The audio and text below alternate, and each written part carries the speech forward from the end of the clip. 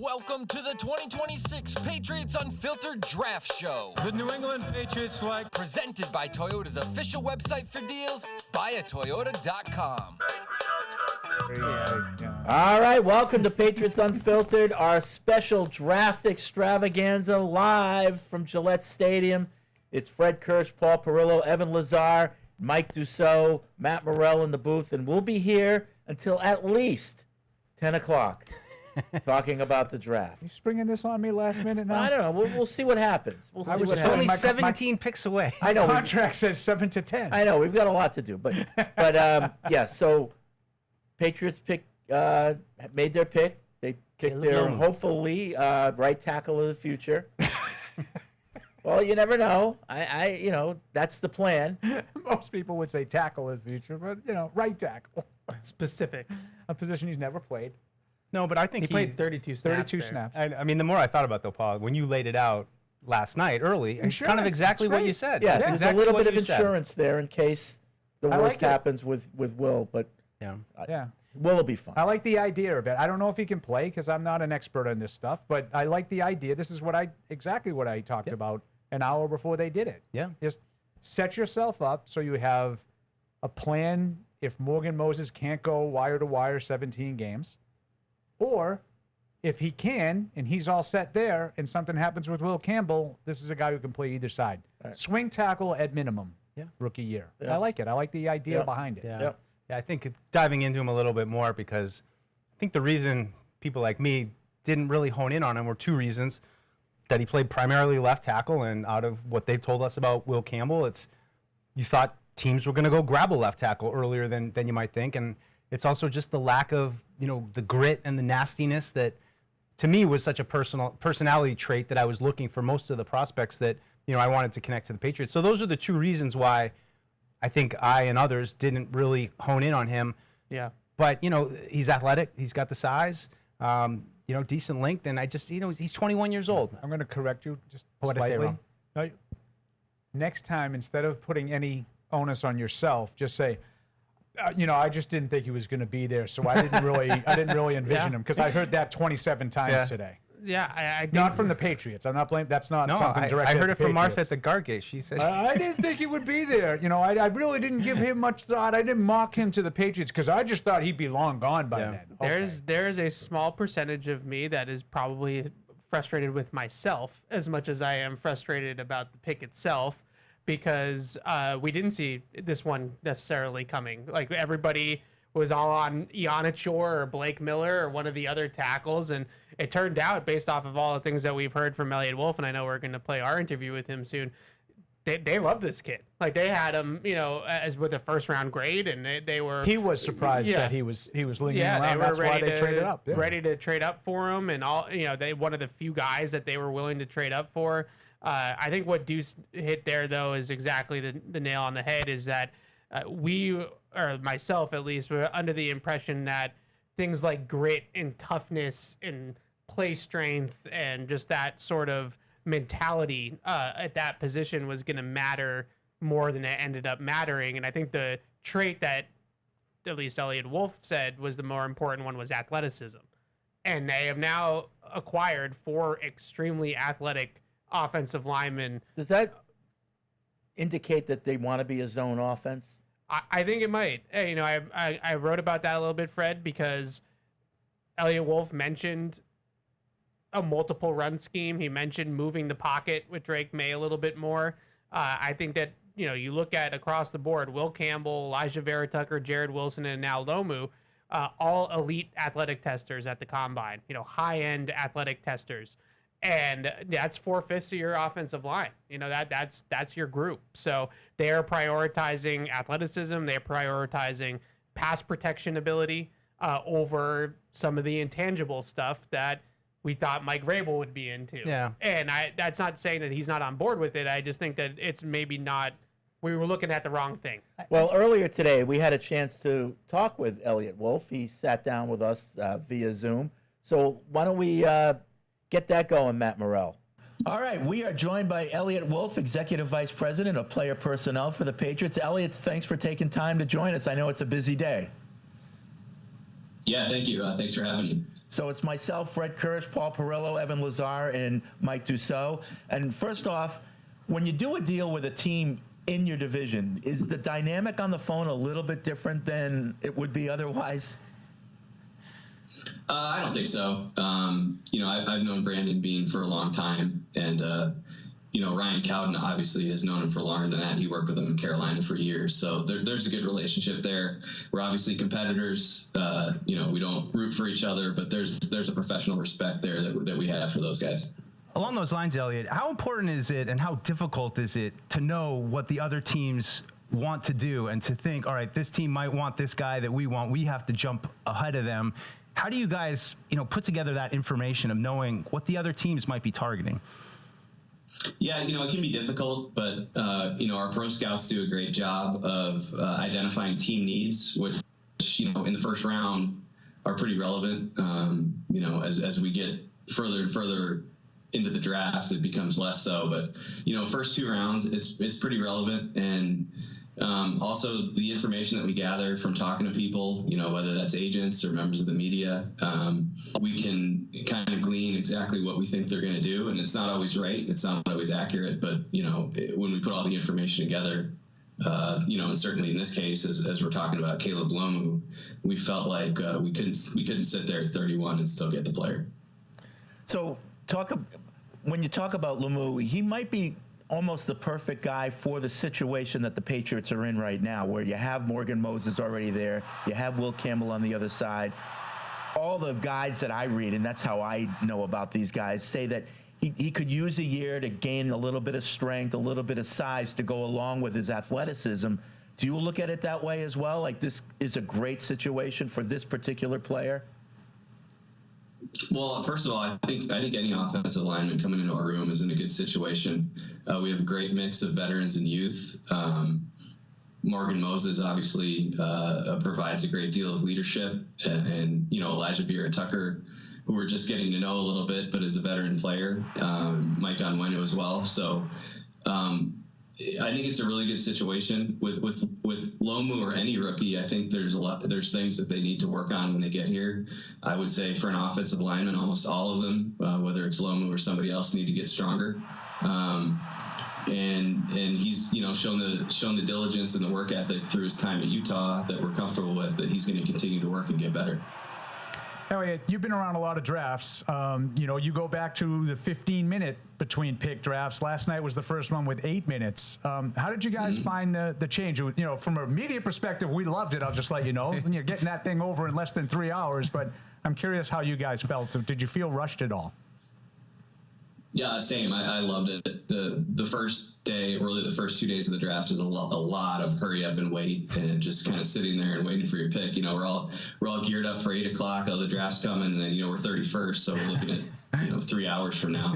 So we like the 8 minutes. I will say it was somewhat challenging when we actually did do the trade, because I think we got the trade finalized with about 3 minutes left on the clock. So then we have to get the player on the phone and make sure he's alive and well, and we were able to get it done. Great job by Matt Groh getting the trade in, Ryan Cowden finalizing the trade, Brian Smith getting a name in, and Tony Kinkella on the phone. So we were able to get it taken care of, and we're excited about the way that was done. It was kind of cool to be able to execute a trade like that in 8 minutes, because it was good practice for it as we get into the 7 minutes and the 5 minutes here moving forward in case we move again. Yeah. Elliot, we had been debating on our shows about maybe potentially a gap in talent at the tackle position after those top 7 guys that we saw go last night. Did you guys feel the same way, that after Caleb there might have been a drop off there in talent, and that was maybe why you guys went up and got him?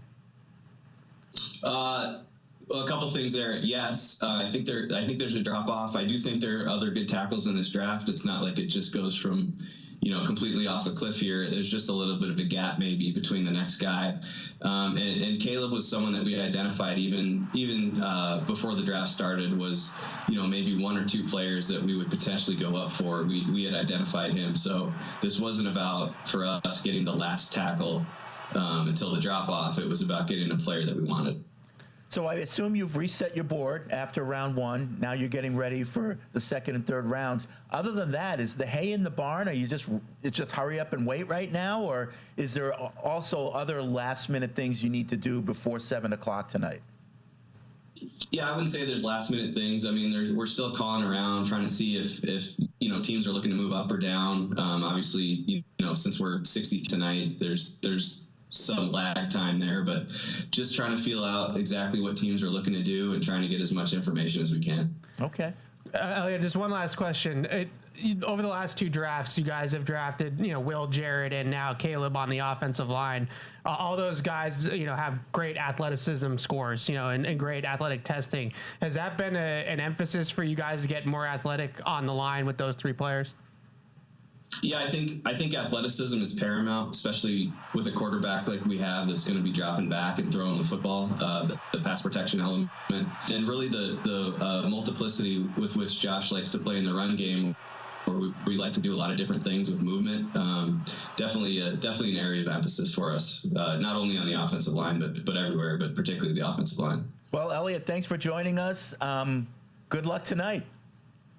All right, thanks a lot, guys. Okay. Thanks, Elliot. All right, that was Elliot Wolf taking some time out from his mid-afternoon. It's probably around 12:30, 1 o'clock we talked to him. Mm-hmm.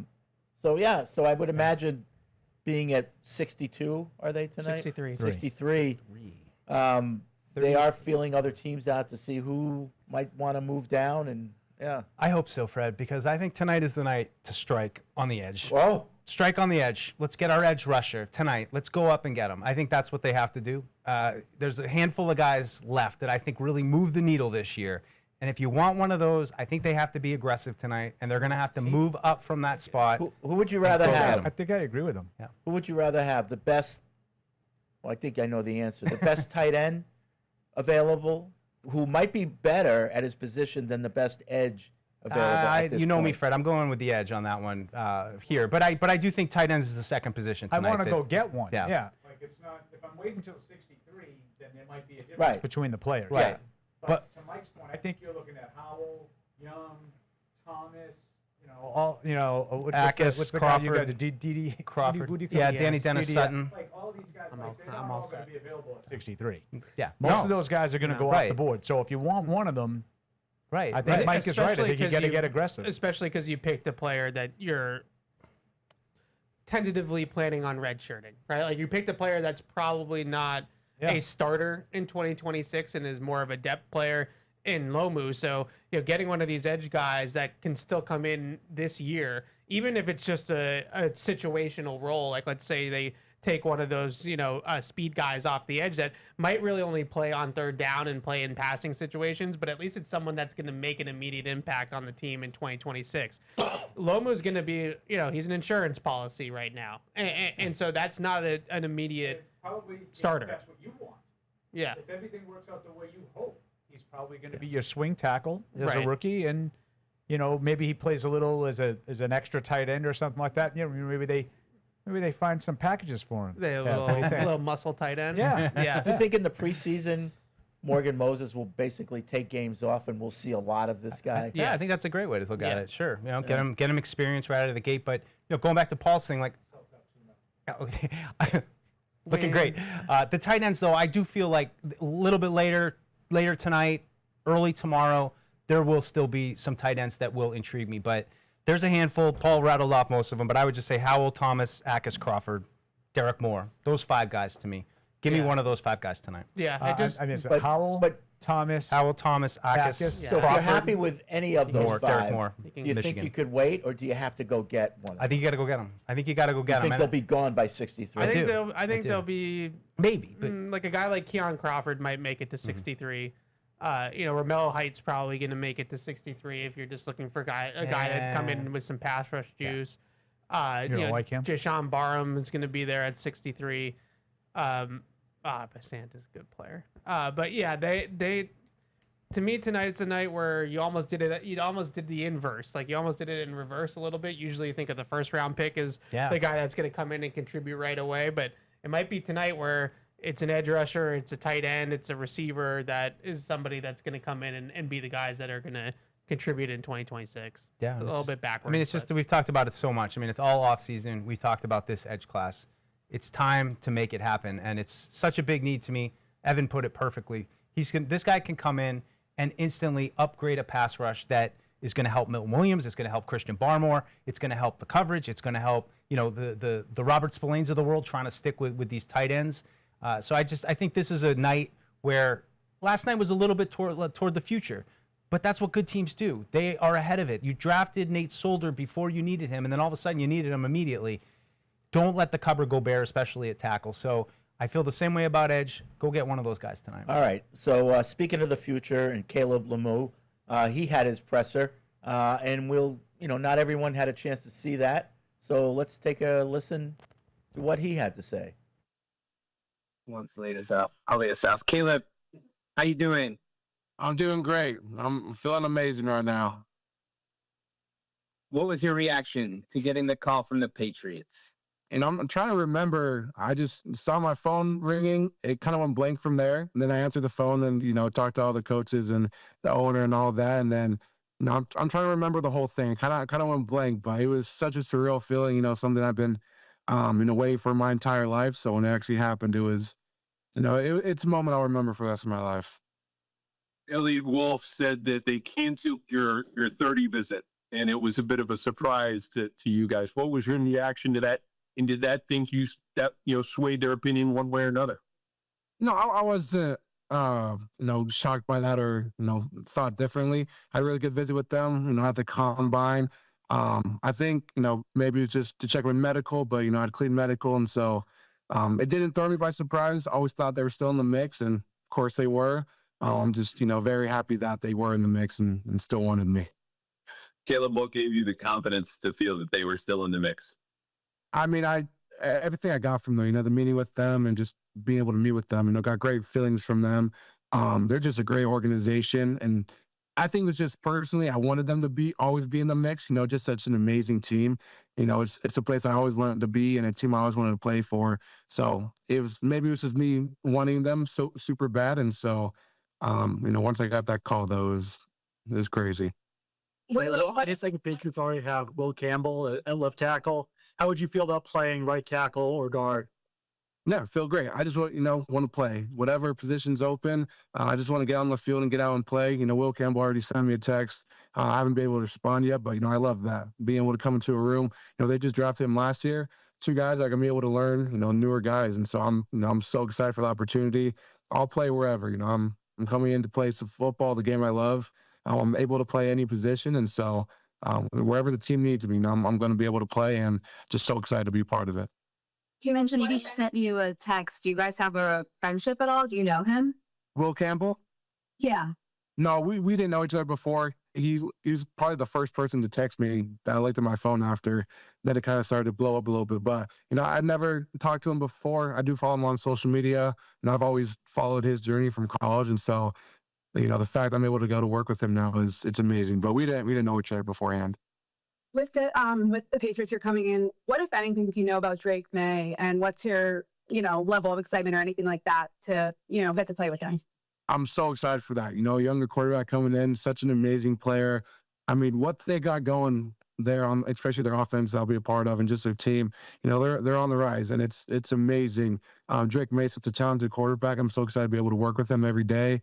Be able to protect him. I'm a protector. I'm an offensive lineman. It's my job to protect that guy, and I'm going to do everything that I can to protect him. So, being able to go to work with him now is going to be amazing. Elliot mentioned that he was surprised to see that you were still available at the time that the Patriots were picking. How would you describe your evening as far as the wait and that process? Yeah, it's definitely a long evening. I mean, just the whole day in general. I always just knew God had a plan for me wherever, I was to go. And so, it was a lot of emotions going through my body throughout the entire round. But, I always knew wherever I ended up is going to be the right place for me in the right situation. And I can tell you that, it is going to be. And so a lot of emotions going through, nerves, excitement, all of the above. But, once I saw that number pop up on my phone, it was all excitement. Caleb, what do you remember about your first point of contact with the Patriots? Yeah, that was just at the combine for my formal interview. Walked in. It was one of my first, and so initially it's kind of scary as walking in, seeing 20 people just all right there. It's kind of like walking into this media room right now, and then you just sit right in the middle, and they just start, attacking you with some questions. And so, it was a little nerve wracking at first, but I loved it. It was amazing to be able to talk with those coaches and kind of get to know them.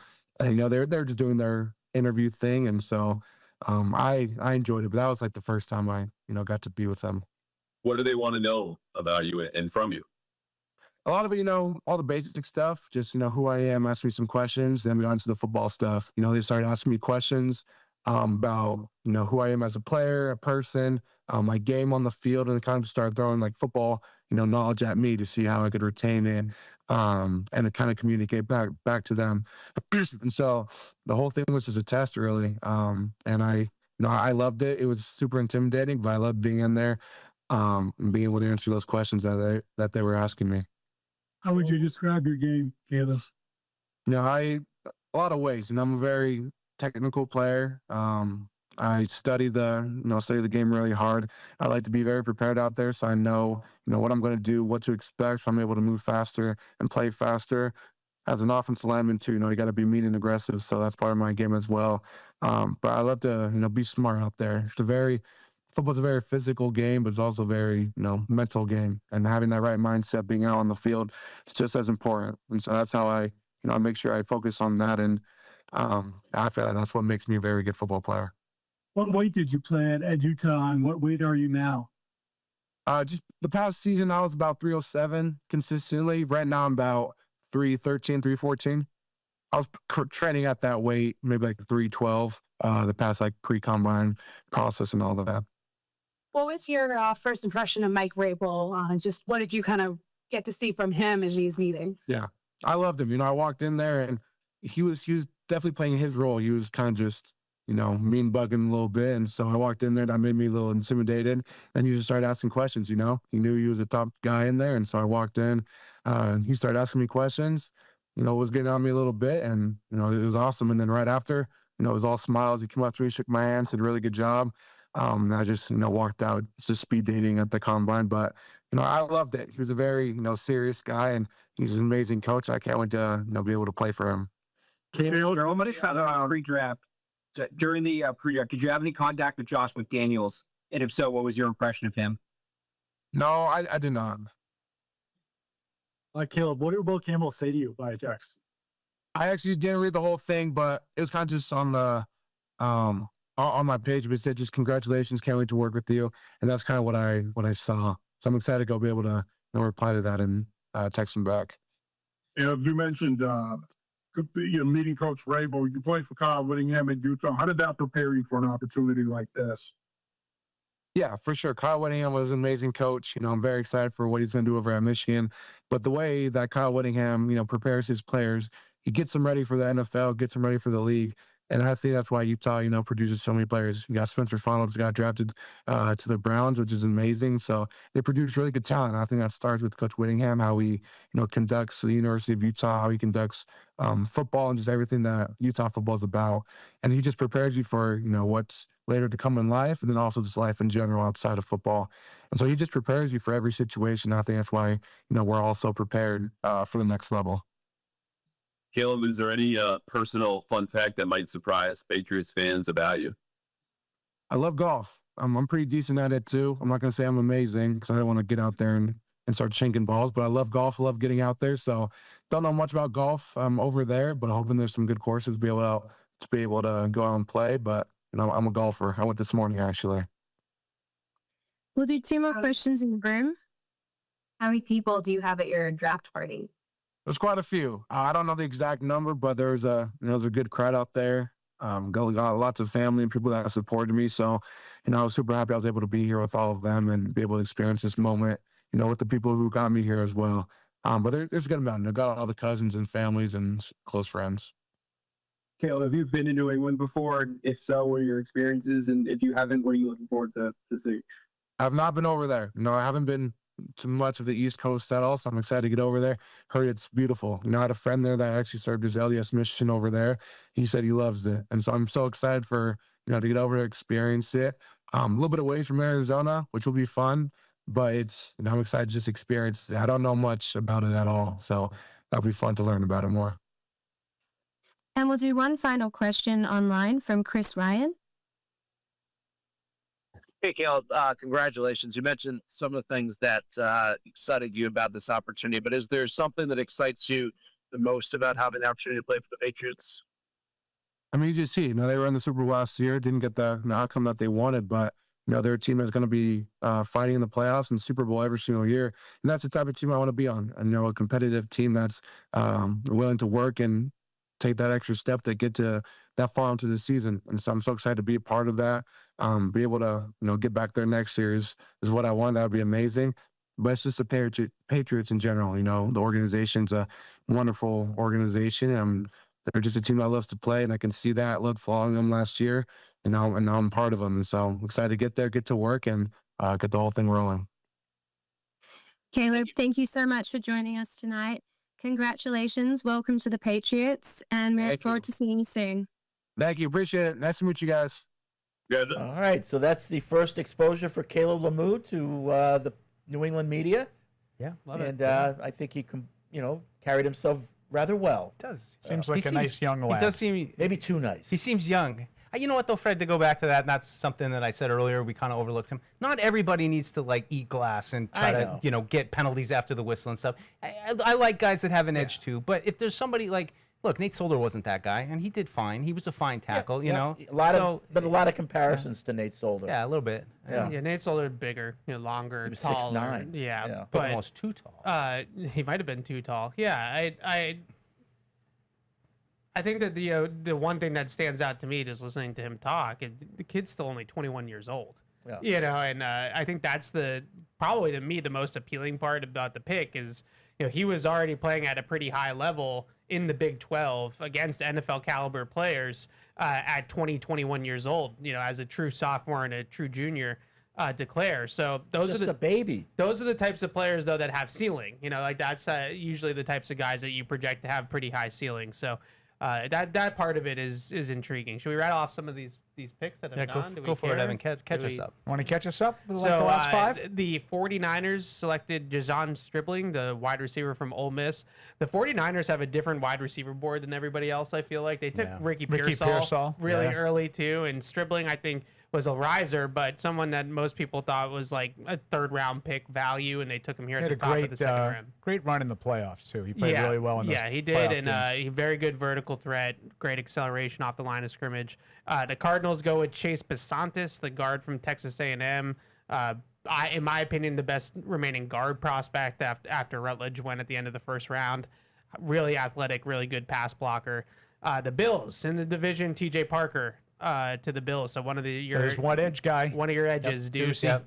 And then the Texans jumped the Giants, who had just traded Dexter Lawrence to select Caden McDonald, the nose tackle from Ohio State. So it sounds like the Texans were worried that the Giants were going to take McDonald, so they jump ahead of them.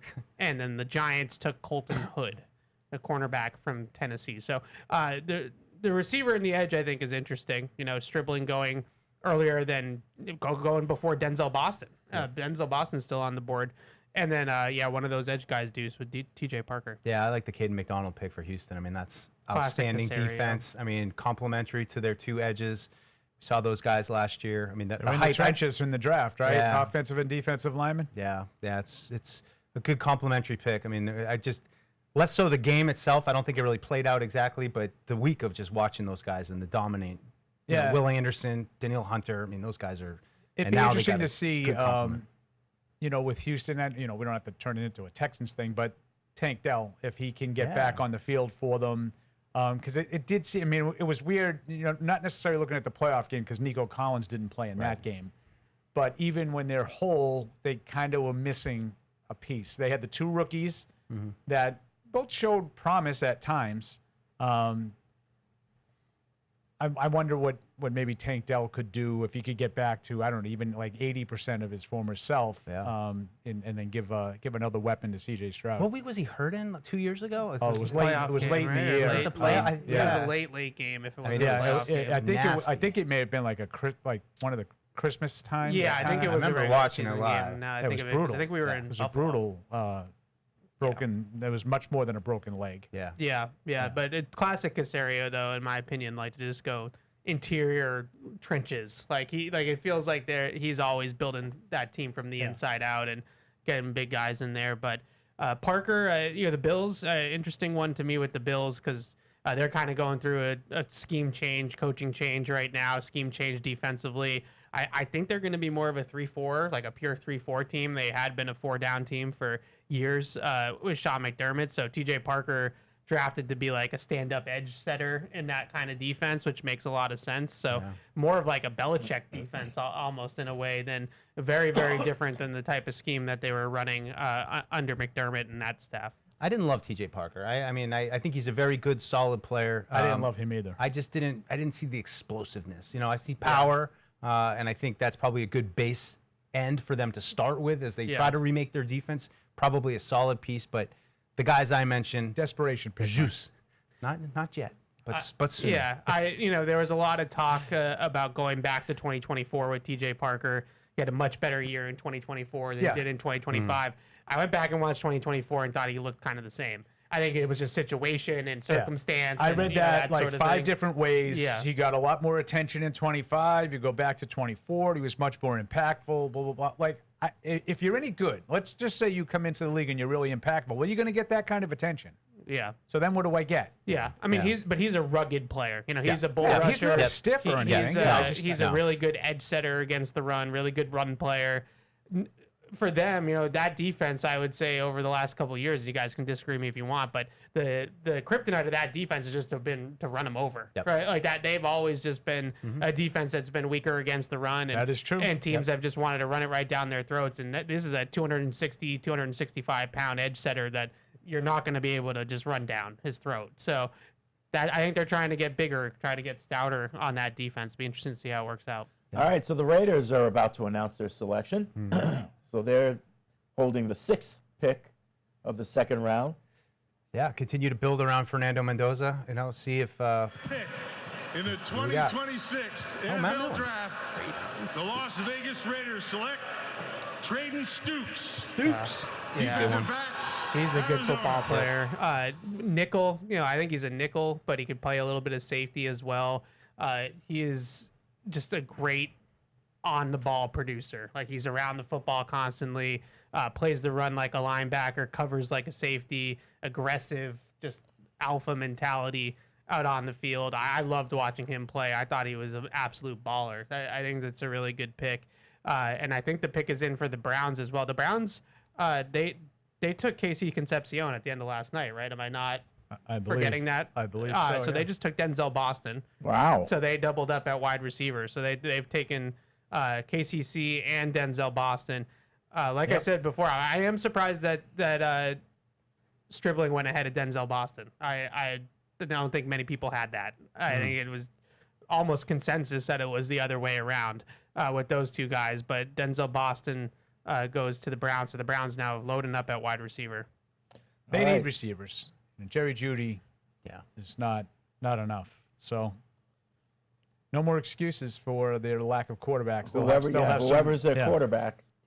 Right. So they're gearing up for that. So that puts Kansas City on the clock. That is correct. We don't they took Delane last night, so I would think playmaker. I think I wonder if they were in. I wonder if a guy like Denzel Boston was on their radar. Yeah, feels like so that. last night I was wondering, why aren't we getting any calls? We got a lot of emails, but why aren't we getting any calls? Turns out the phones were down. Yeah, I had a feeling that something was up with that. IT upgraded something. So the phones are back up. They broke it again. Phones are back up. 855 PATS500 is the hotline. It's funny. I was driving home and I thought to myself, we got no calls in a 4-hour show. Nobody Well, I was just called thinking, in. people are watching TV, maybe. Yeah. And then after a while, I was like, maybe something's going on here. Somebody likes And us. it turns out, the phones were down, but they're back up. Didn't even notice. Yep. Nate in Connecticut is our first caller. What's up, Nate? Nate? Uh-oh. Oh, boy. Okay. We can hear you. No? No, we can't. All right. No, we actually can't. All right, Nate, call back. I don't know what's going on. We'll try it again. Maybe we're Phones going are to have dead to again. fly solo again. Yeah. It's all because they took my landline out of my office. We were talking about that today. Did you get a new phone? They asked if I needed one, and I was like, I honestly never get any calls on my phone. If you don't need, he goes, well, if you don't really use it, then we're not going to replace it. And I was like, no. Do you get So I calls told on your John to phone? go. I do, but I never pick it up. I just let it go to voicemail. What if it's like Mr. Kraft or something? You can leave a message. Okay. Hi, I'm not in the office right now. It's amazing that I'm still here with the way he If acts. it's an internal call, I'll pick it up. Okay. You know, but if it's External, an outside probably- number, I don't pick It might up. be some blogger trying to, Get a scoop. get your Oh, it's ear. usually, no, it's usually Excuse somebody me. trying to sell you something. Excuse me, Mr. Kirsch, would you have any job opportunities available? I have a podcast. Will you I listen? heard you're the kingmaker. I don't want to tease people like that because that was me at one Right. point. So I don't wanna- That's exactly how I got the job. not with us. No, it's like, hey, I was wondering if you could give me your media management goals for 2026. It's like, click. Oh God. You know. Goodbye. Make good content. That's our Yeah. goal. All right, back to the Try phones. again? Yeah, well, it's not Nate. It's Oh, they're coming in fast and furious Yeah, now. They heard the Ty's in Idaho. What's up, Ty? What up, guys? Mike and Evan, you guys are the men. Oh, thanks. we're both the guys. Trading man. up to get Jermod McCoy. Oh, What? Uh-oh. Gerard McCoy, I think Jermod is. McCoy. Oh, I yeah. thought Yeah. you said something about their mom. Whoa. What did he my mother say out of about this. your mom, McCoy? She said something about trading up for him. I Well, think that's what he he's the said. guy with the knees, Yeah, right? he is the correct. guy He's with- got two of them. So, Ty, what's Barely. going on over there in Idaho with your phone? I don't know, man. Snow everywhere. It's trying to be spring and Oh man. Really? at the Sounds same like it's time. got like Crazy. call waiting. Yeah, So it sounds you like want to somebody's you want to calling. trade up to get McCoy, but even with the knee situation that he's got, Yeah, I mean, he's fallen so far. He's a first-round talent. Give him a year to sit behind Carlton Davis, Christian Gonzalez, see how he does. okay. Yeah. All right, thanks for the call, Ty. I don't hate it. I No, mean, I I don't mean, necessarily think I would trade up if his knees are as bad as Evan sort of described last night. But the idea of the talent, if it, it's kind of like Gronk. Yeah. Gronk was a second-round pick in name only. Right. And everybody thought he was worthy of much higher than that, but the back situation, he didn't play his last year. Obviously, that one worked out. There's a lot of other guys that get taken like that don't work out, like Dominique Easley that Fred brought up last night. Sometimes they don't work, but this is a guy who has talent, but the situation that Evan described last night would scare the crap out of me. He has talent. There's no doubt about that. In the 2026 NFL Draft, the Cleveland Browns select Denzel Boston, wide receiver, Washington. If it was just his ACL injury, Yeah. and not when he got Knee holes? when he got medically rechecked at the combine. He had to they have flagged- cavities filled. They flagged another issue with Right. his knee, The filling. and he still didn't even make it back from the ACL to begin with. So he hasn't played a down of football since 2024, and now we have like a very serious knee issue in multiple ways. I don't even know when he's going to get drafted, and I feel bad for the kid. He's a really talented player, Now, but do we know all the 30 visits that the Patriots had? we know probably about 18 to 20 of them. Any chance that he was one of them? There's a chance. It wasn't reported, but And, there's a chance. and is there a chance that the Patriots had their excellent team of doctors check him out Right. to just see what the status of the knee is? Yeah, it'd There's be a interesting chance. how many visits he might have taken, but I think it's a valid point. This is a position that I feel like they might have to punt on in the draft, or at least not today.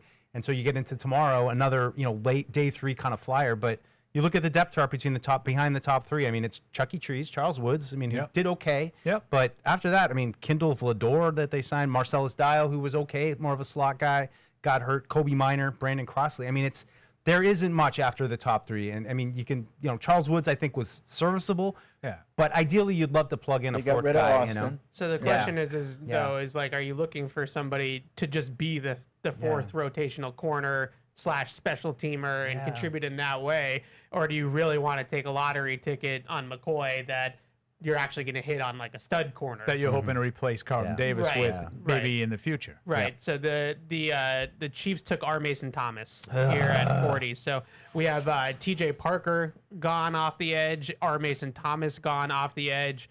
I think what's interesting though about the edge picks so far, Ducey, is no Cassius Howell, no Yeah. Zion Young. Yeah. So Cassius Howell is still falling, and 2 edge rushers have gone ahead of him.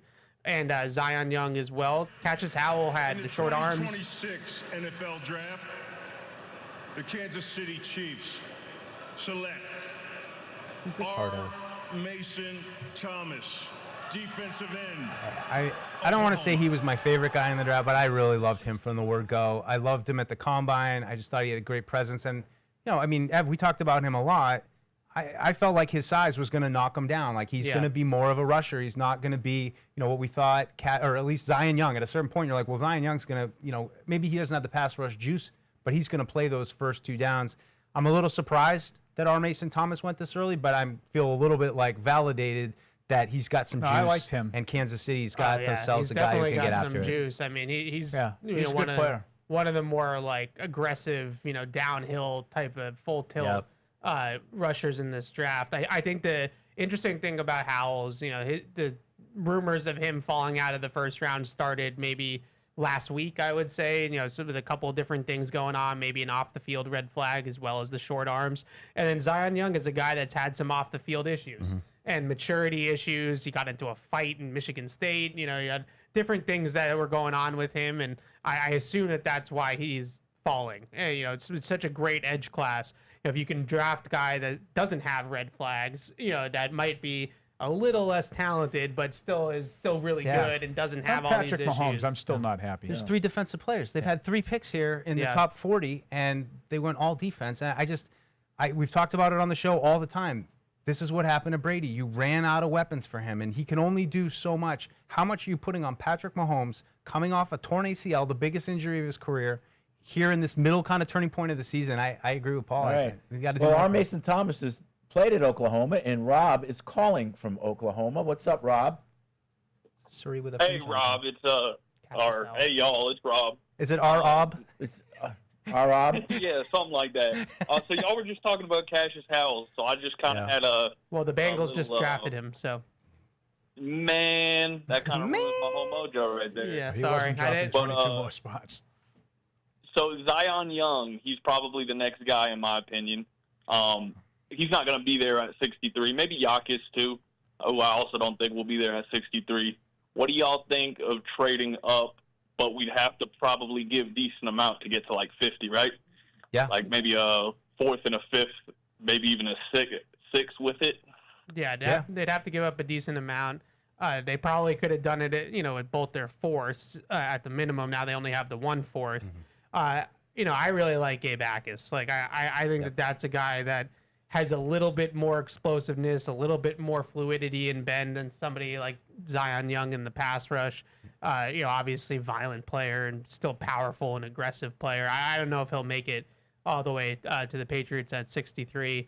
Derek Moore is still out there. I'm a fan of his. Keon Crawford, Jashawn Barham, another player that maybe was more of like a 3rd rounder that might last all the way to 63.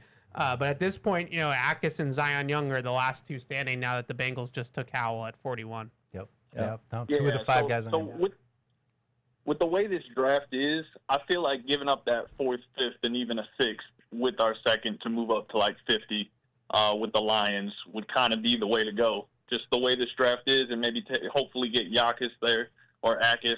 I don't know about Zion Young, but that's just my take. I just wanted to give an input. I was hoping Howell was going to be there, but you jinxed him.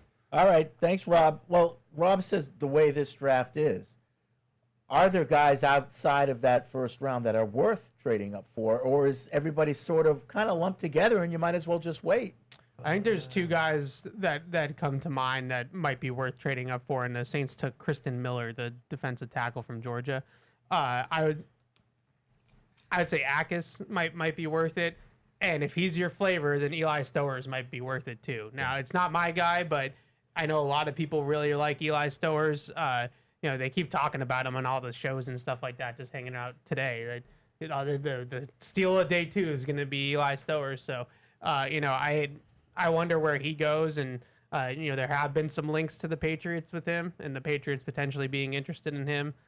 So maybe he's a guy that they would trade up for. I mean, 2 of the 5 guys I named that I would like at the edge position are now gone. I wonder if this continues, it's too rich for them to trade up. Does that maybe flip it to the tight end and say, look, I'd rather have, to your point, Fred, earlier, I'd rather have the second or third best tight end than now we're getting into what? Edge 7, edge 8. I mean, we're getting down the list. Because the fact that two of them are already off, the two, actually 3 edge guys are already off. The gap is still too big. Like, you're not in the trade up, I don't think, trade up territory yet, because that is a kind of a big gap to try to close. You might be in Fred tight end territory. Like, maybe it's better, but those guys are going to start coming off the board too. Yep. There's one wild card name I just throw out there. C.J. Allen from Georgia, the linebacker. Yep. He still hasn't been taken yet. And, we've talked a lot about off-ball linebacker for them as kind of a sneaky need. I wonder if that's just a player. I don't know about trading up for an off-ball linebacker, but if he falls through the cracks here a little bit more, he might just be their best player available on their board, and maybe they would get aggressive to try to get him and get him in here to replace Robert Spillane down the line. He's a really good player. Yeah, I would take that. Let's go to Tim in Arlington. What's up, Tim? Hey, you know what? I'm going to tell you right now. There is a Hall of Fame player in this draft right now. Going to certifiably be the best at his position. Before I tell you who that is, I got to hold somebody to task. Deuce, you sit there, you talk up this Boston guy, okay? So slow, makes N'Keal Harry look like Randy Moss. Won't even run a 40. You were the same man who said the guy that had the exact same measurables, big, slow, Treylon Burke. You said the same thing. I know people will disagree. You probably agreed with Michael Lombardi when he said you'd be an idiot to take DK Metcalf because who wants a fast guy when you can take N'Keal Harry, to use his words. I'm going to tell you right now, we need to stop thinking. I don't know what the obsession is with big and slow. Heck, there are even people calling in saying we should take that guy that ran a 4.8 Reparo or something for Miami last year. The person we need to take, he's going to be a certified Hall of Famer. I don't know his name, but he's 6'5" and he runs a 4.3. And I'm telling you right now, he's going to do a lot better than Boston or Reparo. Well, who is he? N'Keal Harry.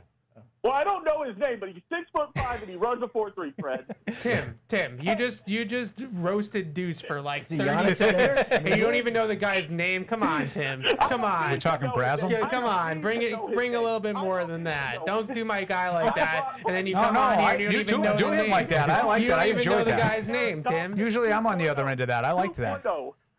2.0. Okay, what is it? You know what? Hey, I run a 4.9. How about you draft me? I don't know why you love these. Tim, why don't you go tell me what the guy's name is, please? Well, okay. I don't need to. You know what? You do the research. No, you want what? Yeah, you want Tyquan Thornton 2.0, right? That's what you want. You do the research, dude. Go get your 170-pound receiver when he gets broken in half because he can't go over the middle. Small wrists. You know everything like you're some kind of big shot. You ain't a big I'm shot. such a All big right. Okay. Bring it. Let's go. Tim, please, I just want to know the name. Like, you Why can. don't we look at their stats? Hey, you know what? I'm going to call in at the end of the season. We're going to see who has better stats. This Boston Tim, guy? you don't even know the guy's I name. know. I know. Who is it? How can you look it up? Him to? You will all know his name. Hey, you know who else called me crazy? Andy Hart called me crazy when I called in when I was in college, and I said that Rob Gronkowski would be a better receiver than James. Oh, well, he agreed with There's you. no way Andy Hart called you crazy for anything positive you said about Gronk. Andy Hart Tim, I just want the name. Hey, Just give me the name. Versus Andy Hart. Go back. You know what? You do the research. You and your. But you just. How can I research the player that you like when you don't know who it You is? said a 6'5" receiver who ran a 4.3. There's like 5 of those. I don't know which one that is.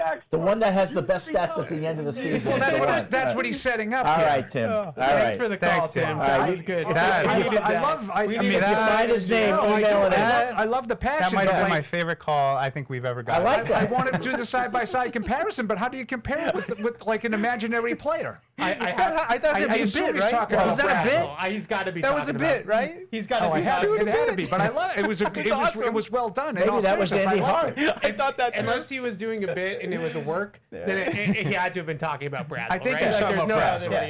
Yeah. Like, But like, yeah, I mean, That's I The assumed. thing about Andy and I was Gronk, very, though, I was very entertained until he said that he told him that Gronk was so good to go. Andy's when you get your back. That was about it. No, he loved Andy Gronk. loved Thank you, Gronk, yeah. Fred. He Like, loved Gronk. I'm just messing. Andy tried to to this call him day makes fun G-Force. of Bedard about Gronk because I that's how strong Andy was in the I'm gonna Gronk do- camp. I'm gonna and defend- Bedard did not see it quote All period. I'm going to defend Greg real quick, though. That's like all of our worst nightmares, right? Like you just say a guy is a bum, and we all have opinions, Sure, and we all talk for a living. It's not the end of the world. And then all of a sudden he goes on to be the greatest tight end of all time. That's mine and Bart's worst nightmare. I might have been wrong once or twice. But here's the thing. I've been back wrong. of the envelope's I've never been wrong wrong, a Fred. million Justin times on Jefferson. players, Ev. But I can't really think of being wrong. Like do you remember Vernon Golston? He was a guy I really liked him. Yeah. Okay, he ended up being a bust. Okay, whatever. You can do that. Like, I like him. I think he's a good player. He ends up not being a good player. Or the flip side, maybe, you know what? I didn't think he was going to be very good. I can't think of a guy to the Dolphins that was as strong that someone can't play and ended up being the very best player ever at his position. Like just the juxtaposition of those two things. Like Jacob Rodriguez goes to the Dolphins here at 43. Can I have a hot take? They got their Zach Thomas. Can I have a hot take? You don't like him. You don't like him. Didn't love him. He had a great year last year. Didn't love him. Like He's all over the place. You know what it is though? It's not Jacob Rodriguez's fault. It's that it's your don't like fault. mustaches. It's that all these linebackers, like nobody wants to actually hit anybody anymore. Yeah. Like, all these linebackers that fly over the top. You want Brandon and Spikes. They're around the ball and they play well in coverage and it's all cool. It's fun to watch and they're talented and all that kind of stuff. 7 forced fumbles. Yeah, he had He's 7 hitting the forced. ball. Oh, trust me, I know. Everybody throws the 7 forced The fumbles in my playmaker face. thing was 5 of them in 1 game. you couldn't help every time you saw him.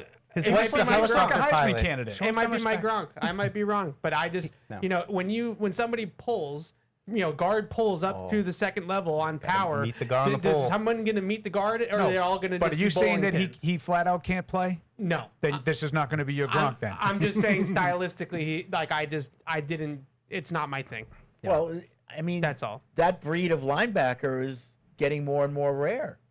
It is. It's too bad. And I think what we're seeing though, Fred, is that because of all the lighter boxes that teams are playing nowadays, having guys that either on the defensive line that can take back gaps and can control space like that, I think is becoming a little bit more valuable because everybody's playing with 6 in the box and the 2 high safeties and all this different kind of stuff. So if you're playing at least a gap short, if not a gap and a half short at times in the run game, and you need people to take those gaps back, and these linebackers just like they're all safeties. They're like the box safeties 10 years ago. It's too bad. Eldred, North Carolina. What's up, Eldred? Don't yell at me, Eldred. I've been scolded already. Oh, I ain't gonna yell at y'all. I ain't gonna yell at y'all. I love you. But then again, we have had some yelling match. But I'm gonna rescue that caller. He's talking about Brazzle. Yeah. Everybody got him listed at 6'4". Oh, Derek 6'4", Moore. 5'8", I would say Fans are 6'5". so good at this. It's annoying. But like I said before, y'all cover the team, so you have to go along with the picks. But come on, really? A tackle? I know you say you need a tackle. You got Hudson for the right side, or the swing tackle that you paid the money for. You can get her edge on the first pick, then the second pick maybe a wide receiver tied in, because next year is the better draft. So you tell me you can't find a good right tackle next year since it's supposed to be a better draft?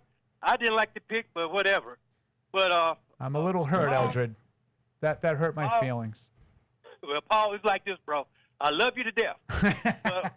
but when we drafted N'Keal Harry, I told y'all he's gonna be a bust. Yeah, you did. Right off the gate. You did. And if you recall, I did not love the N'Keal Harry pick from day one. But that's why I'm a little.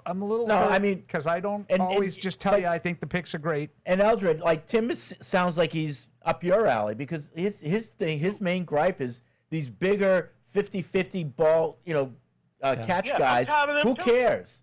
You want somebody who can break coverage, get open, beat people flat out, right? But Fred, listen. In the Super Bowl, we played a better defense with corners that was tall and could run. Our receivers couldn't run, but when they did break it loose, Drake getting his butt dragged. So you need somebody that can bust loose and with Drake and drop back there kind of quick like. But like I said, if you got a secondary that can cover your whole receiving crew, somebody need to rethink something. That's what I'm looking at. For once, go outside the box. Get somebody tall, fast, outside. Who knows? That might be A.J. Brown. But Elliot Wolf, do not sleep on Roseman, because the Rams, is going something with Core. He's in. I've been thinking what's this that, a little bit trouble, today. trouble with the law and stuff. Yeah. So at the end of the year, by June, if he ain't there, guess what the Rams gonna do? Because they're only one play away from the Super Bowl. Yep. And AJ will get him there. All right. Thanks, Aldridge. Rams swoop in and get AJ Brown. Is I that am what not he's dismissing the saying? Rams and AJ Brown. That's all. Just with the whole Ty Because Simpson. originally they were interested. Yeah, the right? whole Ty Simpson pick,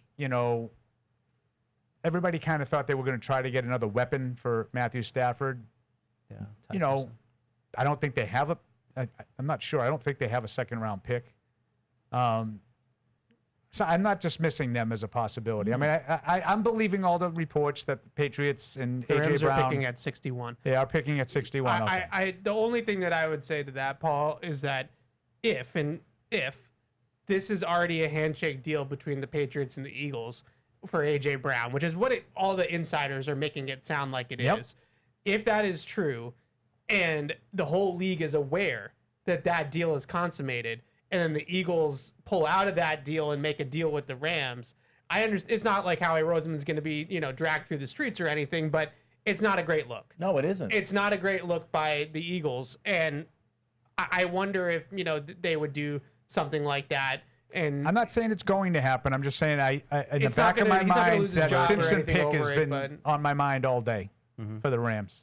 Okay. You know, I have a little soft spot for the Rams. Freddie. I know you do. So It's just my NFC the team. Lions took Derek Moore, so another edge rusher. I see Mike Giardi just tweeted out a little while ago that he's pretty sure that there were people in Foxborough who really liked Moore. Okay, I and, like him. I'm one of them. And the I don't know if Ravens. that I don't think Do you I count. No, I The don't. Ravens No continue offense. their I am in streak of taking controversial edge rushers, and they took Zion Young. So Okay. so they took Zion Young. So these edge rushers now, we've had Parker, Howell, Thomas, Young, Moore all go in the first half of the second round. We're only on pick 44, so 11 picks in. We've had Deuce. a bunch of Well, those is guys. that go. 45 now? Too much too soon. Yeah, 45. A guy would be can Zion dream, Young. right? Yeah, well, I mean, look, Yeah. Ackes, Crawford, two of my other favorites, they're still there. Crawford feels like a guy that might be their type of No, cup but of tea. we're only on the 13th pick or 14th. pick. I think once you get past that, there's still guys available that might be a little bit more situational players, though, like Art Romello Height, Jashawn Barham. I really like. I think he's got some real upside, but he's a on the ball, off the ball kind of hybrid player that's still kind of working through rushing the passer on the ball. DDS, they're going to take him because I didn't put him on the big board. So naturally, they're going to take him. Danny Dennis. It's all about the big board. So maybe he'll be in that category too. But we're getting to the point now where some of these edge rushers are really starting to fly off the board a little bit. Well, Tim really woke up Patriots Nation. We got a slew of emails about Tim. Chris with a T-I-N. I'll say this for Tim. He's committed. Wow. He should hook up with Christian in L.A. Another Tim writes in, that dude needs to have another. It was N'Keal Harry, not Keneal. No, he was making fun of Michael Lombardi. Yeah, who called him that's the Keneal only Harry. part that made sense. Yeah. I got that part. Joe says, imagine being the discount version of Christian from L.A. Cheers to your patience. I've never even heard Christian call him that hot. John says, please let Tim off the phone before he gives himself a heart attack. I know. I was Still a better caller than the Cali douche. Ooh, we know who that strays. That's a big word. Catching strays. Josiah Trotter to the Bucks. Chris says he was trying to say the one, the only, BC's finest, Isaiah Bond. It's Lewis Bond. Bond. Oh, Lewis. Isaiah Bond plays for Cleveland Browns. Yeah. That's the Texas wide receiver. Yeah, right. I like from him. Alabama. He right? says I meant to say Lewis Texas, Bond. Alabama via Texas. He had a issue, right? Knocked And him then down. Andrew says, someone tell Eldred to pipe down about Brazel already. This is the same guy who loved Quentin Johnson and A.D. Mitchell. Don't forget, he was against picking May. Shut up, dude. Just to be fair, to Eldred, Quentin Johnson's had a little bit of a renaissance. He had a decent year last year. Yep. We were both wrong on A.D. Mitchell. A.D. Mitchell might not be good at football, but Quentin Johnston, I would say, had. I think the Jets would agree. They've been doing nothing but acquiring pass catchers. Quentin Johnston had a frisky year last year for the Chargers. He wasn't terrible. Who was the guy that just got chosen by the Bucks? Oh, Josiah Trotter. Josiah Trotter, the linebacker, just like unbelievable run defending linebacker. Over C.J. Allen, though. That's Yeah, C.J. Allen's in a little bit of a free fall Anthony right Hill now. Jr. too, another one. Good bloodlines. That's Josiah Trotter. Is he related to? Yeah, it's his son. Jeremiah. Yeah, he's in that kind of similar kind of player too. Yeah. Okay. I mean, I don't know if he's as good. Back- Jeremiah was pretty good now. Back on the hotline, 855-PATS-500. Alex is in Virginia. Hey, Alex. Hey guys, how are you doing? Good. So I had a couple questions, one specifically for Evan. One, Evan, you had mentioned wanting to potentially trade up to CJ Allen. Who else do you think is worth trading up for that's still available?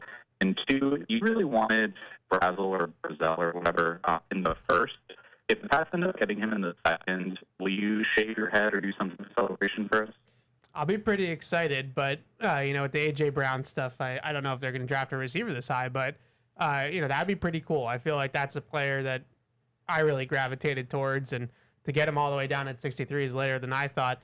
Just looking at the board right now, Emmanuel McNeil-Warren still hasn't been drafted, which is weird to me. I don't know what's going on with that. Anthony Hill Jr., you mentioned Deuce. I really like Anthony Hill. Yeah, Eli Stowers. But I go with Atis and C.J. Allen in terms of guys that they might be interested in actually trading up for at this point in the draft. So we'll see. I'm wondering what's going on with C.J. Allen. This feels like if he goes outside the top 50, we're like in real free fall range. Galday's right in that area too. I'm just looking at Brugler's thing. There's like 3 linebackers and a 5-player span there in the around 50. Yeah, Jake Golday is going to be a good pro. He might take some time to develop some of his play processing and recognition and things like that needs some work. But once he gets pointed in the right direction, he's a really, really good tackler. All right. Thanks, Alex. Thanks for calling in. What's the deal with Avion Terrell? Did he get picked Yeah, yet? no, he's another guy that's falling. Yeah. He has some real speed concerns, Fred. A guy that a lot of people were worried about his long speed. Maybe he plays inside, plays the nickel in order to sort of mitigate the fact that he can't stay over the top of the vertical route. But I don't know if there's anything else going on that we don't know about. But just from a football standpoint, to explain the slide, I would say it's probably related to play speed. Ryan writes in. He says he's from Alexandria, Virginia. My 17-year-old daughter is watching her first draft. When I put on what I still call PFW on YouTube, she said, "So who are all the old guys?" I told her the one without the leg invented podcasts. You got that right. You don't have any stickers on that thing yet, Fred. You got to get some stickers on that. Get some decorations, maybe a little license plate. Do you like my T-shirt? I don't know if people saw it. Oh, this is officially sanctioned. Yeah. NFLPA. Drake May. Yeah, got to say it correctly. Good. Get mad at You like it? I like it.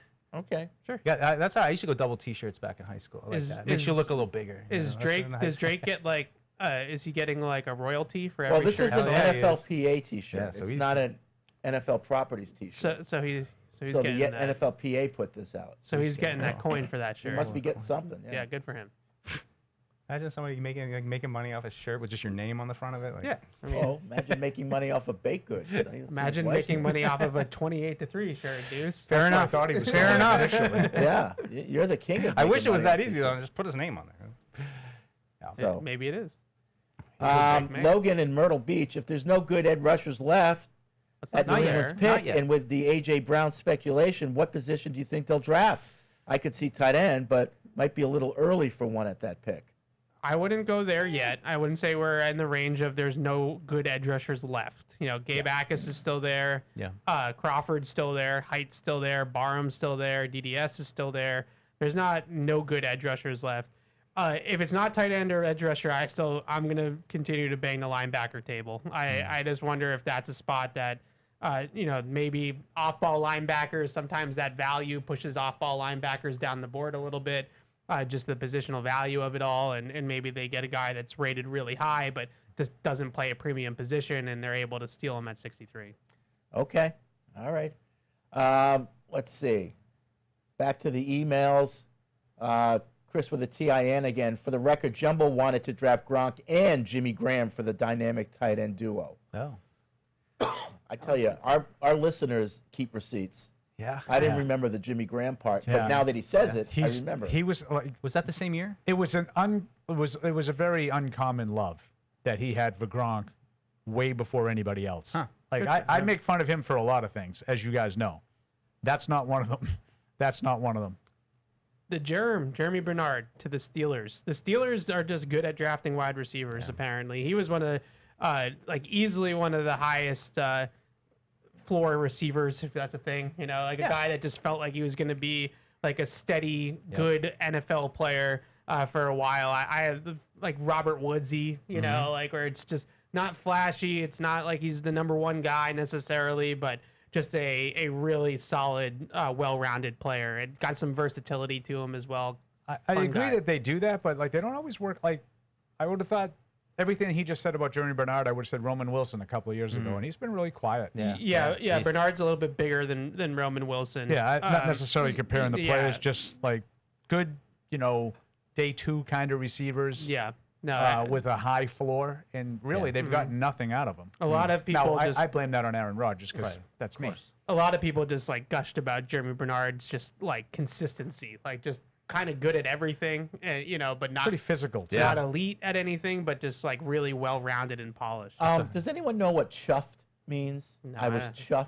I don't want to know. Chafed, maybe we supposed to. No, wanted to write. I think this is a good thing. But anyway, Drew writes in, I will be chuffed to bits if they trade for A.J. Brown, but doesn't all of this build-up in anticipation make anyone else nervous? I feel like the whole A.J. Brown thing is just going to fizzle out like it does every year. And we're going to have the same wide receiver core we might have right now during the season. I would not be chuffed to bits if everything just fizzled out. It's a British informal adjective meaning very pleased, delighted, or proud. Chuffed. Chuffed. So I guess we're getting a little cross the pond lingo there. But you know what? One thing I was thinking about though is like, what if this is the case? What is Antonio Brown? AJ Brown. It's AJ. Why can't I do that? I Please have a no. mental block. What is AJ Brown doing this month with the OTAs at Philadelphia? And you know, like Josh McDaniels, like I'd love to get in my playbook if this is really going to happen. Does he like go to practice and not really do anything? Or do we play a charade that he's there and he's doing just like it's business as usual? You know, it's a weird kind of month, right? Like some playbook just like magically showed up on his Right. doorstep. You know, like it's for Madden. Yeah, no, I hear you, but like you know, this time of year, some guys don't go to any of that stuff. Like, especially No, that's veteran fair. players like AJ Brown. You know, That's true. they go train on their own somewhere and get ready for the season. We're still pretty far away. I mean, you would like to have him in obviously by training camp, I would say ideally, but it is also AJ Brown. So if you trade for him in August, I'm not going to be like, it's too late. Yeah, you know, like, I think he'll be all right. I guess I wonder more about, are there reports of him being at the facility, being around? You know, is he usually away? No, I This know, year's there's- first there's he's been There's away, reports you know? on the contrary. He that hasn't he's shown staying away up to the from OTAs. Philadelphia. Yeah. Yep. Interesting. Tim wants to know if we would support a big citrus Dominique Orange pick if the edges are gone. Oh yeah. Sure. I mean, this you soon? cannot have to Yeah. convince me on Big Citrus. I No. mean, that he's Big Citrus. Like the nickname is cool, and he's a cool player. Obviously, not going to be much of a pass rusher, though. I mean, that you're drafting him to come in and stop the run. I hear what you're saying, Deuce. Like probably third round is or later is where you're thinking of getting like the Tonga replacement. You know, this feels a little early, but maybe if they're they do see all the edge rushers go here that are fit this range of the draft, maybe. I mean, there's no other tight ends that have gone besides Sadiq still. So Claire, Stowers, Delp, Roush, all those guys are still available. So, But are you confident that they'll be there? Because confidence, it's important to have when you're on the road. With Bridgestone tires on your truck, your car, SUV, minivan, you're riding on tires you can trust. Bridgestone tires are engineered to give you peace of mind so you can focus on enjoying the journey. So whether you're on your morning commute, a cross-country road trip, or a relaxing Sunday drive, Bridgestone tires will be with you wherever life's road may lead. Bridgestone, solutions for your journey, available now at Sullivan Tire. All right, good time for a break. We'll take one right now. We'll be back. We'll catch you up. More calls and emails here on Patriots Unfiltered. It ain't my dad's razor, Dad. Hey, watch it. It's from Gillette Labs. This green bar releases trapped hairs from my face. Game changer. While the Flex, this contours to it. So the 5 blades can get virtually every hair in one stroke. For the ultimate Gillette shaving experience. The best a man can get is Gillette Labs.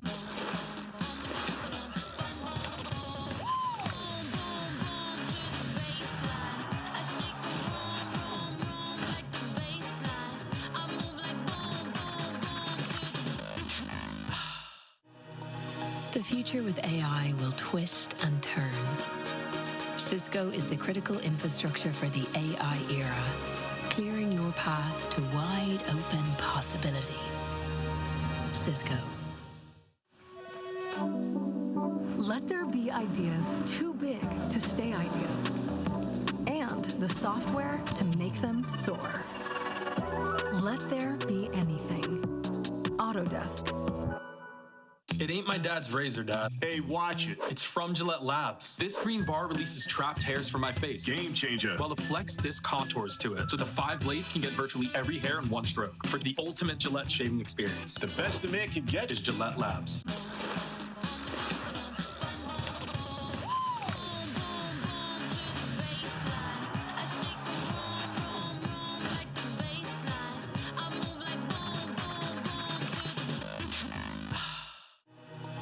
The future with AI will twist and turn.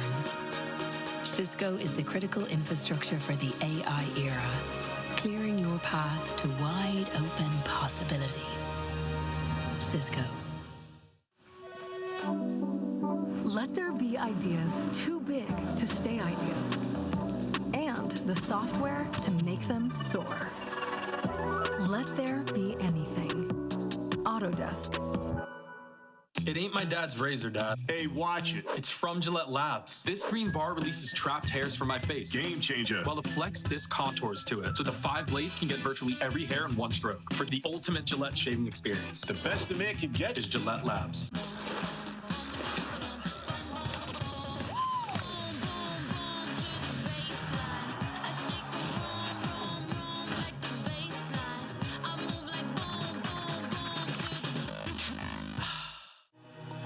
The future with AI will twist and turn. Cisco is the critical infrastructure for the AI era, clearing your path to wide open possibility. Cisco. Let there be ideas too big to stay ideas, and the software to make them soar. Let there be anything. Autodesk. It ain't my dad's razor, Dad. Hey, watch it. It's from Gillette Labs. This green bar releases trapped hairs from my face. Game changer. While the Flex, this contours to it. So the 5 blades can get virtually every hair in one stroke. For the ultimate Gillette shaving experience. The best a man can get is Gillette Labs.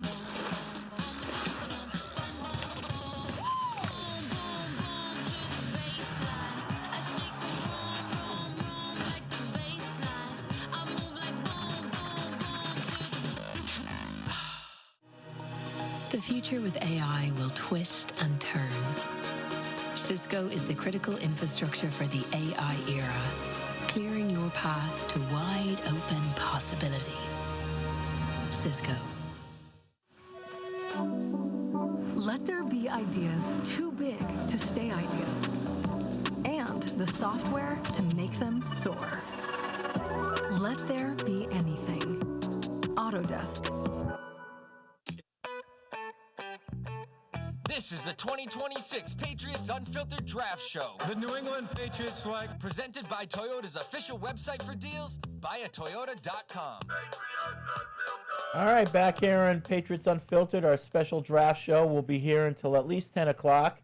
855-PATS-500 is the hotline. Podcast@patriots.com is the email address. Kevin in Providence says, I'm watching you guys with my wife in the room, and she looked up at the TV when Deuce was on screen, and she exclaimed, I thought that was Matt Damon. Oh, wow. All right. Now we're talking, huh? Matt Damon. I used to get Rick told Schroeder. you you're wicked handsome. I used to get Rick I've been Schroeder telling you back that in for the day. years. Remember Rick Schroeder? Do you see Rick Schroeder? The Ricker? Yeah. Who's Rick Schroeder? Ricky Schroeder. Oh. Who the heck is that? Yeah, you have a Ricky Schroeder look. Yeah. Silver Absolutely. spoons. Silver what? Silver spoons. NYPD Blue. Yeah. No, I mean, I know of the show. He was. He was a child actor, and then he was in NYPD Blue as an adult. Yeah, a little leathery, but still. I know of it, the show. I don't know who that is. That's unfortunate.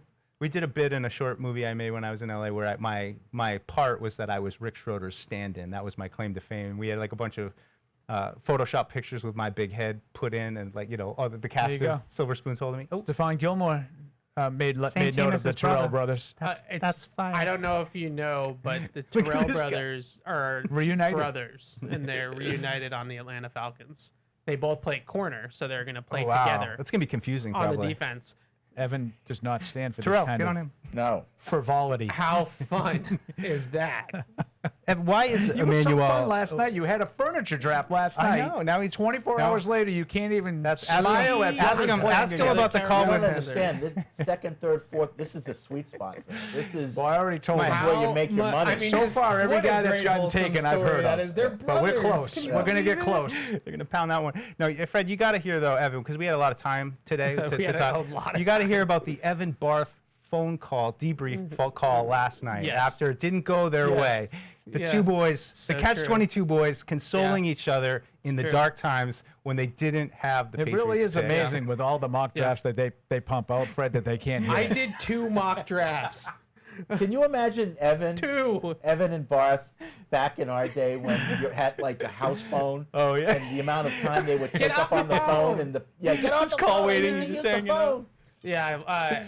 After each day of the draft, we've been doing this for Hunter's years. We always have a phone call because we're not together on draft weekend, which is What time kind was of this at upsetting. about? About 1 o'clock in the morning, I would say. When I was driving home we were both driving home from the stadium, and we just decided that we need to not let the fact that we overlooked the player to impact our take on the player. It's not fair to Caleb Lomu. It's our fault. We didn't do our jobs. You are listening to this, Fred, aren't you? That's I am. Okay. That's our fault that we didn't do our jobs well enough. So you don't stick to your guns and say, Well, I'm right until proven wrong? Yes, in terms of the evaluation, but we want to also be right about who they like. You know, Sure. that's Well, probably more important, it's frankly. more important for you than Barth.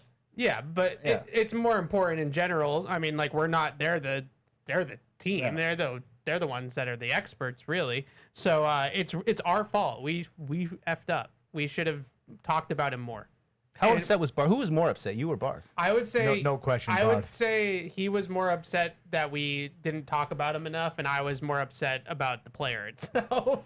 So I think that and that's usually how we do it. You know, like usually he's trying to read the board and read the. So when he the tea gets leaves home, and does his mother say, like, he what's lives, wrong, but he doesn't Alex? live with his parents. No? It's gonna be okay, No. Alex. There's always next year.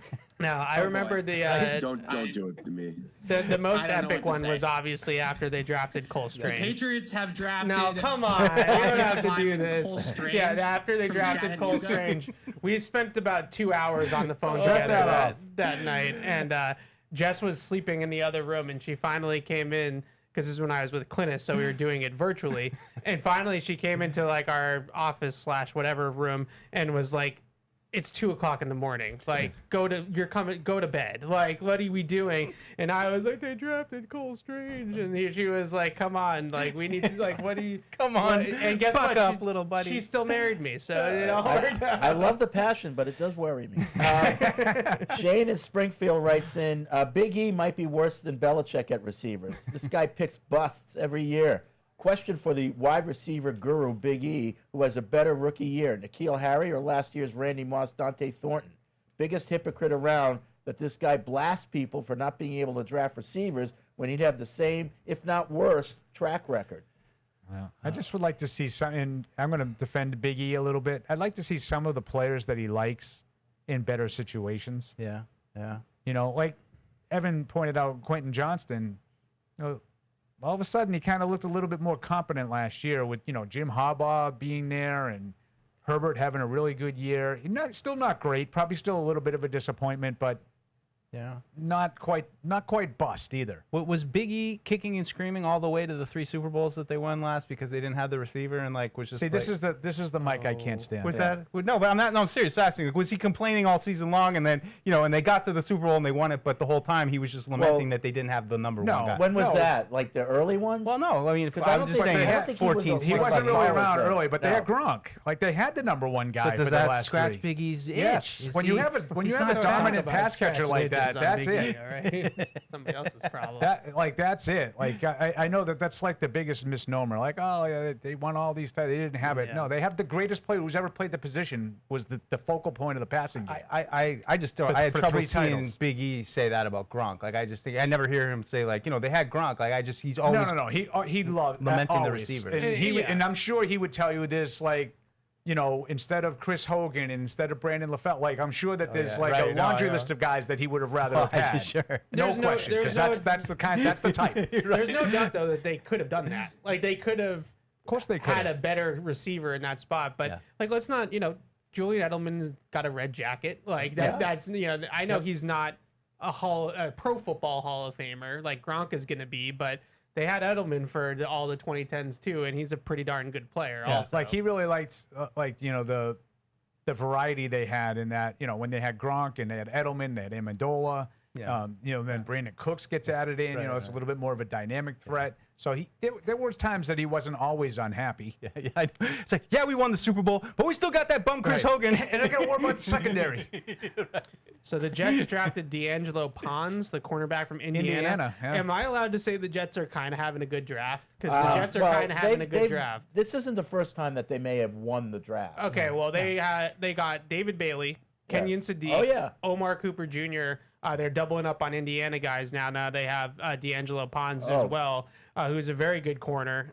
One of smaller, a little bit undersized, but he can maybe play in the slot. But I also think he's got enough speed and enough size to play on the outside, kind of like a Jonathan Jones type of player. Yeah, no doubt. They probably are winning the draft so far. Well, you had to prepare yourself for this because they got a ton of picks. They unloaded their whole team. And they got 3 more next year. Yeah, So no, they don't have any. They don't have another pick now until the 4th round, but they have 3 4th-rounders.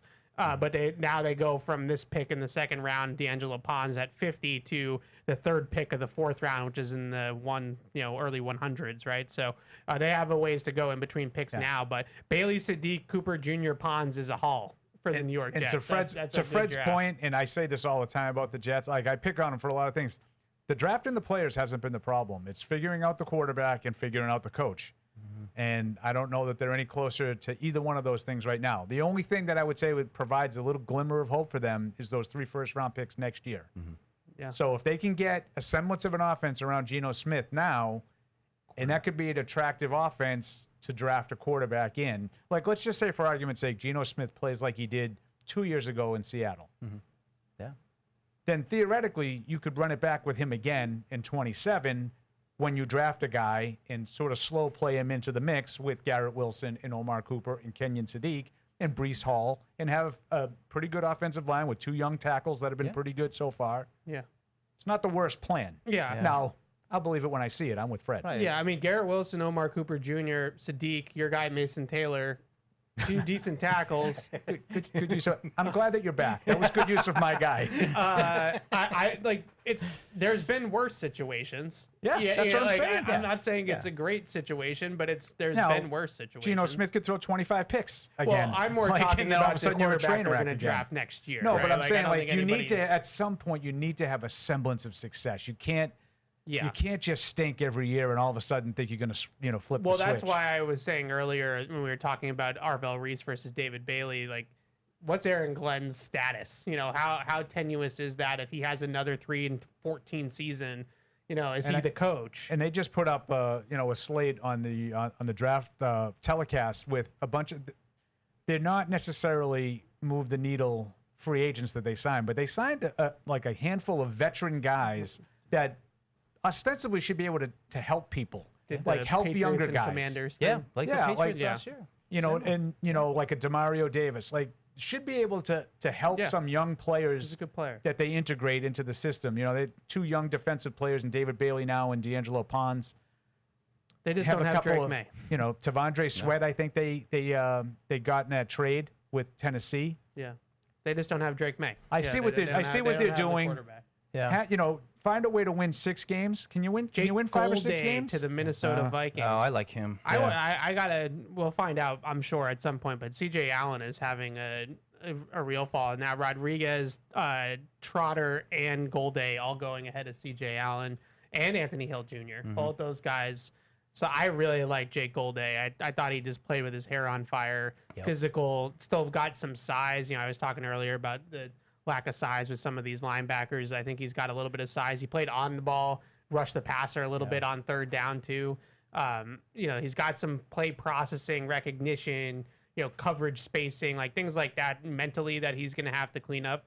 in the league to get where he needs to go. But you give him to Brian Flores. It's a fun player to give to Brian Flores. I thought you put him right in the strong side linebacker, Jelani Tavai role, and then maybe he develops into strong side and play right next to Spillane. But I liked him. He had the run and the chase juice and the backer. style. Yeah. All right. Tough kid. Back to the phones, 855-PATS-500. Let's go to Iowa. Ethan is on the phone. What's up, Ethan? Ethan. Going once, twice, three times. You're out. How about Michigan? Eric is in Michigan. What's up, Eric? We got what? Eric with a C and an Eric with a K. Eric. Uh-oh. He's not there. How about East Nashville? We'll go to another Eric with a K. What's up, Eric? Nobody's there. It's not with a K. Hello? It's not with a K. There he is. What's up, Eric? Scal looks down on you. Yeah, it's not with a K, so you'll have to dock his pay. QU. Okay, I was Eric trying with to a call C. about this- Yeah, I was trying to call about this before the break when Deuce had talked about A.J. Brown, but basically I'm trying to understand why can't the Eagles just restructure A.J. Brown's contract to make it more tradable before June 1st if they're definitely trading him anyway? So how do we do that? I mean, like just he's got most teams, when they're guaranteed gonna money, trade a guy- so And he's got to want to sign the deal that you're. Even if they extend it, it would still be guaranteed. And when they get rid of him, they'd still have to pay it. Yeah, I mean, I guess there's probably a way, Eric, to your point, there's probably a way around anything, but I'm not sure I'm not sure necessarily why Philadelphia wants to help that. Right, because Brown's going to say, well, I want a big chunk of this change. And, he's not, there's no way He's not Brown's giving taking money less. back. Matter of fact, I think if there's a chance. Well, I mean, go ahead, I'm sorry. Go ahead, Eric. No, I'm just saying, like, if they're trading him after June 1st anyway, the money he's going to get after June 1st is what he's getting regardless. So why can't they just, like, move the contract back essentially to say, hey, we're trading you we're giving you the same terms after June 1st, but it's just going to be May or whatever today's date is, so they can go ahead and trade him and move on. Because the compensation, he's already getting paid. Like, the compensation doesn't change. It's the cap hit that is the June 1st sticking point. So, again, he's not going to take, like, I actually think that when the Patriots make this trade, there's a fair chance that he's going to be looking to renegotiate that deal and look to extend it. I mean, the Eagles. The reason why the Eagles are in this predicament with A.J. Brown is because they use void years in their contracts. They've been kicking the can. They're a notorious void year team. If you have an owner that's willing to shell out the money ahead of time, you can be a big void year team and kick the can down the road and spread the cap hits out over the course of the void years. Yeah. But when you trade a player, those void years then become all at once. That's right. Right. And Eric, if you're still Otherwise, listening, teams would do that all the time. right? But I'm not like. I've seen teams do all kinds of crazy stuff, so I'm not telling you that can't happen. There might be a mechanism that I'm not aware of. I'm certainly no Cisse to the Packers. That's such a Packers player. I am no salary cap expert, so there's always a way around this stuff. But I just, to me, the bottom line is they're waiting to June 1st for cap reasons, and I think the cap is what it is. They're not going to be able to change that. I would think, and I'm not. Because it's guaranteed money, so even if they redo the contract, it doesn't change the guaranteed money that has already been given them. I'm not a cap expert either. I at least know the basics of it, but I feel like people that I read and follow that are cap experts, if there was a gymnastics way to get out of this contract in one of those crazy cap ways, I'm sure that like Jason from Over the Cap or Miguel or somebody would be like, this is how you do it. How's Miguel doing? Yeah, where is Miguel? Hasn't called in. Miguel used to call in all the time. But he only does Blue Sky now. He doesn't. He's off of X. Okay. For personal, political reasons, I think. Yeah, but he used to call into the show a lot. I don't know. I don't necessarily follow any of the salary cap guys on Twitter. If there was a way to do that, there are people that are paid to do this in the media. From a salary cap perspective, not as well as Miguel. Joel Corey, I feel like somebody. Those guys are. I feel like somebody would have come up with that, right? Jason from Over the Cap and Joel great. Corey are really, really good at it too. Yeah. Brandon Cisse to the Packers. I didn't see it with him. Go ahead. That's all I got to say. I was just gonna say, have you guys ever sat down with Richard Miller and had some conversations with him about the cap? I wonder what it's like to listen to. You'll never feel dumber. That's what I figured. That's a popsicle headache waiting to happen, right? But yes, the short answer to that is yes. Nothing like extensive or anything, but he'll and Richard's great. But he'll very condescendingly tell you why you don't know what you're talking about. Well, my first interaction with him was after we won our Super Bowl, and they were contemplating redoing Brady, early. And, there was a question of if he was going to get Peyton Manning money, and he was explaining to me why he shouldn't get Peyton Manning money. And I just never understood a word he said. Wow. It had to do with where Manning was drafted and all this stuff. Well, that's when we get questions like this, and we try to figure it out for them. But I imagine he would be like, say that, Deuce, as Patriots.com, when we start talking about salary cap stuff, we should probably be right about it. And that's why we should have a bat phone. We're like, let's check with Richard. Miller bat phone where we're just like, hey, I just want to make sure we have this I like the Felger napkin. Just give me a napkin. It's not no inside information. I just I want to make sure if we're going to print this that this is the accurate information that we're printing. That's all. That's all. Let's see. Tim Evan, can't Ted Hurst dunk on D'Angelo Pons? Ted Hurst might have been the other guy. Could dunk on D'Angelo Pons. Yeah, he could. Ted Hurst is a fun player. Yeah, he's size, speed. Eldred wants his DK Metcalf. It's not quite that much size and speed, but similar kind of player. Another one of those big outside guys do. So we talked a lot about. No, he was on my boat. I kept him. More of a little bit raw, developmental kind of guy, but has outside receiver potential. Yeah, I wonder if he had transferred to a bigger school, where he would have gone in a draft like this if it had carried over, right? Like if he had kept producing like he did at Georgia State, but he was at a bigger college football program. Tom in New Jersey, with each pick, I'm praying I don't hear Chris Brazell drafted, hoping he holds out long enough for him to fall for the Patriots to draft him at 63 or come in range to trade up. On another note, I know everyone seems to be ready to move on from Booty, but am I crazy to want to hold on to him? No, you're not. Not everybody is ready to move on. Hold on to that Booty. The Patriots appear to be ready to do that, but I don't think a lot of fans are. Yeah, a 6th-round pick that seemed to pan out. If he gets traded away, what's that say for the wide receiver room and the rest of the team? If you develop, we will just trade you away for a pick swap.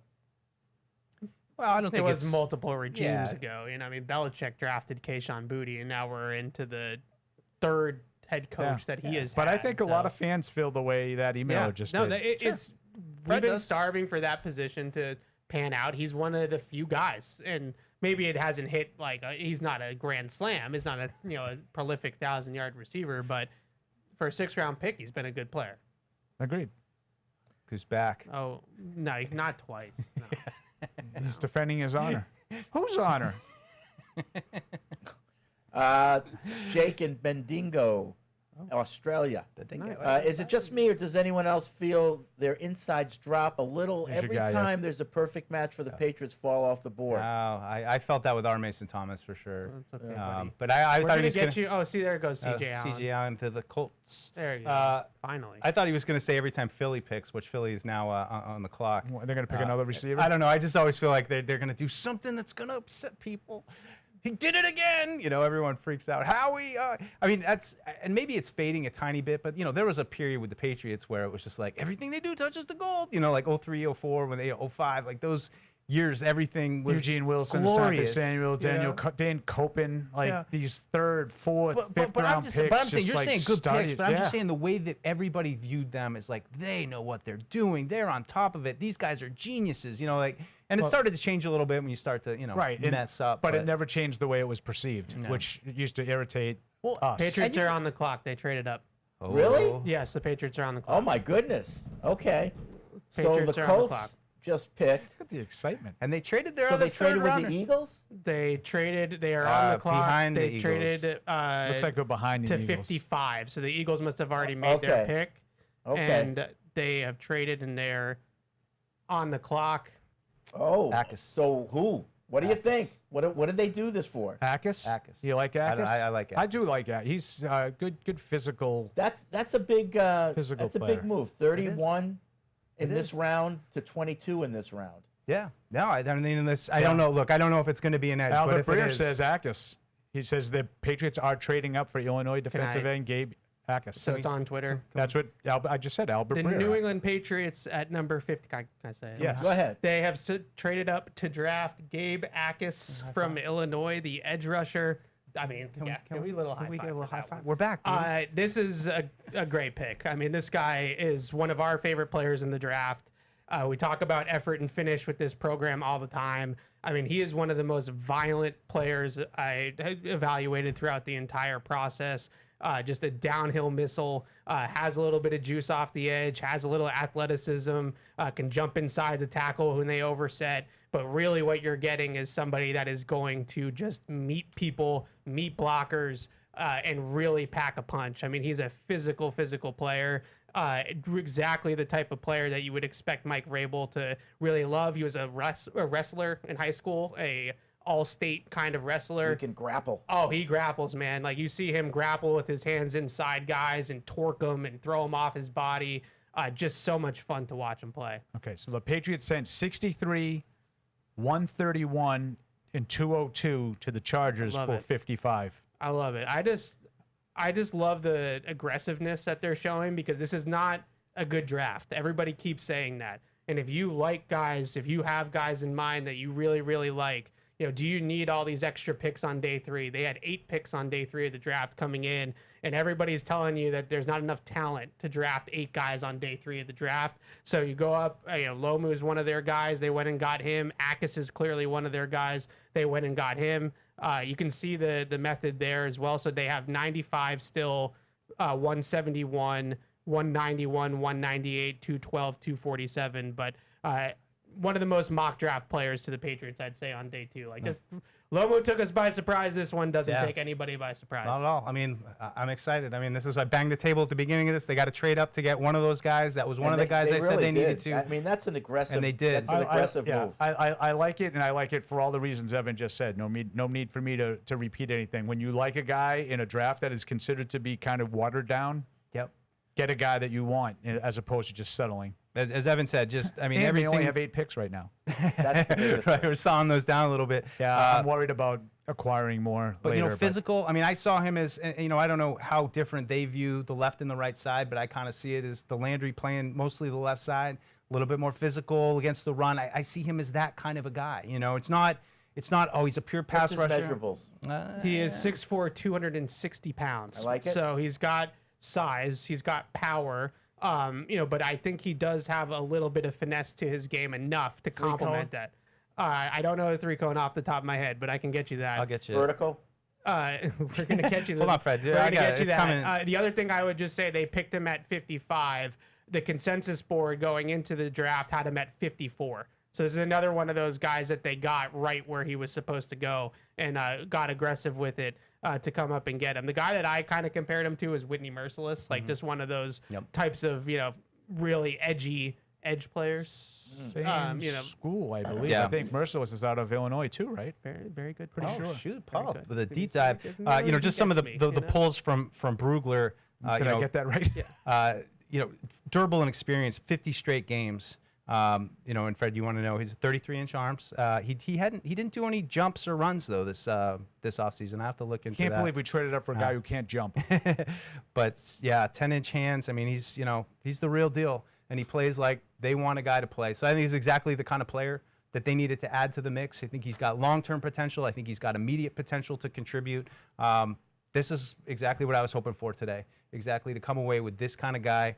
We spent all spring talking about they need an edge. This is a great edge class, and they got one of the best fits. So I think this move is a slam dunk. I don't have to talk myself into it at all. This is one of the guys I love. I can hear the excitement in your voice. No, it's you know what it's too, Fred? It's just gonna be a fun guy to watch because he's a maniac. He's just really tough, and that's what they look for. What is it? Effort and finish. Effort and finish. This guy's gonna play exactly like Zach Core asked those guys to play. So great pick. Great pick. Yeah, I would also just say, at this point in the draft too, like I feel like Deuce, you probably agree with me. Like, I think this is a starting caliber player. Yeah. Like, I think this is a guy that, even though they picked him at 55, like, he's going to come in year one, and I think he's going to start to push for playing time in that edge group. So they went last night with a little bit more of a developmental long-term need with the offensive tackle. This pick is we got a guy that can come in and I think contribute right away. Good stuff. All right. Good stuff. Let's go to the phones. Maybe there's some reaction about that, although I think Eldred is calling. Oh, Eldred, don't bring me down, He wants Eldred. to I was defend just his honor. joking with you. What's Come up, on, Eldred.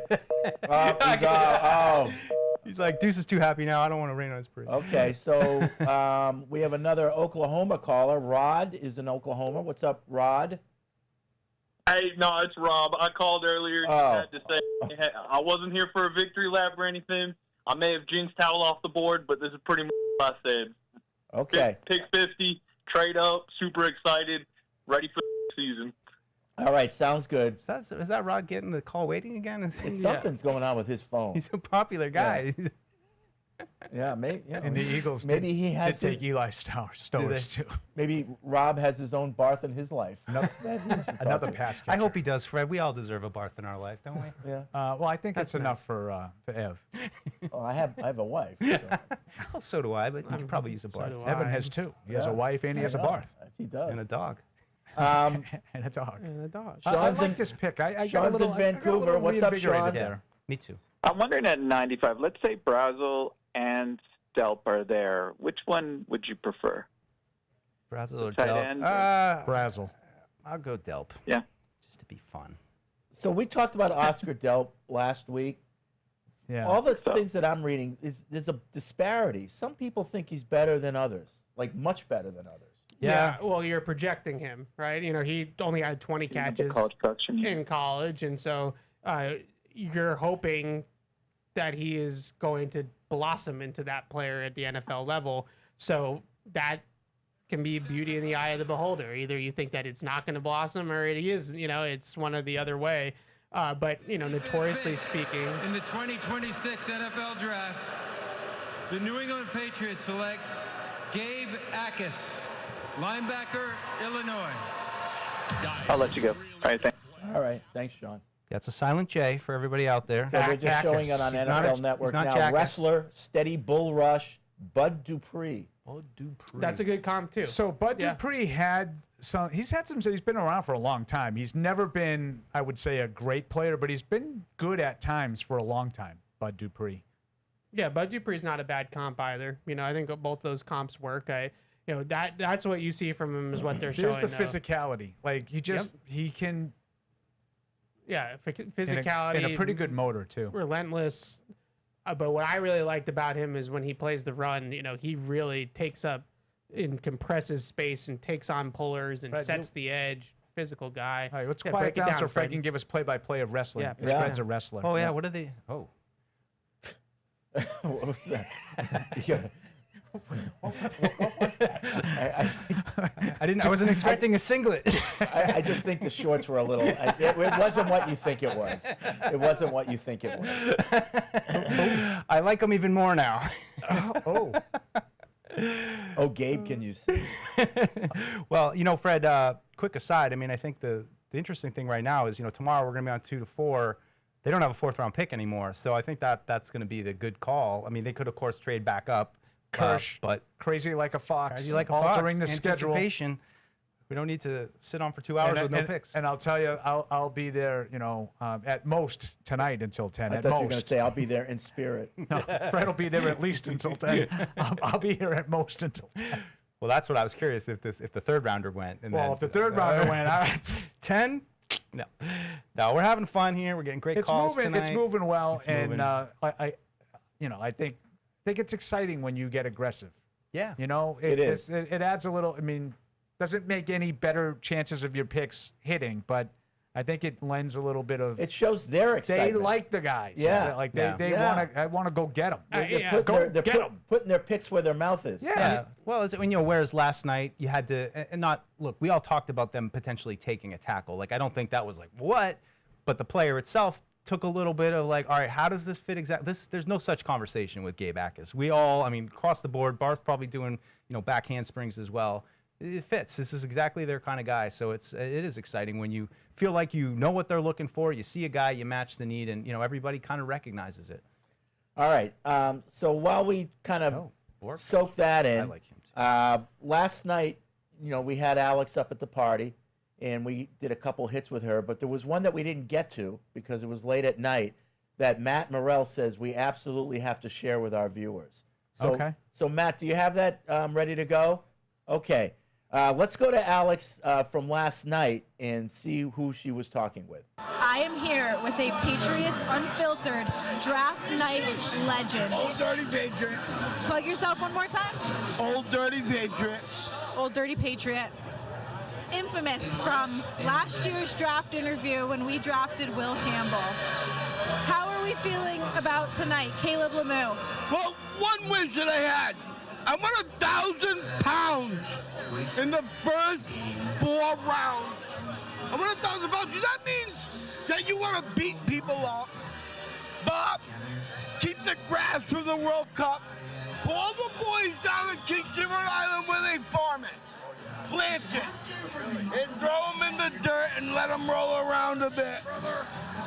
That's it, Bob. You said you wanted 1,000 pounds in the first 4 picks. How much do you think we just picked up there? 313. No, you better come here, ready to beat people up. 2 trains are running, which one is going off the track? That's what my coach used to say. I want a guy, and you know what? I want a guy who's tired of pass blocking. We got some beautiful running backs out there, and I want them to make a hole and make that hole big. Big enough to drive a Mack truck through. Beat them up. Mud it up. Mud that grass up. Beat them up. Like Tyler said, and no one won a track meet with me standing in front of them. That's what I like. You told me you wanted a red meat draft. Is this a red meat draft? Well, it's the start of some red meat. I mean, what do you want to be? Like, I grew up in the 80s. All right, the 80s was beautiful. The weakest person in the 80s went kicker, well, no, punter, kicker, and then wide receivers. Wide receivers were weak. Passing is desperation. You gotta drop back the pass. Running is grabbing your nuts and doing it. Like grab them, go make it. Make it happen. Give me the ball, and I'll figure it out. That's what a great one said one day. Give me the ball, and I'll figure it out. Passing. And not my game. And there you have it, live from the 2026 Patriots draft party. See you guys soon. All right, poor Alex. How much spittle did you think she had to put up A with lot there? of spittle. I hope that guy's okay. It seemed like he had a good night, along with many other people. Okay, well, that was, I don't know if that was worth going to. But all right, Alex put in the time, so we had to Us give young her. people loved it. People loved it. Who I are the think the people? guy's certifiably insane. Give me their names. Yeah, I want their names. Every They're fired. person that we played laughed at that really hard. Who? Every person we've played that for laughed at it really hard. Oh. Must be sympathy laughs. Yes. Anyway, okay, that's our Alex revisiting the 2025 guy that was drunk. Got a little. I think he was more drunk this year. Little NFL news, not Patriots related. Beep, beep. Trade: Vikings are sending former Pro Bowl linebacker Jonathan Grenard to the Philadelphia Eagles in exchange for a 3rd-round pick tonight, number 98, and a 3rd-round pick next year. Wow, interesting. Grenard and the Eagles reached agreement on a 4-year, $100 million extension that includes $50 million fully guaranteed. So I would say it continues to show what everybody already thinks. It's like A.J. Brown is not staying there. Yeah. But yeah, it's a big trade. Yeah, I like that player. We saw him in Howie Minnesota Roseman, last year. always active. Yeah. Why did it fall out with him? That's what I don't quite get. Maybe it is it's a contract thing, but they just signed him from Houston, 2 years ago? He's been productive for them. I don't know what the falling out was. He was on the trade block this whole offseason. You heard rumors of him. I would have taken him with the Patriots with their edge need, but Howie, I guess Howie does it again. Are we doing that? Pete in Ontario says, Fred should be happy. We now have a guy who also is a wrestler. No neck injuries for Gabe Atis. You got that right. Some singlet talk. You got that right. He knows how to fall. How do you fall? What is that? Huh? Is that like a You have to jiu-jitsu roll. thing? Yeah, You but roll? no, it's more Tuck the chin. It's these guys that get go down and their head immediately snaps back and they hit their helmet on the turf. Yeah. You got to bull your neck. You got to have a strong neck. Did you do like the Yeah, thing? so you do neck bridges. Yeah. You do the neck bridges Have where you you- arch your back and so you can't get pinned. Yeah. And so you have to strengthen your neck. Have you talked to Drake May about this? Not even kidding. Slide it. No, but I'll tell you, after I went on my diatribe about this, he never got a concussion after. So maybe he was listening. Maybe he was listening. I feel like this would be good insight for a quarterback, because that's the problem with quarterbacks, and I'm not being facetious. Like, they get tackled, they get sacked, and they go backwards, Right. and their head bounces And off their head the bounce ground because they don't bull their neck. Right. As soon as you feel yourself going back, you bull your neck. Now, it helps to have a strong neck to begin with, and you get that by doing neck bridges. You know, I like that.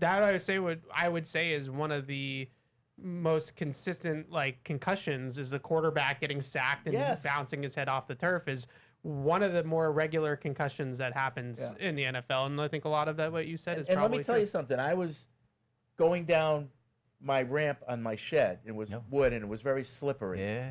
And I fell, like feet came out from under me, and my head did not hit. Yeah. Because instinctually, I bulled my neck and my head never made contact with the ground. Oh, man. And I That's couldn't have gone scary. down harder. Yeah. You know? That's, I think, my number one fear as I get older is the falls. Like, you just don't see it coming, and then all of a sudden you got a broken hip and you're. Well, I know. Like every time you go to the doctor now, have you fallen in the last 2 weeks? Yeah, yeah.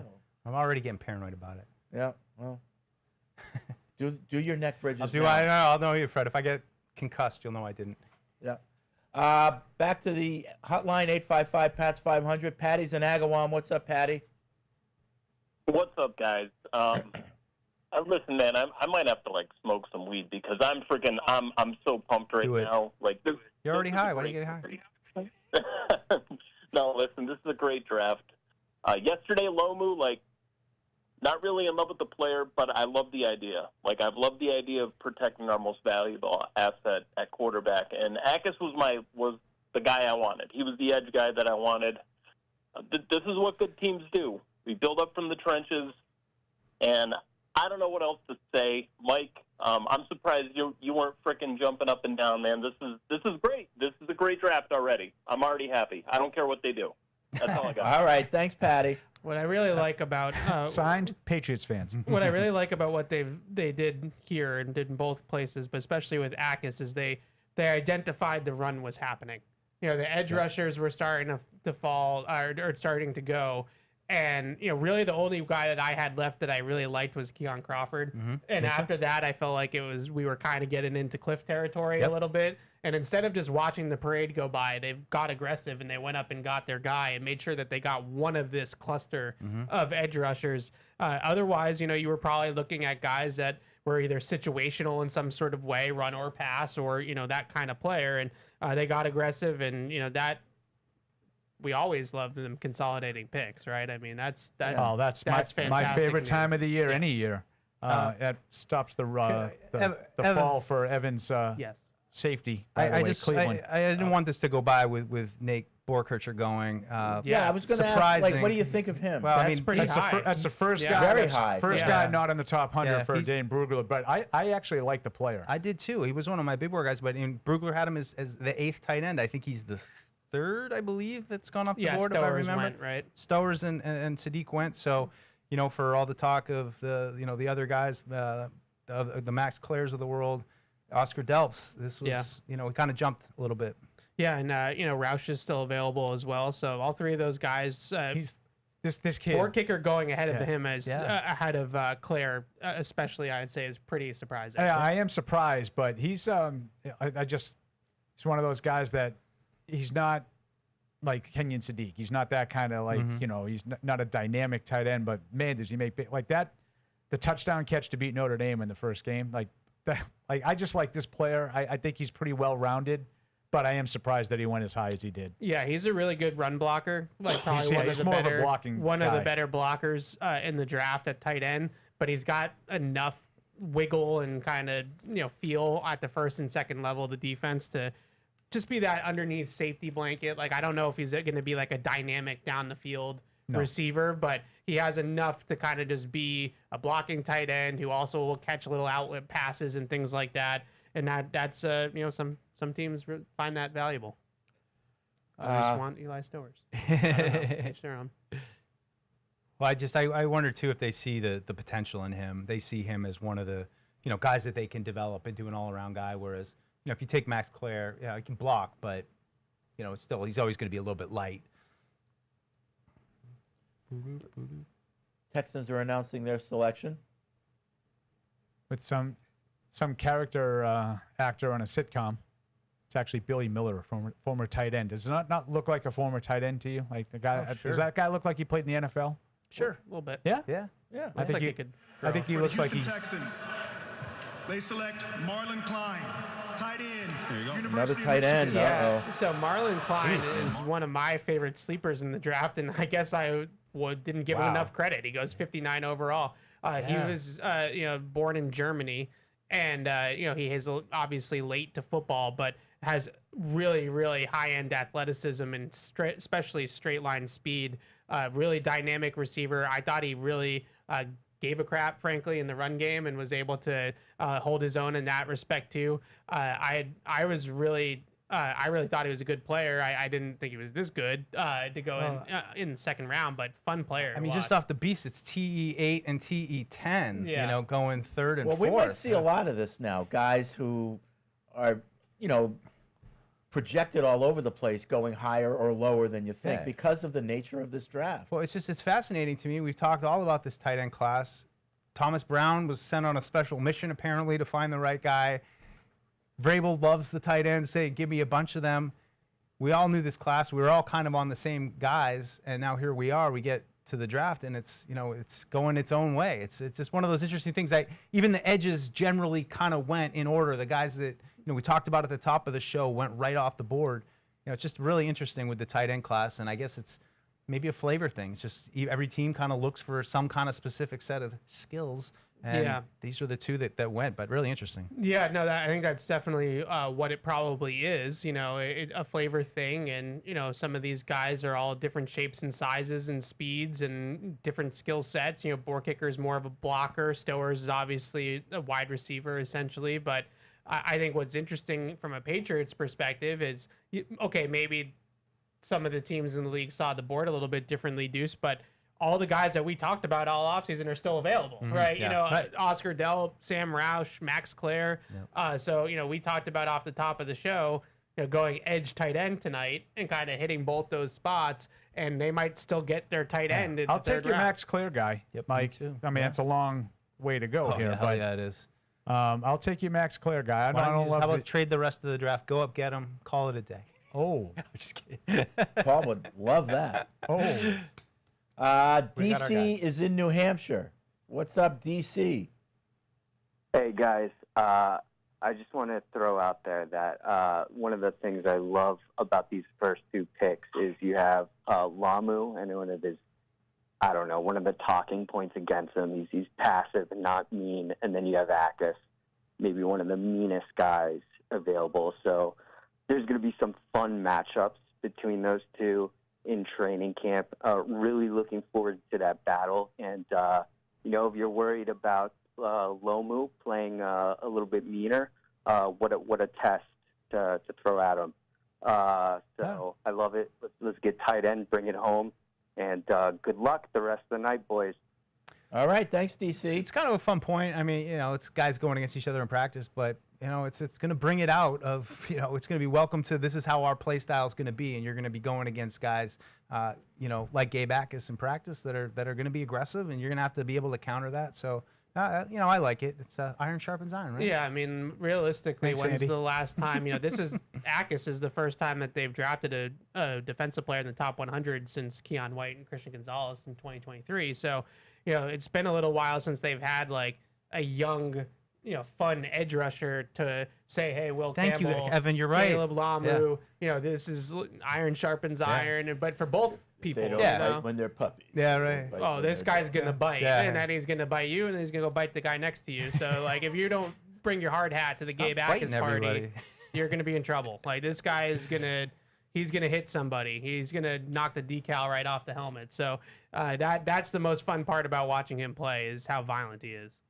All right, well, listen, it's time for a break. 9 o'clock, we're getting to the end of the second round. And then we will, of course, move into the third round tonight. So 2 rounds tonight, and then we'll be back tomorrow with the rest of the draft. Let's take a break, and we'll be back after this. It ain't my dad's razor, Dad. Hey, watch it. It's from Gillette Labs. This green bar releases trapped hairs from my face. Game changer. While the Flex, this contours to it. So the 5 blades can get virtually every hair in one stroke. For the ultimate Gillette shaving experience. The best a man can get is Gillette Labs.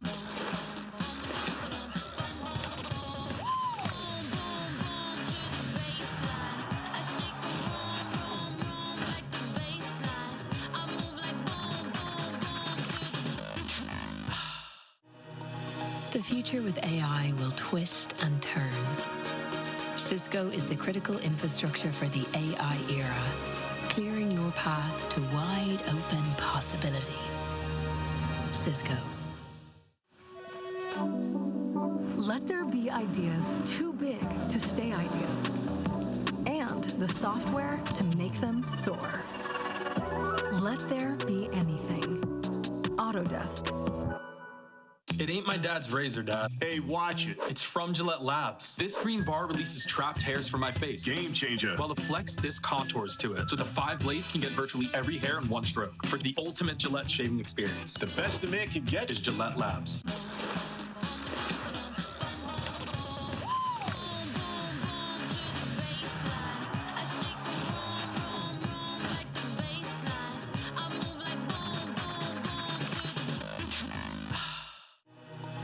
The future with AI will twist and turn. Cisco is the critical infrastructure for the AI era, clearing your path to wide open possibility. Cisco. Let there be ideas too big to stay ideas, and the software to make them soar. Let there be anything. Autodesk. It ain't my dad's razor, Dad. Hey, watch it. It's from Gillette Labs. This green bar releases trapped hairs from my face. Game changer. While the Flex, this contours to it. So the 5 blades can get virtually every hair in one stroke. For the ultimate Gillette shaving experience. The best a man can get is Gillette Labs.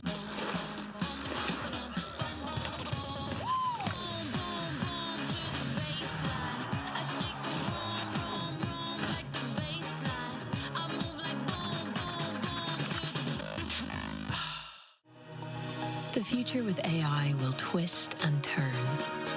Cisco is the critical infrastructure for the AI era, clearing your path to wide open possibility.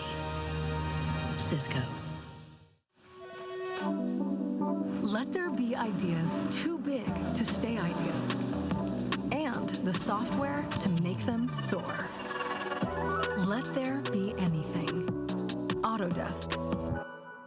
It ain't my dad's razor, Dad. Hey, watch it. It's from Gillette Labs. This green bar releases trapped hairs from my face. Game changer. While the Flex, this contours to it. So the 5 blades can get virtually every hair in one stroke. For the ultimate Gillette shaving experience. The best a man can get is Gillette Labs.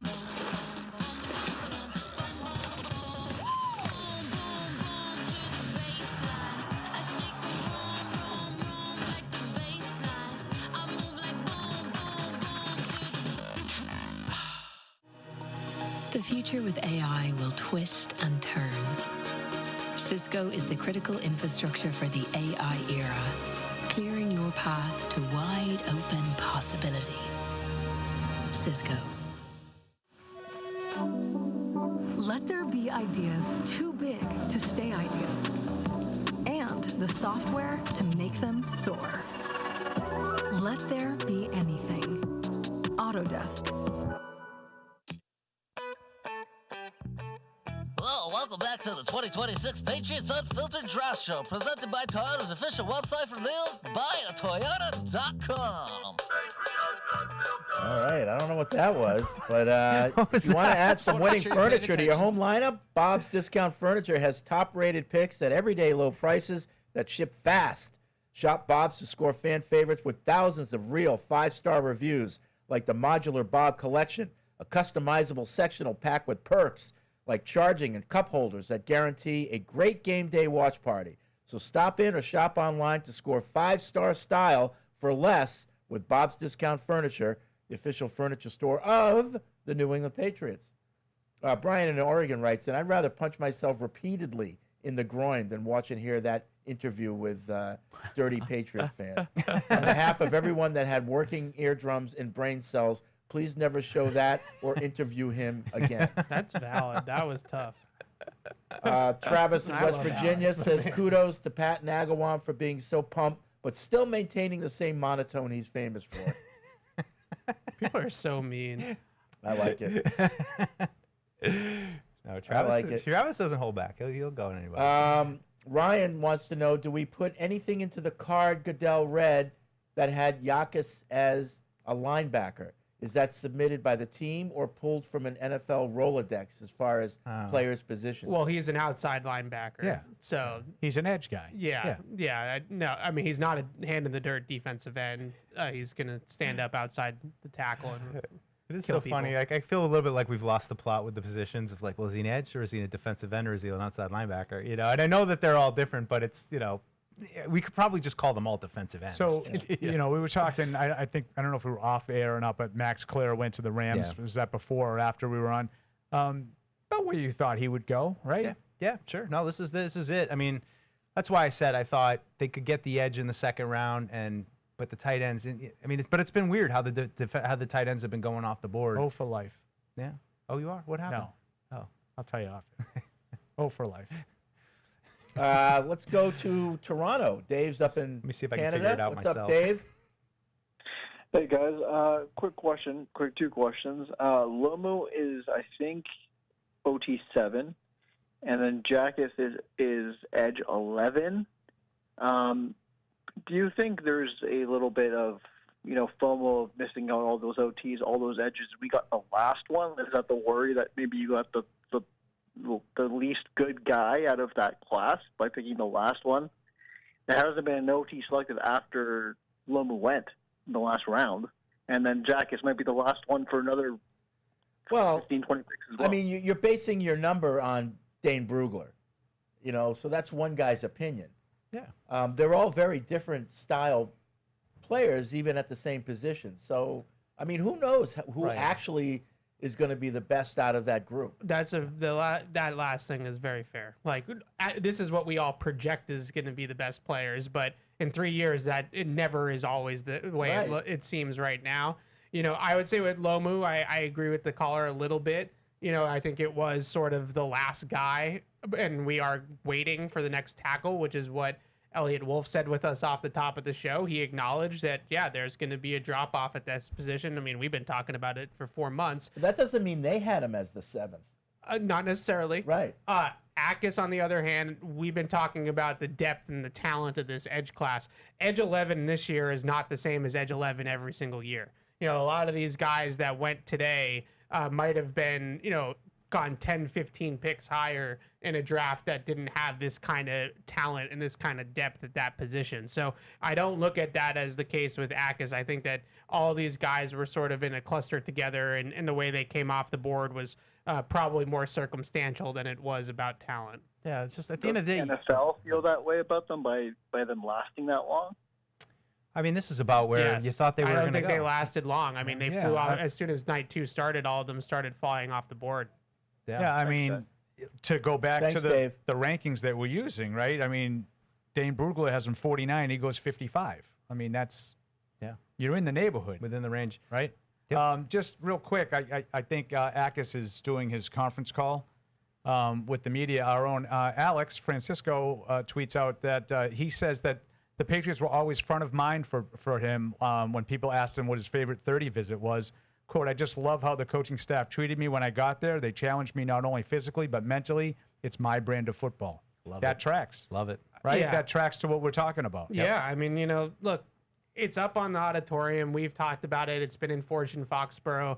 Mike Vrabel has his 4 non-negotiables.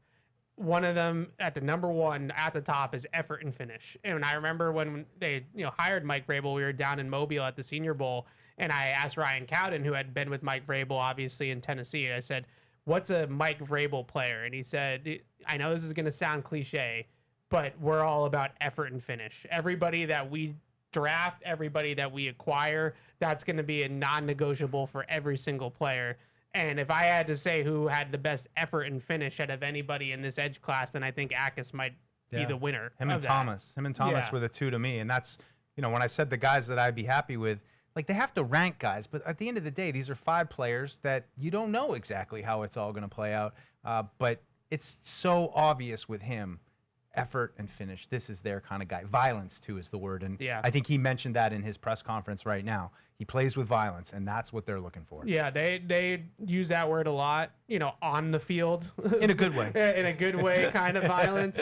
But, whenever we talk with what the assistant coaches do, they're always using the word violence. Always. Like, violence, we want to play with violence. That's this kind of guy. Yep. Okay, well. We're excited. I'm very excited. We got some callers lined up. We'll start with Christian in L.A. What's up, Christian? Your name's been mentioned. Yeah, you know what's up. I don't know how you guys have this amazing ability to talk yourselves into picks, just like you talked yourself into Will Campbell last year. Christian, I said Atis at the top of the show. Christian, who's talking themselves into Lomu? Christian, when did I? Come on. I have heard each of you guys. I think it's a good pick like next. We're talking about a guy who they're hoping doesn't even play this year. How do we make our first pick someone that is not an impact player? We went to the Super Bowl. We have one job with 11 picks. Get one impact player. Just one. Who is your guy? Who is your guy? Who? Brazel? I really liked. I loved Cassius Howard. I loved Boston. I love these guys that are just angry impact players. They're going to hit. They're going to do something. The guys we have, I get it. Caleb Lomu, a year from now, maybe they're going to wind up pushing Will inside and put them on. Why are you getting a guy to help the guy that you got last year? Because you made a mistake last year, and now you're trying to fix that mistake. I don't know what to say, guys. I don't see us getting an impact player this draft. Come on. I'll take off the air. Okay, all right. Listen, not everyone has to agree. You might be right. I don't know who the guys are that are going to hit. I agree with him to an extent on Lomu. Like the Lomu pick I didn't love. I said it in the moment that I didn't love the pick, and I haven't changed my mind on that. Now, they win me back over with Atis because, that's just one of the most fun players in the draft. It's going to take Patriots fans, one preseason game to be like, holy crap, this guy's awesome. Just drop somebody. And so I get it. The Lomu pick was not exciting. It's a red shirt tackle. That's not exciting. It just is what it is. But last night just would say was I your understand socks and underwear for Christmas. Yeah, I understand. That's what it was. The but thought process you can't behind rail it. about the status of the offensive line and the help that you need to give Drake May, and then you pick a guy, and then you get upset about it. Right. Well, why But did you're not sure he's going to do anything to help that. That's why. No, but you're more sure than if you waited until round 3. You know what I mean? No, but the guy's not going to play this year. No, I know, Christian's but we're point. playing the long game. Quality of the player. Yeah, that's why I said I understand the philosophy behind the pick. I kind of share Evan's sort of indifference. I'm not killing it. I'm not calling it a bust or anything like that. But I understand why some people would not be in love with this pick. I was not in favor of taking a tackle in the first round. I came around, but to everybody that. else was. But you like the left tackle part of it, right? I mean, like that's the what you insurance said part. before. That's why I said I like the idea of what right. they did. Absolutely, Yeah. Mike. And is it absolutely. hard? And is it hard to see Morgan Moses gets hurt in week 2 and Nope. boom, And then Caleb you're Lomu is going to be starting right happy tackle. you have some insurance. Absolutely. It's not that hard. This is what good teams do. Why did they lose the Super Bowl? What was the number one reason? I would say because they couldn't protect Drake May at all. I think that to me. That was 1B, if it's not 1A. It's a chicken. It's a chicken or egg thing. Yeah. What's the other one? Did Drake May just not play Drake well? May's processing Well, yeah, but in they that probably game. connected Yeah. too, right? Yeah. So I just think protecting Drake May, having long-term stability along the offensive line, especially at the 2 tackle positions, and you now have a guy who can. Yes, if Will Campbell gets hurt, he can play left tackle too. It doesn't necessarily have to be, he's going to have to replace Will Campbell. These are critical positions that are really, really hard to find. These tackles, they all went because it's a valuable position. The Patriots had to trade up to get this guy. Did they love him? Was he their number one choice? Maybe not. But they know that this is a position you can't get caught with your pants down because anybody who sat through the last 2 seasons when we had Vidarian Lowe at left tackle, okay, Like, they're not going to let that happen again. You know, I've heard Barth. Is this guy any better than that? I will find out. He's got more I don't talent, know, doesn't he? but- I don't know. I don't know anything. You know, I heard Barth on a couple. I heard Barth on a couple I'm just saying, shows. I don't know. I'm not, People think that he was The world more- could end tomorrow. I don't have the thought he was more luxury that talented than Christian has. Canelo, I don't I'm know saying. which guys are going to hit. Yeah. Right. Christian knows. He knows the guys he that said are going to Boston. hit. You know, I I agree heard with Barth on a couple shows, and he made the same point that seemed to be his big point today, is that he's been covering the team, I think it was 8 or 10 years, and every year, I think it was 8 years, every year it's how are we going to fix tackle? Yeah. Every year that he's been I heard him covering say the team. that. Yeah. And that's a good point. So maybe one year you might have to take one a little Maybe bit they're early. tired of it too. Right. So let's Yeah. just get some You know? guys in house and not have to go back to the days where we don't know what the hell And we're that doing. gets back to my original point that I made that I agree, and Mike called me on it because that's what I said. I like the idea behind all of this with the insurance. And yes, he's a first-round pick, so he should absolutely be better than Badarian Lowe. I mean, I think this they guy can- could come in and beat out Morgan Moses. That could happen. It could happen. He ain't beating him out. I don't think He so might play either. instead of him. But I think the concern that I had with Lomu was just it just doesn't feel like a Vrabel kind of player. And maybe I'm putting too much emphasis on that. But they take Lomu in the first round, who's played. He told we played his interview off the top of the show. He said he played at 307 last year. I know that's light. Right. That is light. And the big knock on him is that he's not physical. He Right. doesn't. He doesn't have grit. He doesn't have toughness. He's not a competitive, tough, kind of player like that in terms of like mauling guys. Right. Then in the second round, so they draft the athlete in the first round, and Elliot Wolf told us that athleticism on the offensive line is now an emphasis. They want to get athletes on the offensive line. Now in the second round, we're telling you that they drafted a guy that has maybe the best motor and most violent player in the entire draft. So is this like a one for me, one for you situation? Because this feels like Atkins feels like a Vrabel player, and Lomu feels like Matt Groh, somebody else, like maybe Elliot Wolf. Because the athleticism along the offensive line is an old Green Bay Packers thing. The Packers have always drafted great athletes on the offensive line. They've prioritized athletes over power and play strength and size for years. So maybe that's what that Take is. the first one, I'll take the second one. I don't know, but they're two very, very different players, right? In terms of their attitude and what their play demeanor and what they bring to the table in that regard. Ryan says, I love the picks. Seattle Bucks. I'd rather have the 7th tackle in a 7-tackle draft than the 11th tackle in a 7-tackle draft. Why are we complaining that we got one of the top guys with each position? Better than Caden Wallace, where we missed the bus and had to overdraft. That's a fair point. Absolutely fair point. Good, good, solid look at it. I had sold myself on the whole, let's draft the tackle thing a year early instead of a year too late, if it was going to be Ionichor or Blake Miller. And I think that's where a lot of people were with me on that. And so then when it was the other guy, it was a little bit of a letdown. Maybe that's just because we didn't talk about him enough or we weren't on him or whatever. But, that was the disappointing part to me, was that, I was kind of on Paul's side of the street. I didn't really love the idea. I didn't think they were there yet to be drafting a player in the first round that wasn't really going to play. But the talent with Ionichor and Blake Miller felt so good that I was willing to kind of overlook that, because it's a lot of talent at a premium position. I don't know if I'm in love with Lomu like that, like I was with those two guys. But if something happens to Morgan Moses, the whole outlook changes, and I understand what people are talking about, like what Mike is like, just that insurance level that you have. Absolutely. Paul, we talked about this. I feel like a few weeks ago. Yeah.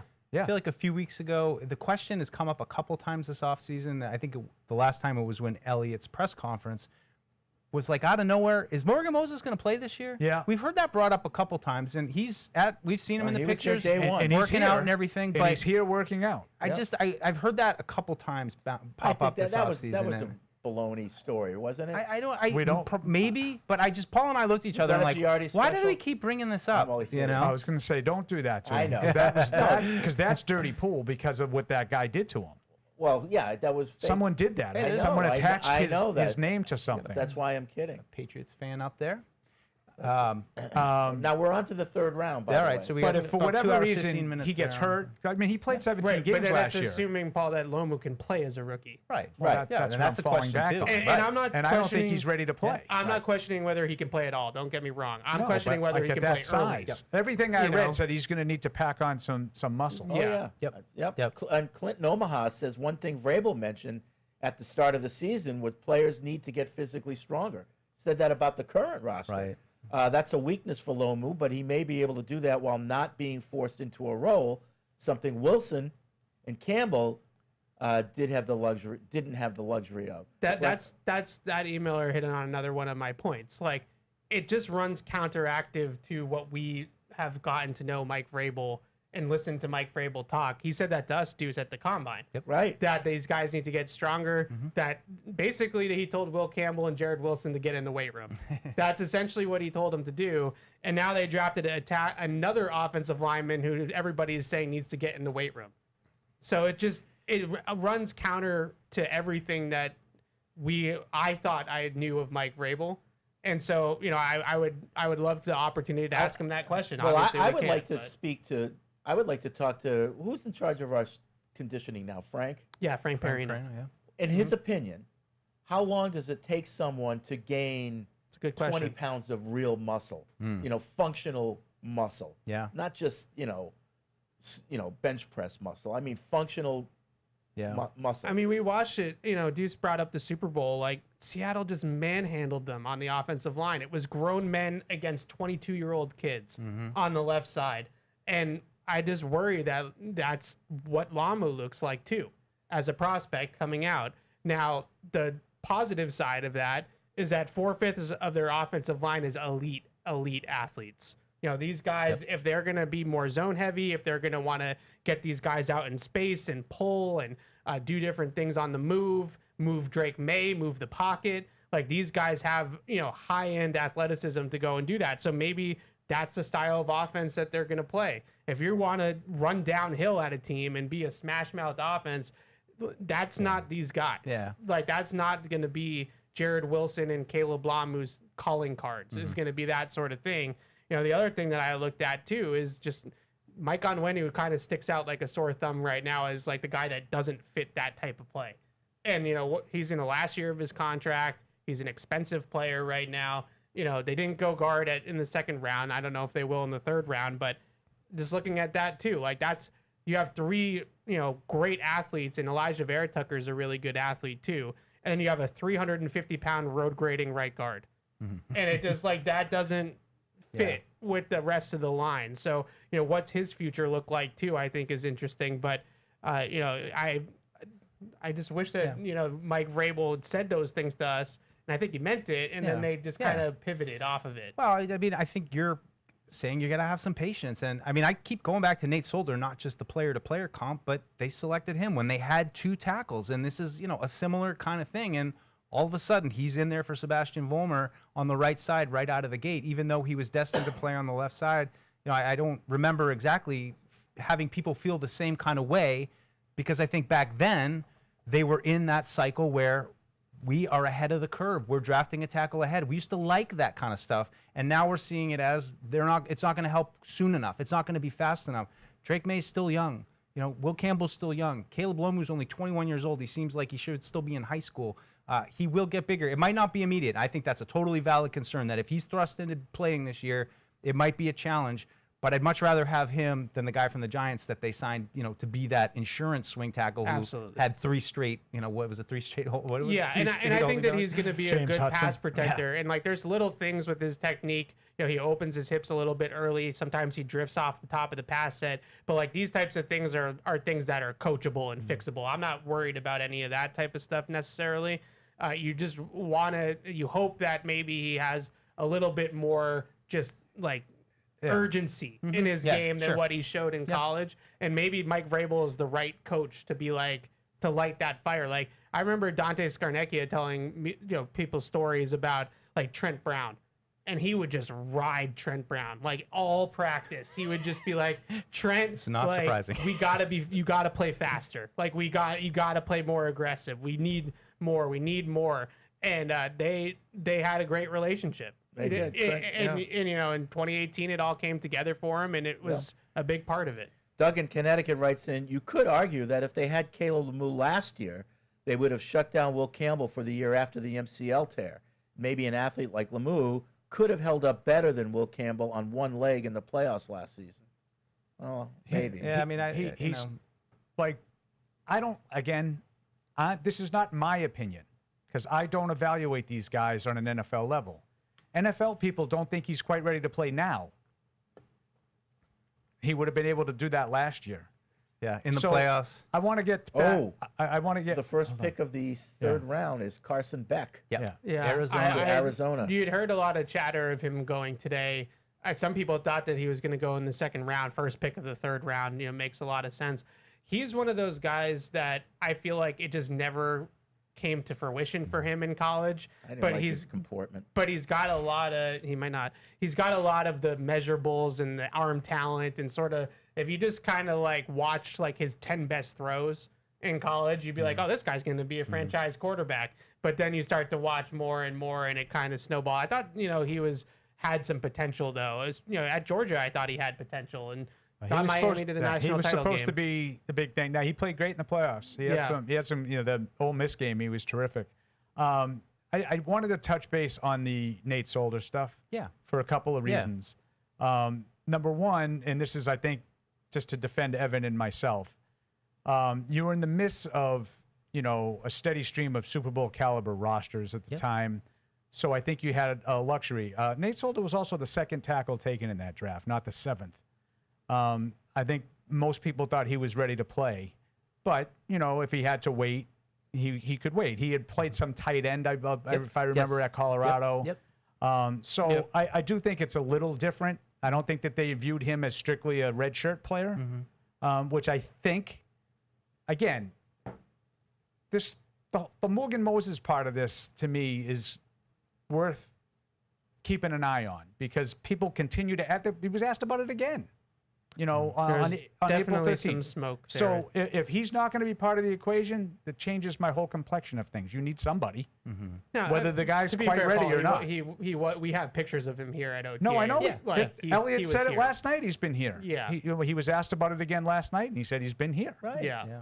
So, I mean, all signs certainly indicate that he's planning on playing, but if he doesn't, you're going to be happy that you have a first-round tackle to at least potentially fill the void. And even, I mean, to Fred brought it up in the early part of the show that they managed the hell out of him last year. I mean, in training camp, it was like, oh, he's just gonna come out for team period. I don't think he practiced the Wednesday all year. You know, so that's the thing. But it's also, I think, great for Lomu. He's going to get a bunch of reps. You know, early on, he's going to be the starting right tackle a lot, probably, and through some of those training camp practices. So hopefully that gets him going and boosts his development right out of the gate. Yeah, I can't wait. I mean, like that, the summer is going to be his time to shine. And, you know, they're going to have opportunities, whether it's the Patriots against the Patriots, joint practices, preseason games, where he's going to get a lot of run. And, you know, we're going to be able to see, based off that, you know, are some of these criticisms of his game overblown? Maybe they are. You know, maybe you know, maybe people got it wrong. You know, some of the people that I talked to, you know, about him thought that he was actually more talented than Fano. Yeah. But he just didn't have that dog in him quite like Fano did. But he was actually a more physically gifted and talented athlete than Spencer Fano, who went much higher than him in the first round. So, you know, he has, you know, to some people, it's another flavor thing, but some people think he has a tremendously high ceiling. Yeah. And might end up actually being one of the better tackles from the group. Well, I saw that the PFF guys, Connor Rogers, and I'm blanking on the other guy's name, but those two guys, they were very high on them. That's a clip that was, you know, going around. I'm not going to, you know, sit there and bang the drum, but they were, you know, saying they thought he has some of the best potential of all the tackles in this class. So, you know, we'll see how they develop him. Doug Marone's got another raw piece of clay to work with. Him. You know, they said that his arrow he's got maybe the most potential of all the tackles. Will he get there? You heard that a lot. And then you heard, I think this was one of those, and why I went to the Mike Vrabel, Elliot Wolf thing. I think this is one of those that it's either a scout versus a coach. Like a scout is going to look at him and see the ball of clay and see the athleticism and the measurables and the pass protection film that he had at Utah and say that this guy has immense potential. a coach, and Nate Tice does a podcast every year with his father, Mike Tice, who coached in the league, coached offensive line. Oh, I know. They do the offensive line podcast together, and Mike Tice said that he wrote next to Lomu's name "desire?" And was questioning whether or not he had that. Well, could you imagine listening to an offensive line podcast on the regular?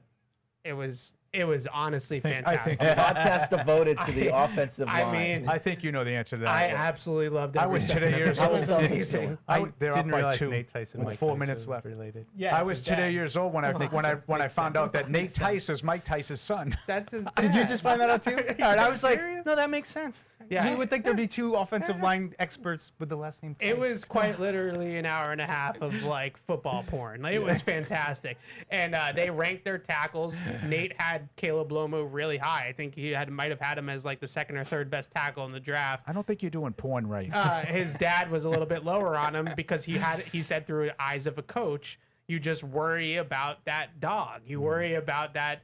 Sort of, violent temperament, and that way you want offensive linemen to play.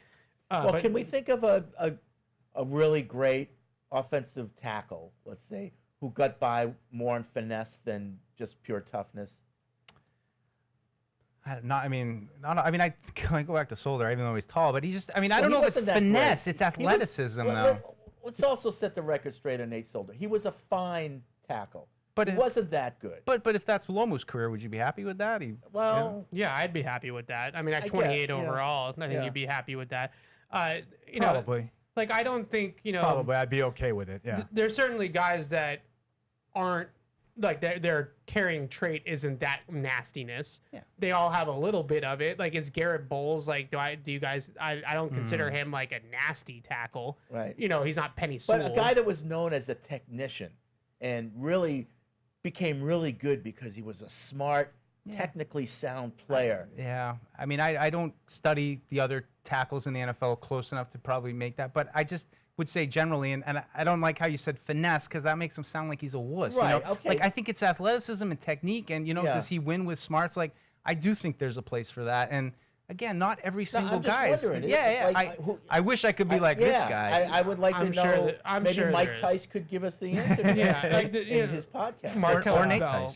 So Markel Bell just went to the Eagles. There you go. So that's the last tackle that went was Caleb Lomu, and so we went from pick 28 to pick 68 without a tackle being drafted, which is exactly what we all kind of anticipated. Yeah. And so that puts into context why the Patriots did what they did last night, because they were going to go 40 picks without taking a tackle at that point. I have no idea, as you know, about all the different offensive linemen, but I always kind of thought that Garrett Bowles was one of those guys that was kind of considered nasty. But I'll take you. This is by all means, the franchise I don't of John Hanna. There's a certain. Logan Mankins. There's a certain and standard. Those guys are guards, to be fair. Patriots team Hall of Famer Matt Light. Paul, was he one of those guys? Oh yeah, he asked Logan. Oh, it was pretty cool seeing him punch. Channing Crowder. Channing Crowder when he bashed his head. I'll give you one because now you're challenging me and I like it. Jake Matthews with Atlanta. Would you consider him to be? I think he's a pretty good player. He's a good player. And has been for a very long time. Great athlete. I wouldn't consider him though to be he doesn't eat nails, right? He's not that kind of guy. Yeah. So there are guys that, to your point, are great pass blockers, great athletes, great technicians, those types of players. Maybe Matthews. I think there's definitely a handful. It definitely happens more at tackle than it does inside. You mentioned Logan Mankins and John Hanna. Those guys were both guards, right? You don't really see that happen too often with guards. This guy's a great technician. What's the Notre Dame kid, the guard that went to the Colts, Ryan? Shoot, I'm blanking on his name.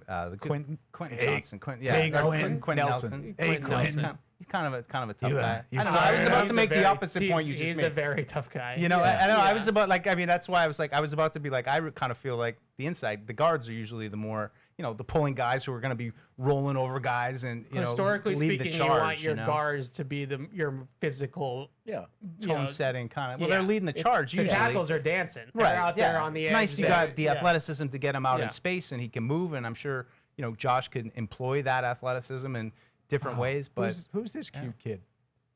Inspire change. Oh man, he's cute. Johnny writes in, I was at the draft party last night. I may have accidentally cussed when I found out we traded up to go back-to-back first-round left tackles. However, Gabe frickin' Atis is an amazing pick. Now we just need to draft a punter in the 7th so we can get rid of Bryce Behringer and give the number 17 to Gabe. P.S. I know Alex isn't there, but she looked stunning yesterday. All right, she's taken. I thought for a second that Alex picked up a new boyfriend last night, but it actually was her real boyfriend that came with her. Oh, really? Well, she was with her. You know, I know. He had a hat on. I didn't recognize him immediately, and I was like, "Oh, it's a guy with Alex." I mean, I joking, but it was funny. Oh, Sam Roush. Sam Roush to the Bears. Bears. Well, that's kind of nice with Colston Loveland, right? That's a pretty good. So Sam Roush, player. Eli Stowers, Matt. Don't they still have Cole Kmet, or was he a free agent left? No, they still have Cole Kmet. Oh yeah. Eli Stowers, Max Clare, Sam Roush, now off the board. Obviously, Boar Kicker and Marlon Klein also off the board. So we're looking at tight end. Dope. Maybe Jack Injuries from Texas, who I really like. I don't think they like Eli Raridan, but maybe Eli Raridan. Probably not. Probably not. Maybe Eli Raridan. Then we get into Fred's back of the envelope guys like Tanner Koziel and stuff like that. Let's go. Let's go. Justin Jolie. Let's get to that envelope. Tanner Koziel on the back. Wait, Fred, who are your back of the envelope guys? Did you have back of the envelope guys? We haven't talked about this. You weren't on the show. Oh, you just decided gone. You did the grand take reveal. draft week off. Yeah, so I didn't do Edge. I said on the show I'm going to leave Edge to do a deuce. That's fine. Either way, I had two wide receivers, both with red flags. Okay. Kobe Young. And Eric McAllister out of TCU. Then I had two tight ends. I had Tanner Koziel. Yeah. And then I had Jack Velling, who's more Michigan State. He's more of a special teams guy. I had three offensive tackles. Now, keep in mind, none of these guys are top 100 guys in anybody's list. Let's back of the envelope. I had Isaiah World from Oregon. I had Jude Bowery from BC. Good one. And then a guy that I think the Patriots are going to end up with, probably late round, Nolan Rucci, who Todd Rucci's kid. Oh, okay. Yeah. Well, there we go. You want to talk nasty? Yeah, really. He's nasty. He's very nasty. Oh, okay. So nasty. I think we could get him. And then I had one linebacker, Xavion Surrey Jr. Jeez, Fred, you're really pulling back of the envelope, guys. Yep. I wanted to make sure that I wasn't hitting on guys that are just 49ers obvious. Piss me. You don't like Romello? No, I love Romello. They're just too good at it. Like every time the 49ers or like the Ravens or the Eagles make a pick, you're like, yeah, okay. But we have seen some tight ends go, and I think we talked at the beginning of the show about maybe going tight end at 95. So we are kind of in that conversation now where if they don't take a tight end, like we did this with tackle, we're now doing it. We did it at edge. Now we're doing it at tight end. If they don't take a tight end, then we are going back of the envelope. We're starting to go with those. Take a break. I got to go to the bathroom. You got to go for a bike ride? ride? 2.5 hours. I got to go. But we'll be back. We might as well stick to the end of the round, right? Oh, at least. Well, I mean, we want to get the pick in. You knew that was coming, Paul. Come on. We want to get the pick in, just right? Give it up. Right? You knew it was I mean, coming. they could trade up, Paul. And We're get you off the absolutely hook. staying through the better legs pick. We're staying. It ain't my dad's razor, Dad. Hey, watch it. It's from Gillette Labs. This green bar releases trapped hairs from my face. Game changer. While the Flex, this contours to it. So the 5 blades can get virtually every hair in one stroke. For the ultimate Gillette shaving experience. The best a man can get is Gillette Labs.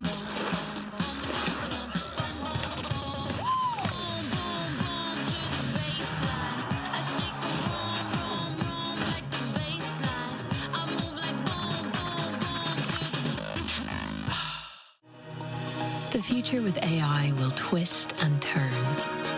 Cisco is the critical infrastructure for the AI era, clearing your path to wide open possibility. Cisco. Let there be ideas too big to stay ideas, and the software to make them soar.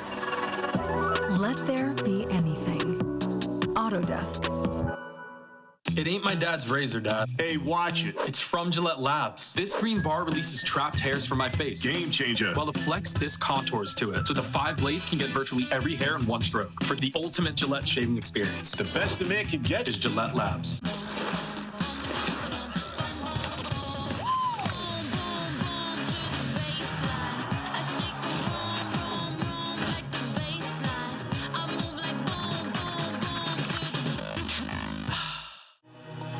The future with AI will twist and turn. Cisco is the critical infrastructure for the AI era, clearing your path to wide open possibility. Cisco. Let there be ideas too big to stay ideas, and the software to make them soar. Let there be anything. Autodesk. It ain't my dad's razor, Dad. Hey, watch it. It's from Gillette Labs. This green bar releases trapped hairs from my face. Game changer. While the Flex, this contours to it. So the 5 blades can get virtually every hair in one stroke. For the ultimate Gillette shaving experience. The best a man can get is Gillette Labs.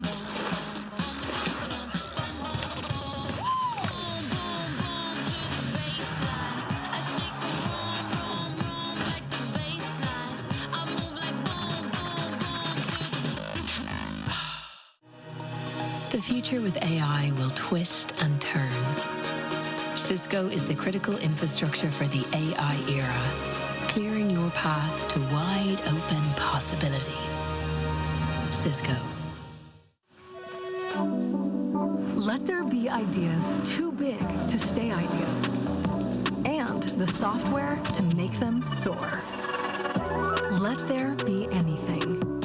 Autodesk. It ain't my dad's razor, Dad. Hey, watch it. It's from Gillette Labs. This green bar releases trapped hairs from my face. Game changer. While the Flex, this contours to it. So the 5 blades can get virtually every hair in one stroke. For the ultimate Gillette shaving experience. The best a man can get is Gillette Labs.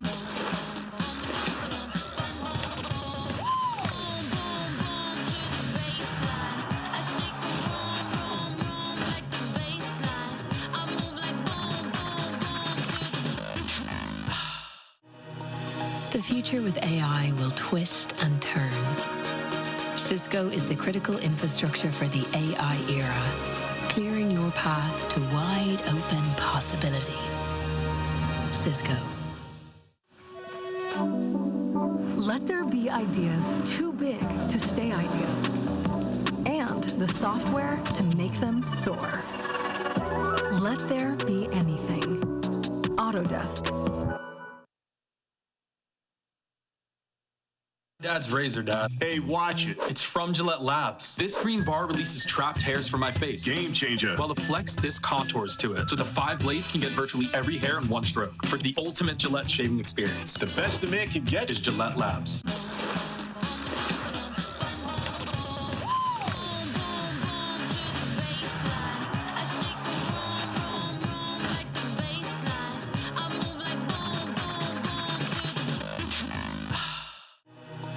The future with AI will twist and turn.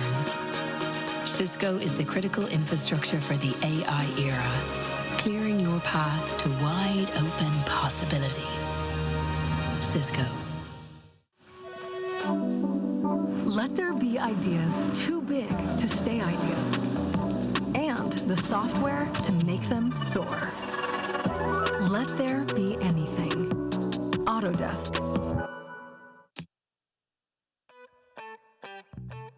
Welcome back to the 2026 Patriots Unfiltered Draft Show. The New England Patriots select. Presented by Toyota's official website for deals, buyatoyota.com. All right, back here on Patriots Unfiltered, 855-PATS-500. What do you think of? This is that's Rick Schroeder. You think Deuce Rick Schroeder? Okay, a little bit. Yeah, a little bit. I can see it. I can see it. Thank you to Amar Singh for putting together a Deuce Ricky Schroeder 2-box. So yeah. Fred, I got a question for you. Yeah. So, like, this wrestling thing's going to pick up steam, right? Everybody's going to be like, time this to kid, shine, Fred. This kid's a great wrestler. Get the singlet out. Okay. All right. What do you like? What do you think like translates so well from wrestling to football?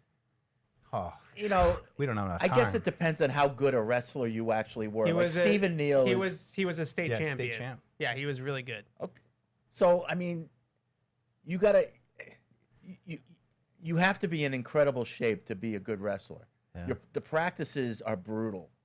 You know, it makes the matches like really easy. Yeah. It's hand-to-hand combat. It's all about leverage. It's about feeling the other guy and knowing like you know, it's so isometric. Like you're in constant. Yeah, it's exhausting. Yeah, it's exhausting, and that's kind of the way it is. Once that the snap happens, you're in constant movement with the guy and using his weight and feeling his leverage and both sides, Yeah. defense and offense. How did you get into wrestling, Fred? Did you just to get into it in high school? No, in college at Emerson, the wrestling coach is a guy named Jim Peckham. He's actually in the college coaching Hall of Fame for wrestling, and he was famous. Yeah. And he had this camp, Earning the Right to Win. It was Jim Peckham wrestling camp. He was he brought Killer Kowalski to one of our practices. Yeah. This guy was legendary, and he was also the AD at Harvard at the same time. He was the AD at Emerson, but he was also working at Harvard, and then became the AD at Harvard.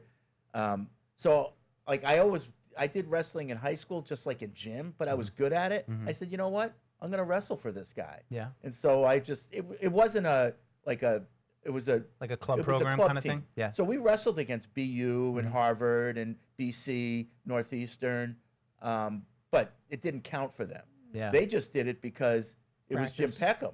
Yeah. Like we go to Mess Maritime and Jim Peckham would give a clinic to their team before I said, that's not right. You're giving them tips before we get to wrestle them. So if we get Gabe Atis in here for an interview, do you think the singlet, you can dust off the singlet and talk some wrestling with him, or? Yeah, maybe. I don't know what you could rip off a tearaway outfit. He was a heavyweight, obviously. Yeah, I think what you said that the word leverage, and when you watch him play, he just has this great ability to kind of contort his body. And when tackles, get on their hands on him, he's got this great ability to wiggle out of it. Yeah. And kind of contort his body and get underneath and pile drive him back and that sort of stuff. And you can kind of see his body movements, how the wrestling background would help him with that kind of stuff. And there's quickness involved. I mean, these guys, the really good Division I wrestlers are incredibly quick. I've been throwing it at my son. My son's in 8th grade, but he's small, but he's really athletic, and he's, I think it's a great sport. I have such respect for anybody who's willing to just get on the mat with another dude one-on-one and I mean, if you're best not man into win. collegiate wrestling, it's really boring to watch. Yeah. Because there's a lot of just clinches and. Oh, I used to cover it for high school. I used to do video for high school wrestling matches. One of my friends from high school, his son wrestled, and he went very far this year in the Massachusetts States, but I think it so translates, especially playing along the line. I mean, it's everything. It's everything, Do you guys want to hear from Gabe Atis?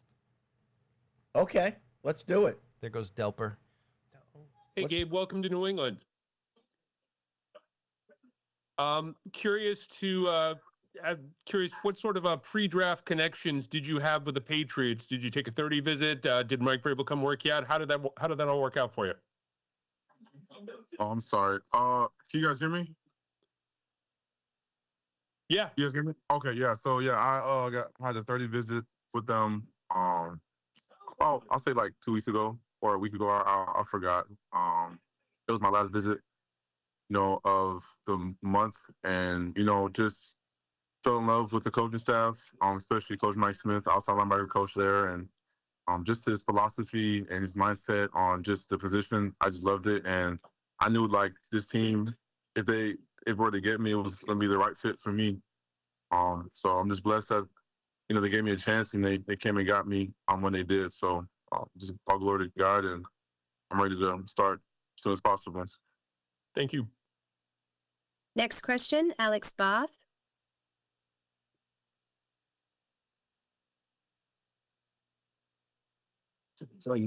Yeah. I'm on the Zoom. Oh yeah. Sorry, yeah. I think I was muted. Sorry about that. Congratulations, man. Welcome to New England. For Patriots fans who are going to be watching you for the first time, what can they expect? How would you describe your game? Just play with a relentless motor, very disruptive, very violent.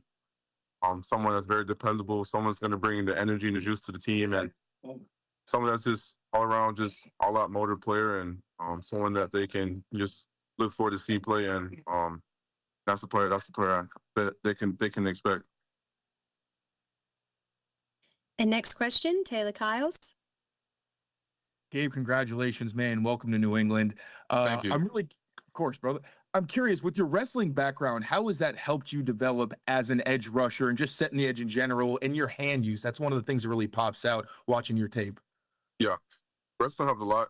I wrestled 4 years in high school, and just to say, like, the ability to, being low, having leverage, using your hand, fighting, those all keyed into football. Like, wrestling has a lot of trade over into football, especially with hand fighting, like, especially in this position on the edge, like, you got to be able to use your hands effectively. And that's one thing that I kind of carried over the most in wrestling, was being able to use my hands efficiently and effectively. So, everyone knows me just, as a football player, but, wrestling had a big part in that as well. And I'm just thankful again and grateful that I'm in this position that I am in and being with the Patriots.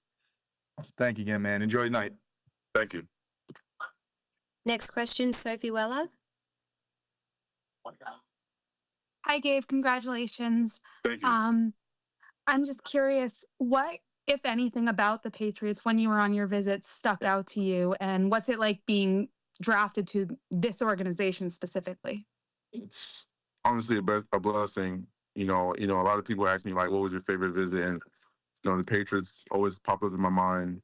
And just, I felt like the structure and how they ran things. Obviously, they were in the Super Bowl last year, but I feel like a lot of the guys, a lot of the players, believe in, the head coach and believe in who he is as a person. And I'm one person I can fall behind. And I just love how, the coaching staff and how they treated me when I got there. And, they challenged me not only, physically, but mentally, just the install, like, I could just tell, like, they really, in their process, really try to make it hardest to, evaluate players. And, I just love the challenge, and I love how they, go about things and who they are, like, as a team, their identity. It's kind of my brand of football. Like, I love all the physicality and, just how they, how they are on the defense. Obviously they got good guys up front. Christian Gonzalez, all those guys, and just looking forward to seeing them in the building and just getting to know everybody. And next question, Chris Ryan. And I just ask if anyone else has a question to please raise their hand.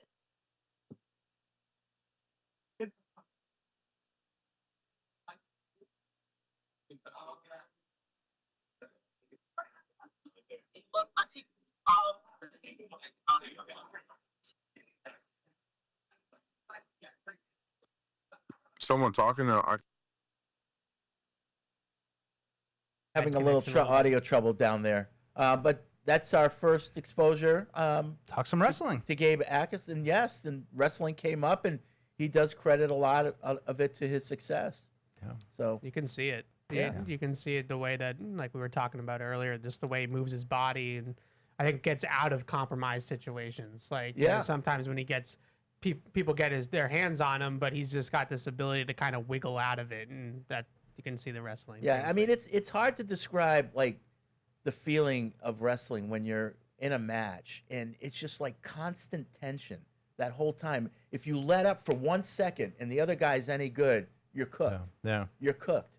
Yeah. Do you remember your first time wrestling somebody? I mean, just stepping on the mat and here we go? Well, the first time I wrestled somebody, like, in a wrestling match was 8th grade.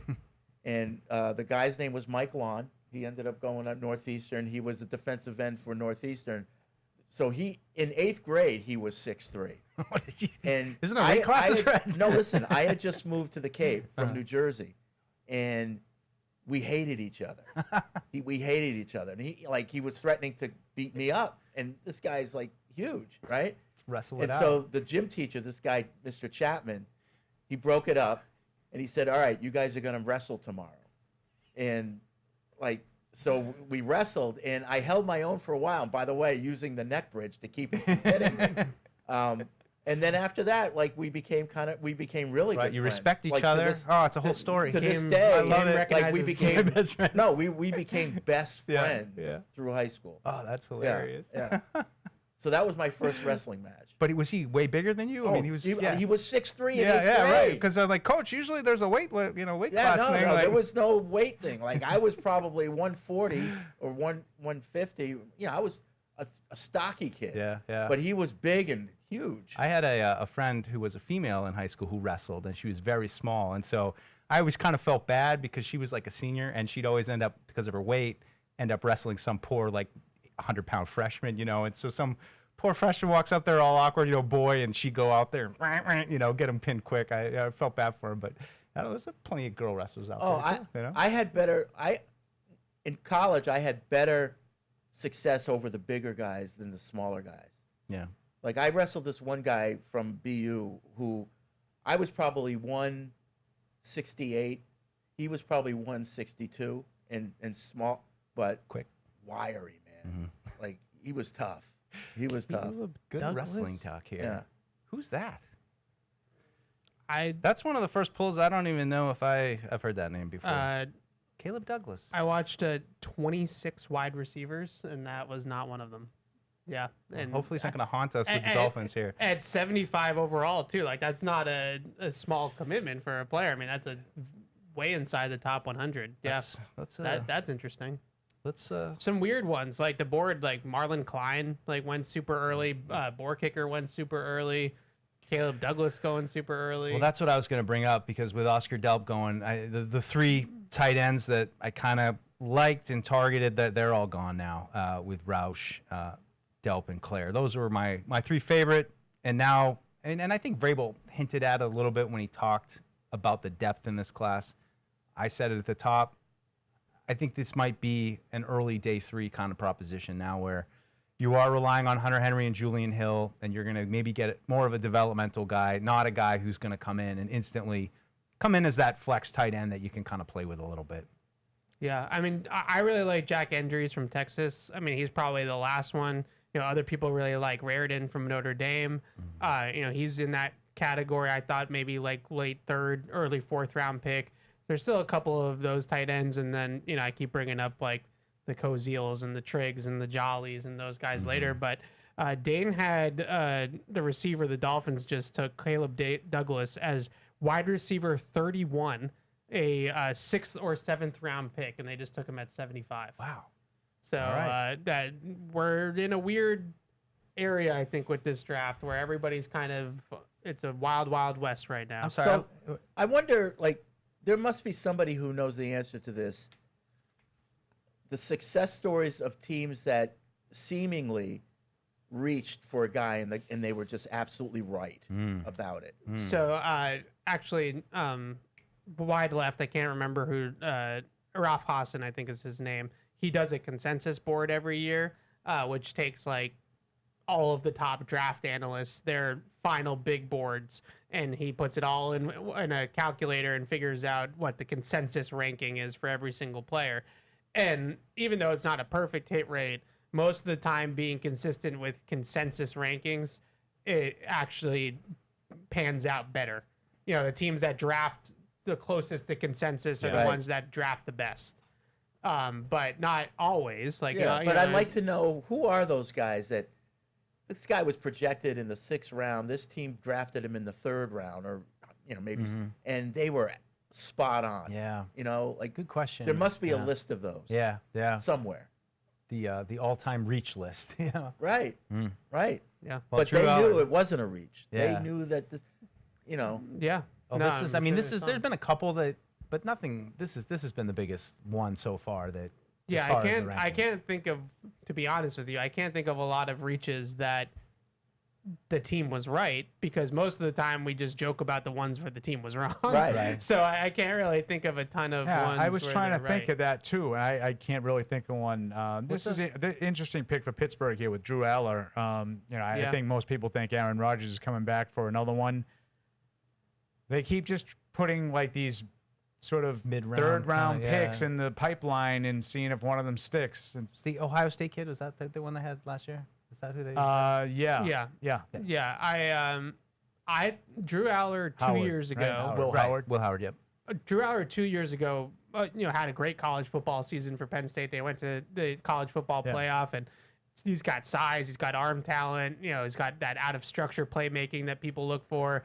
A lot of people thought that he was going to be, you know, a 1st round pick potentially, and he just didn't have the season that he wanted to have last year. They lost some talent to the NFL. The whole story, but I think he's got some ability. And he got hurt this year too. I mean, I know he didn't play well before he got hurt, but that's put a damper on his season. I didn't love him.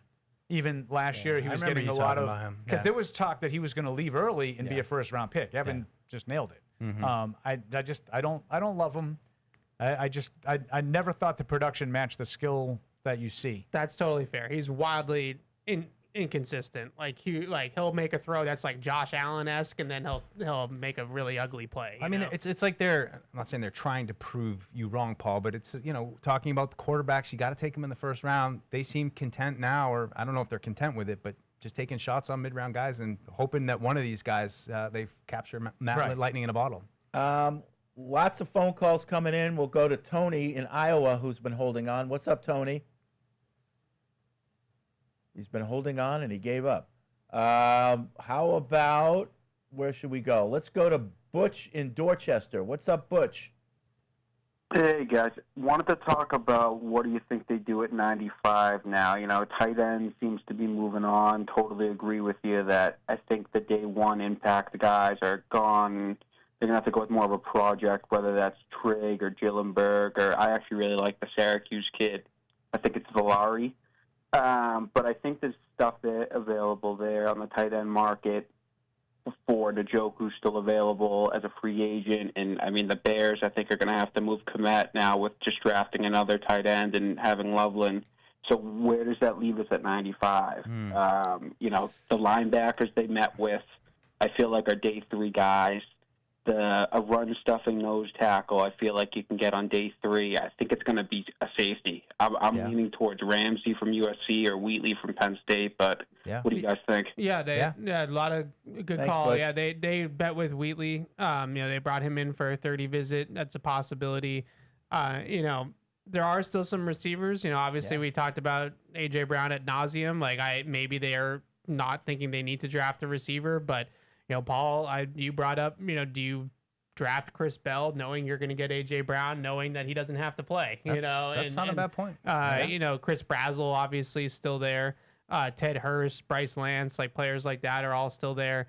So maybe even though you wanted to do the tight end thing, it makes more sense if you're going to try to target a pass catcher, to go with one of the wide receivers instead. I would say I still think guard is a spot that they want to hit at some point. Now, maybe they feel like if Elijah Vera Tucker gets hurt, that Lomu can play guard. That's what Elliot kind of hinted at. Pregnant's still out there, right? Yeah, Pregnant's still out there. There's some guards I think in this range of the draft that would maybe be interesting. Farmer, Enes Cooper, Jeremiah Wright, guys like that. So I wouldn't rule that one out either. But they said linebacker. He felt like Elliot Wolf said in his pre-draft press conference that they'd hit that on day three, but they've traded some of their day three picks. So, does that end up becoming a pick at 95 instead? I like the guard thing. That might be the wild card position. Yeah. Mark's in Connecticut. What's up, Mark? Hey, guys. Thanks for taking my call. Are you guys surprised of the run of the tight ends in the back of the second round, where we thought a lot of these guys, I think, were going to go in the third and fourth round, and there just was a run of them. And then at the top of the third, and now we're left with nobody. I'd say a little bit, but I kind of felt like this is what would happen. It's the late second, kind of in the donut, as we say, in between that pick, especially when they traded up. When they traded up, then you knew, well, now it's an even bigger gap between the next those pick. two, like Bocature and Klein, I think were kind of which was a weird way to start it. All of of a sudden, they went with 8 and 10, and those guys went 3 and 4. I'm not shocked that Delp went at 73. No. That feels right about where the beginning for him. Sam Roush at 69 doesn't feel that high. Sam Roush, but they can't really get up to this point right now. I mean, I think they'd have to leverage at least a couple more picks. We said Sam. We both had Sam Roush and Delp at 95. It is still the third round, right? So, they went at the top of the third round instead of the end of the third round. So I guess maybe you could say that was a little bit higher. Jack Endry's any good, Evan? I like Jack Endries. I like him as a player. I thought he was well-rounded. I thought he could catch the ball, make some plays in the passing game as well, and hold his own as a blocker. I kind of liked him as, if they didn't get Max Clare, Like he was kind of like, if Max Clare went in the second round, then Jack Andrews was going to be like the late third, early fourth version. You think he'll be there at Max Clare. 95? Yeah, maybe at 95. I mean, there've been a lot of tight ends. They've a lot of these guys have been drafted. So One last thing, Evan. The sleeper tight end in this draft, I heard Bauer Sharp. What do you think of him? Yeah, I think that Bauer Sharp's going to be, I think at least a late round pick. I didn't really, like him too much, to be honest with you. I was more of like into the Carson Ryans of the world. I loved Marlon Klein, and so apparently, so did everybody else. I thought he was going to be a day 3 pick, and that's not true. Thanks, Mark. Appreciate maybe the Hibner call. from SMU. He's a good player. I wasn't too. Bauer Sharp. Justin and DJ are in New Hampshire. We have a. too wow. bad. What was that? They're gone. Okay. It was a father and son. Father and son. I guess the son had to go to bed. Is that what happened? I don't know. That would have been nice. Mighty nice. Yeah. Oh, maybe they're calling back in. Perhaps. Let's see. This is Caleb. He says, I love the draft so far. A+. I'm hoping we go for linebacker or safety next. Caleb Love. I'm also thinking we're going to trade Booty tomorrow. What are your thoughts? I don't know. I see a need for Booty, and even if you have AJ Brown, I'd still like to hang on to these guys. I don't want to turn away someone who has been a proven performer in this system. What would you trade him for? If you did trade, well, at that point, it seems more what a would make player. you Like, say, you know what, it was worth trading? Well, it's got to be a player. It's got to, and maybe he ends up being part of the AJ Brown deal. That makes more sense to me than tomorrow to what? Trade him for like a 6th or 7th But it's round seeming pick. less and less that the Eagles need another wide receiver. Yeah, right, and they probably don't even need him. So what are you going to get tomorrow? Like I agree with Mike. I'd rather keep the player because if you're trading him tomorrow, you're getting a late round pick. Yeah. And I don't think that I'd rather have Booty. I mean, maybe if you tell me that you could get a 4th rounder, that feels a little rich for me. But yeah, maybe I could be talked you into recoup it. one of the 4th rounders that you sold fill off, that but gap a little bit. Like I could. I see don't that, see it. I but just don't see him getting a it's 4th big rounder. give up for a guy who had what, like 30 catches I'm with last you. year. So the Colts Oh, took AJ Halsey. AJ Halsey. He's a favorite. Yeah, Georgia took Zachariah Branch from Georgia. I know that there's been a lot of chat. I mean, going back to last offseason, a lot of chatter about Booty, but has there been a lot of chatter specifically of them trying to move him this year? weekend? Yeah. Well, like you mean this now, week? like this in this weekend, I moment? haven't necessarily heard this weekend, but there's been a lot of chatter in the last in general, the yeah. last week, a week and a half with him. Yeah, absolutely. But I just feel like, I don't know. I feel like that's like I got a hot take, and they're gonna move Booty. Like I don't know. I haven't heard anything that would indicate that they would move him in the next 24 hours. I've not heard anything like imminent, but Yeah. I have heard his name a lot in absolutely trade discussions. Grant in Iowa. One guy that comes to mind immediately as a reach, but kind of worked out for us, is Juwan Bentley. We took him in the 5th round, and I remember Paul and Andy didn't really know who he was, and he had undrafted projections. Not a 3rd round reach like the Dolphins, but as close as I can think of. I mean, he was drafted in the 5th round, right? Right. Yeah. Yeah. I don't think that necessarily qualifies. Yeah. Like we're talking probably top 100 guy that. Ev, I think I'm losing my mind. Can But you I tell did me- not. The email is right. I didn't know much about Juwan Bentley Terrence when they Carter traded from him. Texas Tech, is he like? I feel like I scouted this kid. I got notes on him as a tight end, and I'm like, I can't. He's a day 3 guy, and I can't find him anywhere in the draft. Did I Yeah, that look at a name guy from isn't- next year? is not familiar. All of to a sudden, me. I'm looking through this. I also the caller mentioned a tight end from Syracuse, and unless like somebody transferred from Syracuse, I don't know if there's a tight end from Syracuse in this draft. Oh, I guess there is. He's a UDFA prospect. He's tight end 31 in the Beast. Can you? I didn't. I don't know. I think I'm losing my mind. Yeah. Yeah. John writes in, based on the discussion about Lomu on your show, it sounds like increasing his strength is a key area for development. Since individuals vary in their potential to build muscle, are there specific traits or indicator evaluators you can look for to assess whether he's capable of reaching the necessary strength level? Yeah, I mean, he's got the frame for it. I mean, Yeah. I mean, that's one big thing that everybody talks about. I thought it was interesting that when you look at the pure numbers, he's almost the same size as Will Campbell. Like Will Campbell's a little I would say heavier. Will Campbell needs to add strength. Yeah, they both do. It's just interesting though because it's arranged differently, and and his arms aren't super long, but they are over the 33-inch what do you call 33 it? and 3/8. 33 The 3/8 threshold. is the threshold. The threshold. And he has Um, a longer wingspan than Will Campbell, too, which was the other big thing with Will Campbell. It's just funny how you can look at the RAS comparison and you see their height basically the same, Yeah. their weight. Will Campbell's a little heavier, but everything else is, pretty much the same. So, and especially the athleticism, both highly, highly athletic guys. So, we'll see. But he's 21 years old. I mean, anybody who's played college sports, geez, now in college, that's like really young for college because you got guys really 25. But, Yeah. That's an age where he's still going to grow, no question about it. And I think that's what the appeal is. And I think Evans kind of said this, that people like him where he is right now. It's just a question of where do you think his ceiling is? Is he going to be held back by play temperament and not really be able to, get that strength, get to that level? Because if he is, I think then you're really talking about maybe a really good player. Justin and DJ writes in. You were 100% correct. It was father and son, and the little man had to go to bed. Oh, sorry, buddy. We're just trying to hear his voice on TV, but I'll tell you, it was cool because Dave Atkins was sounding right through our phone. It sounded like we were talking to him. He was so excited by that. I'm pretty excited. I think he meant Gabe Atis. Yeah. I'm pretty excited about the guys we picked so far. I think Lomu can hopefully fill in a pinch if we need him, but if not, I think he's got some good people behind him to learn from. Said it right, yeah. I don't like that we traded up to get him, but I think it was necessary. And from here, Atis is very excited about him. He seems like the exact right type of person we need on the edge.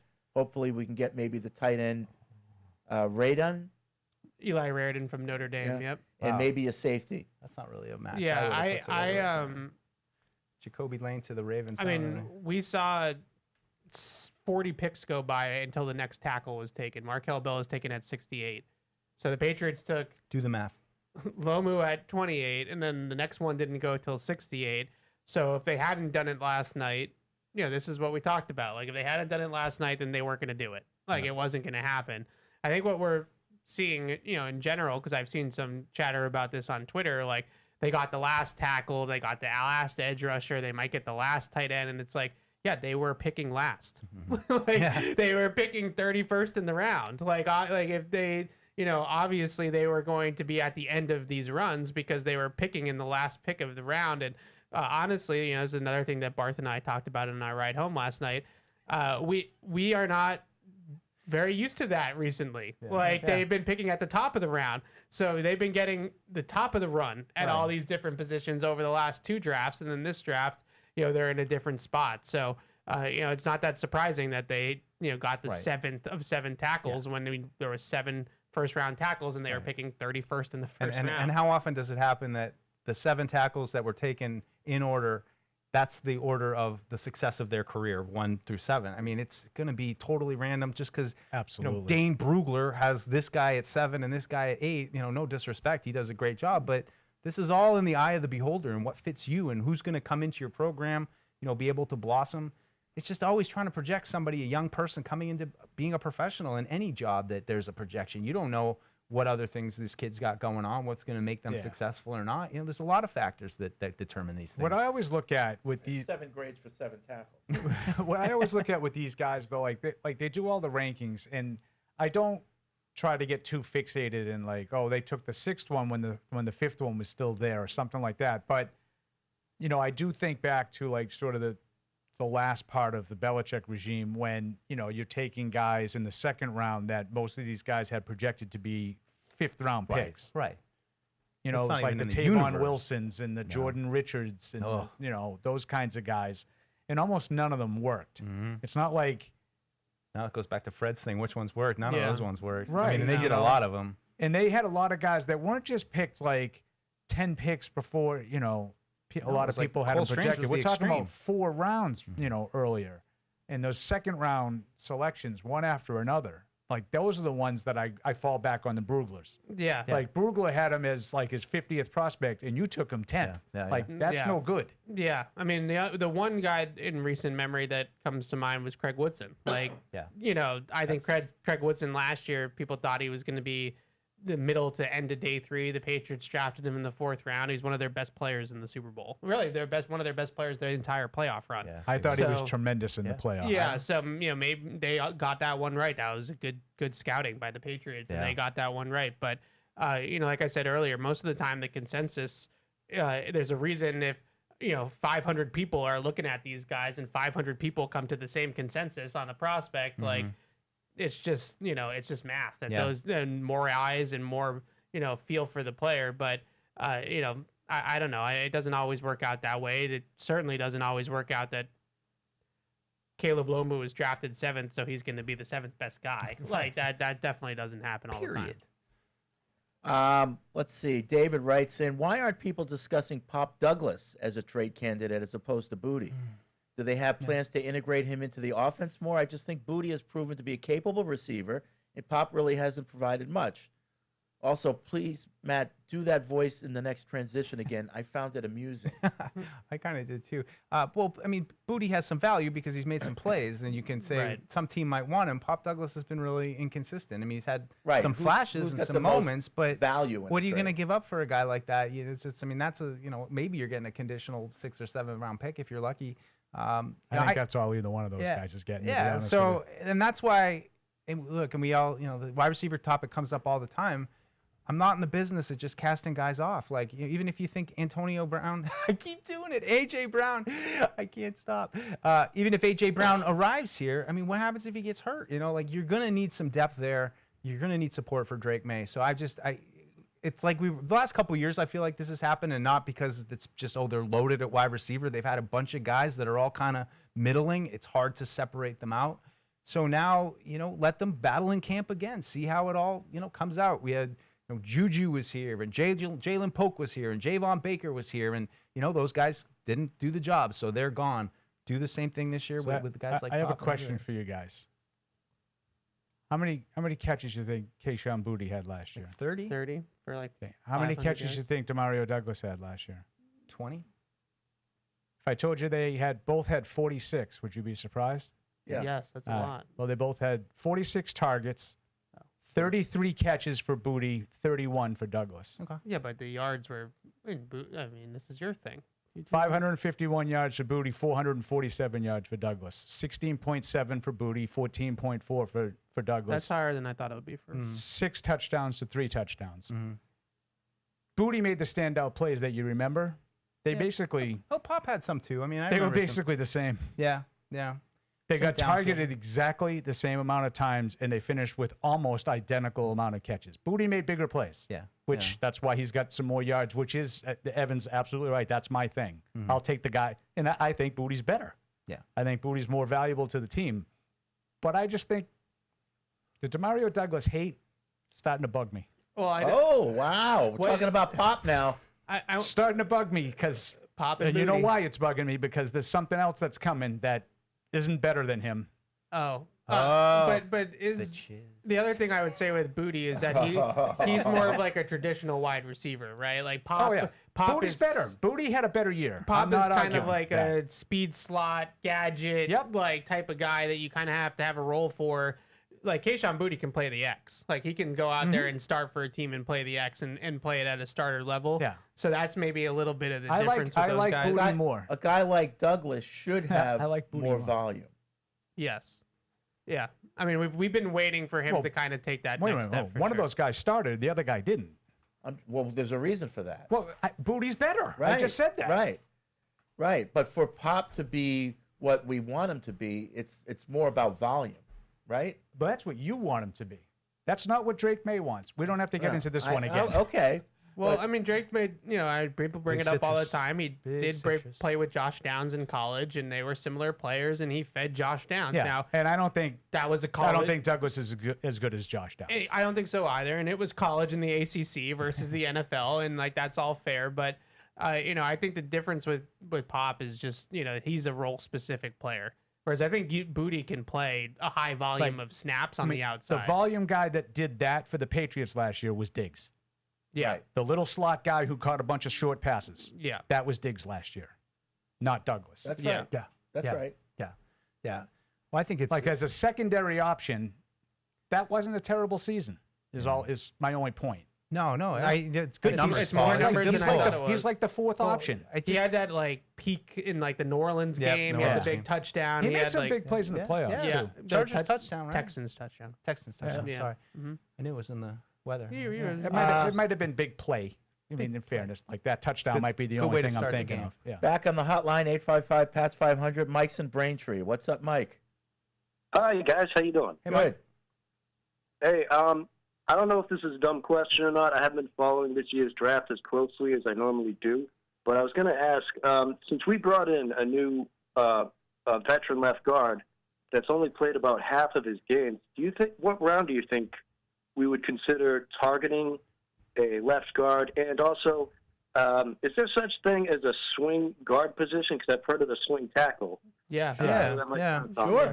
Yes, I think say right now. I would say Ben Brown is a swing. Yeah, a lot of interior linemen play all three spots. Not all of them, but the good backups can play all three spots. Yeah. Thanks, What Mike. round? What round do you think would be the best to target one of those guys? There You know, goes compared to Brazel. what we I have? think right now. Brazel and Big Citrus. Right, yeah. I mean, I think 95 is. Thanks, Mike. You know, I'm not saying that I'd advocate for it, but I think 95, I wouldn't be surprised if they took a guard at all. Pregnon, Dunker, those two. Those guys are still available. I mean, Dunker, when I wanted to like him more than I did. You like the mullet more than you like the player? I wanted to like him more than I did. Pregnon's a good player. I don't know why he's still on the board. So your guy went 19th, 83rd. Yep. Chris Brazel. Yeah. Razzle dazzle. Sorry, Eldred. You're welcome, Bryce Young. Have fun with that. Well, the Panthers just got a Hall of Fame player though, according to what was that guy's name that yelled at me? We think unless it was Ted Hurst. It could be That's Ted going to Hurst, be too. one that Hunter. I mean, him and Ted. That's I'll be following interesting. his career very closely. You know, that's one that my untrained eye thought that this guy's going to be a really, really good player, and we'll see if I end up being right. In 3 those years. two and my guy Coker from Holy Cross, who's been productive. He's really good at big down the stretch for receivers, them. big receivers. I mean, they got they're developing an identity. That's what's interesting to me with some of these teams as you see their drafts come together. We talked about the Jets having a lot of talent. The Giants are starting to really stack talent. The Bears are really starting to stack talent. But you see the personalities that these teams kind of take on, and you start to see what the team's visions are. I mean, the Patriots are a good example too of starting to show this is the kind of team that we want to be. I find it really interesting too with just new regimes in Miami, seeing how they're approaching it. New regime in Buffalo for at least the coaching staff, how they're approaching it, how and what you're going to be dealing with, especially this year with some of those remade teams. A couple people are saying draft Jennings Dunker. Yeah, Jennings Dunker is a fun player. I mean, he played right tackle in college at Iowa. He's going to play guard in the NFL. He just doesn't have the foot speed and the athleticism to stick outside. He's another one of those nasty, mauling type of players. From an offensive line traditional program. Yep. But that's his calling card. Sorry. Like he's a mauler. He's a road grader. Believe it or not, they say athletes on the offensive line. That doesn't really scream athlete to me. That screams like I am gonna get into a fight, a fist fight with this guy. not the other thing. So who knows? I don't know. But if they're gonna really be serious about athletes on the offensive line, then I don't really think that's Jennings Dunker. I think that's not really his game. Yeah, that's interesting. Are we getting into and I'll just read this email, Stowe from the Cape. Curious when you think it might be worth to draft Jermard McCoy. He tore his ACL, we know that. So there's questions on whether he would play and how he would look returning from an injury like that. But he's undoubtedly a super talented cornerback that would be a major factor in our secondary if he recovers. Yeah, I know. I mean, how many, everybody keeps asking us the same question. Like, he's still available at pick 84 in the 3rd round. Right. Because of what's going on with his knee. Like, why? I don't know why the Patriots need to be the team that takes the chance on his Dr. knee Chow has being been right. On Twitter most of the night too about that. What did he say? Friend of the show. He had talked about it before the draft that he's not going to go in the 1st round like people think, and and why, and he's sort of charting that he's still available here in the 3rd. If they're going to take an injured guy, it would I'd be rather Bell. Chris Bell too. Yeah, for sure. But we're at pick 84 right now. The Patriots at 95. They traded up 8 picks, right, from 63 to 55 to take Atis.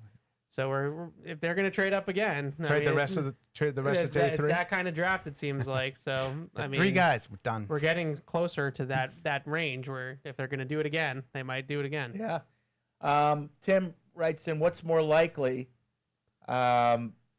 picking, this is for 95, picking Kayshawn Elliott from ASU, linebacker, picking Jalen Kilgore, cornerback from South Carolina, or picking Jack Endries, the tight end from Texas? I'd probably go Endries out of that group. Kilgore's like a big nickel. He's going to probably play in the slot as like a bigger slot corner. It was Endries. Oh, Kayshawn Elliott, the linebacker. I liked Elliott a little bit. I think he's got some like run and seek linebacker ability. I thought he was pretty good in coverage in the games I watched. Other people don't think he's very good in coverage, so maybe I just watched the good games. I don't know. But that's not somebody that's totally off the radar for them to pick here. You keep talking about Endries, and I knew I watched a lot of tight ends, so I went back and I just looked at what I did. I gave him the very rare up arrow, which means I think that there might be more to him than he is shown. So you have a whole system of like symbols that mean like the Perillo grading system is the thumb. The up is the. Don't mock me. No, this is great. Don't mock me. I liked hearing about Fred's process. Now we're hearing about Paul's I thought he needed a little bulk, and he's a little inconsistent blocking, but I do think he creates some space. I think he shows some toughness, and he can catch the ball and make some plays. Good size, 6'5". Yeah, I think there's room to grow there. Yeah, like I said earlier, like he felt to me in a similar mold as Max Clare. I thought Max Clare was kind of like the higher pick version of him, and then Endries, if you liked that Max Clare prototype, then you were gonna like Endries in like the 4th round. Yeah, and that's I wrote 3rd/4 is where everybody sort of had him going. So and here we are at the bottom of the 3rd round. Yep. Take him. No, Hunter Hurst Helmsley. Ted Hurst to Tampa. Tampa drafts wide receivers. They draft them well. Huh? I mean, Emeka Ibuka, Ted Hurst. Intriguing guy. That's Mike Evans' replacement right there. Yeah. It's the exact kind of player that he is. Great size, speed, catch and run ability, high point the ball, win the ball at the catch point as well. Got that like second gear, that long speed. Right there. It's more of a gliding speed than it is like a sudden off the line of scrimmage speed. But once he gets opened up with those strides, he runs right by people. Old friend Jason Light. Yeah. Can we call him that, Fred? Jason Light? Yeah, he used to be here. Can we call him old friend? Were you his friend? No, probably never even spoken to the man. Okay. John in LA writes in with a trade idea with the Bears drafting Sam Roush to go along with last year's tight end draft pick, Loveland. What would you think of this trade? Booty for Cole Kmet.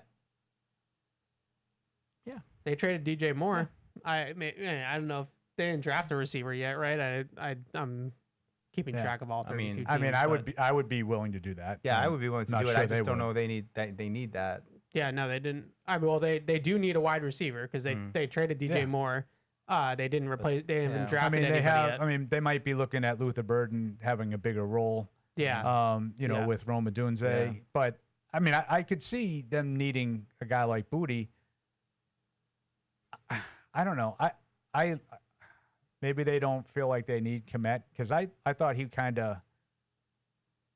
underutilized last year for them. So maybe they don't like his style. They want more Maybe- Laporta for Ben Johnson. I've heard worse trade proposals with. Certainly a lot worse on our shows. I don't think it's outrageous. I would do it. I like that for the Patriots. Yeah. No, I think got to find a tight end maybe here, but I don't know which way they're going to go here. We have a handful of picks left, about 10 or so, but I think we talked about guard, defensive tackle, maybe linebacker, but I don't know. I don't love any of the linebackers right now.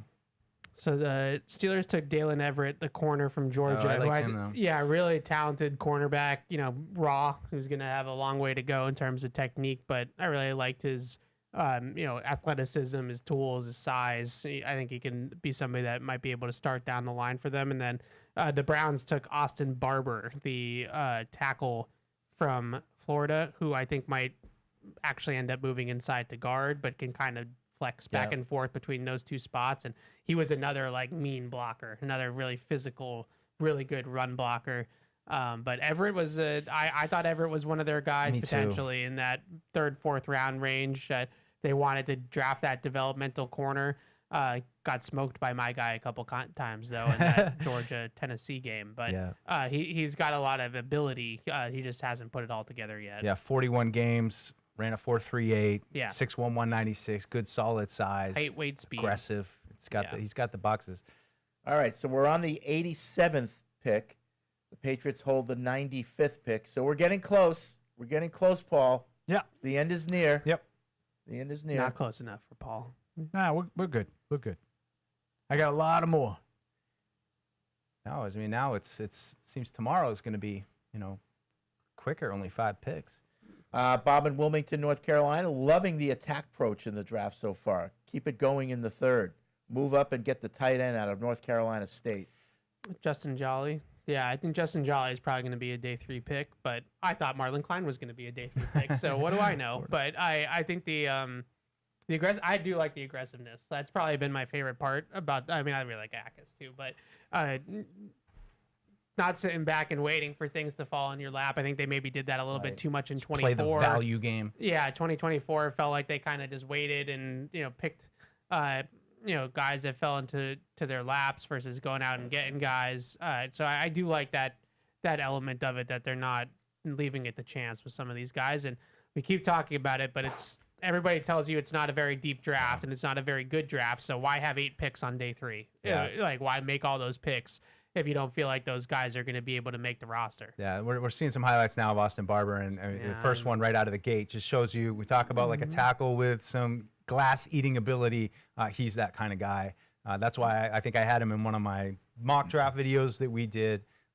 Like you said, maybe move inside, but for a guy like that, I didn't really mind it. I'm like, well, you're going to maybe need some guard flexibility anyway. That's why I had him on, because he, Vera Tucker was kind of the same thing coming out of college, obviously just a first-round version. But I think Barber's going to play guard. I think that's his best spot, but he can play tackle. And so, he would have given the Patriots kind of like a double backup. Yep. He would have been able to back up left guard and back up, both tackle spots. So it would have been a valuable play.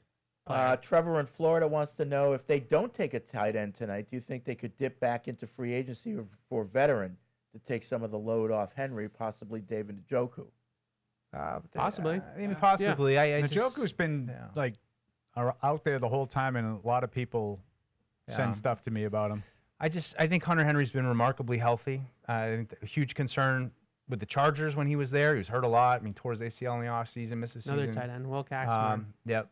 So I look at this. If Hunter Henry gets hurt, you're looking at like 2020 tight end production. I mean, it's just, and that's a really tough place to live, especially with how Drake has such a good connection with Hunter Henry. I'm concerned a little bit about the drop off that he had at the end of last season, kind of invisible down there in the playoffs. So, it's one of those positions where, I mean, unfortunately, next year we might be really talking of that as like a primary need. Yeah. I mean, I still think there are a couple guys that I would be willing to take, a bet on here. I'll keep pounding the table for injuries. I don't know if Eli Raridon's one of their guys, but Eli Raridon, Fred circled Tanner Koziel, who I think has some upside as a receiver. Dalen Bentley, I think, is someone that, can play a little bit too. From draft another Utah guy, might as well. Justin Jolly at this point, with the way the run has gone at tight ends, he was someone that early on in the process started out as a top 100 guy, and then people kind of soured on him, and guys like Roush and Delp kind of moved up a little bit more on the board, and he moved down. Brugler was higher on him than a lot of these guys that are getting taken. Yeah. I think it's Jolie, by the way. Okay. He's a jolly guy. Huh? It's Jolly. Yeah. Jolie. He's going to be a Patriot, so he's Jolly. Angelina Jolie. I throw Joe Royer in there too. Cincinnati was somebody I liked, who's physical guy, stiff, and not a super athlete, but I liked him too. Rio in Texas says, how is Jennings Dunker not an athlete? 32.5 vertical at 319 pounds, 4'6" short shuttle, played tackle in college, which is more athletically demanding than guard, and held up. Longer arms than Campbell, too. He's not Jared Wilson as an athlete, but Jared Wilson couldn't deal with power or quickness last year, so maybe some nasty road grading could be used inside, especially if they move on from Onwenu after next year. I like Dunker. I'm not trying to crap on Dunker. I just, I look at him. I think he's, moves a little bit heavy. Like his feet, I feel a little heavy to me. That's just the way I watched him and saw him. I'm not dumping on the player. I think that he's got ability. I just think that Why you gotta hate? I don't know. I just see him like, oh, he's not an athlete. No, you but- know, I but don't. when- That's but- not how I saw him. But that's like all. in your defense, like specifically when you look through the lens of the high level athleticism that they're clearly valuing, he just doesn't quite. He's an athletic guy for sure, but these guys you're talking about, that Lomu and Campbell and Wilson are elite athletes. The raw athletic score that they put together. I mean, they're 9.8 out of 10, 9 out of 10. So I think that's the point you're trying to make. I'd be super happy with Dunker. I mean, he fits the kind of Vrabel personality, and maybe you balance off. All right, well, maybe we're not going to have the most aggressive right tackle, but maybe eventually we're going to have next to him a really aggressive right guard. If I was like looking at the guard class and just thinking like who would Mike Vrabel like in the guard class, I would say Jennings Dunker has to be on the list, Yep. right? He's one of those kinds of guys, kind of similar to Ackes, but like the offensive line version of it. But then, they take Lomu in the first round, and then Elliot Wolf tells us that, yes, that athleticism is a thing that they're going to prioritize there. Maybe Jennings Dunker is kind of splitting the baby because he is a little bit athletic, especially if you move him inside to guard. He's going to be like an above average athlete at that position compared to tackle. But, I just don't think that I don't think he projects as a guy that can play outside. He's going to have to move inside. Maybe fill in a pinch, though. Yeah, maybe. Not crazy. One of our guards just went pregnant. Yeah, I'm surprised he lasts this long. Yeah, I me think too. Pregnant's a really good player. Strong, like very good, low center of gravity, good play strength, good anchor, just kind of a stout, sturdy guard, and did it in a big conference. I thought he was going to be a top 75 pick. So the fact that he makes it all the way, what the Jags took him, 88? Jags at 88, yeah. Yeah, I was surprised he lasts this long. Jack in Rhode Island, love the show and the value you add to us fans. At this point in the draft, and given who we acquired so far, what position not getting addressed by the end of the draft would make you the most worried? Well, worried? So, but here's the thing. Is taking a position in the 6th or 7th round addressing the position? Exactly. It really is. Exactly. No. Exactly. It's taking flyers and adding depth and Yeah. special teamers. Right. Yeah. I mean, So you have to address a position, I think, within the first 4 rounds. and this in is this the last draft- one. This and is in the this- last one right. coming But up. even addressing a position is earlier even than that. Like Yeah. you can't take a guy in the 4th round and say, well, we're all set at wide No, receiver you now. can't. You can't. I would just say generally, I'd like to get a nose tackle, and I think you're in the range of 3rd, 4th round. Nose maybe. tackle? Well, it's just that's the one position they haven't really addressed, and this is the spot to Tonga take left, a. and they haven't done anything just about get a it. big guy. You don't need to draft him here in the first 2 days, but I do think it's in play here. Coming up. But this is. Look, if they stick with the picks that they have, this is it until the 5th round. So, after this pick, you're very likely looking at kind of flyers Do and you think there's taking any chance shots they on guys. trade down to try I to do add think- some I of do those? think- I do think there is a chance of that. We just stayed on. That they're gonna do that. they're gonna trade down to like the last pick of this round just to extend us tonight, and then they'll have one tomorrow. Yeah. But I don't think they like having that big gap. I don't think any team likes having that Yeah, huge there's gap. 36 picks in this draft, Yeah. in this round. Yeah. Yeah, So- but to be fair, if they would have the gap from the 2nd round to the 4th round, which would be similar, right? True. The one guy that I just looking at the best available that's up on the TV right now, like Deshaun Barham is still there too, and we've talked a lot about edge rusher and linebacker, and he played both at Michigan, and might have the ability to kind of be a hybrid and play a little bit on the edge on 3rd down, off the ball on 2nd down, 1st and 2nd down, that sort of thing. So he does a little like poor man's Arvell Reese then, like he's a little off ball line, but an edge guy, like he can do a little everything. Yeah, that's not a bad comp. Yeah, and I think that's maybe if you feel like that's checking both boxes a little bit, right? Like you get a guy I'm intrigued. that can develop in both areas, because Ackes is an on the line of scrimmage player. Like he's a pure edge. Like he's gonna be on the line. So Barham's got a little bit more versatility. He's not as big and not quite as physical, but like think of the roles specifically of like Dante Hightower, right? A guy that can play off the ball on 1st and 2nd down. There's some just wacky wide receivers that are going at this point. And, edge rusher, on 3rd down. I think Barham's the type of guy that could do that. So maybe they get Deuce 2 edge rushers. No, You know I how don't. happy I this don't need kid to be would greedy. I don't need to be I mean, greedy. goodness. Give me a big fat guy. Yeah, the wide receiver board I feel like is kind of all over the place too. Like tight ends a little bit wonky right now also, and guys like Xavier Thomas are late round pick projections that are going here in the top 100. James writes in, have read that Campbell had a ligament tear from his Cincinnati game, and after his 4-game IR stint, he played the rest of the season, including playoffs, with that issue.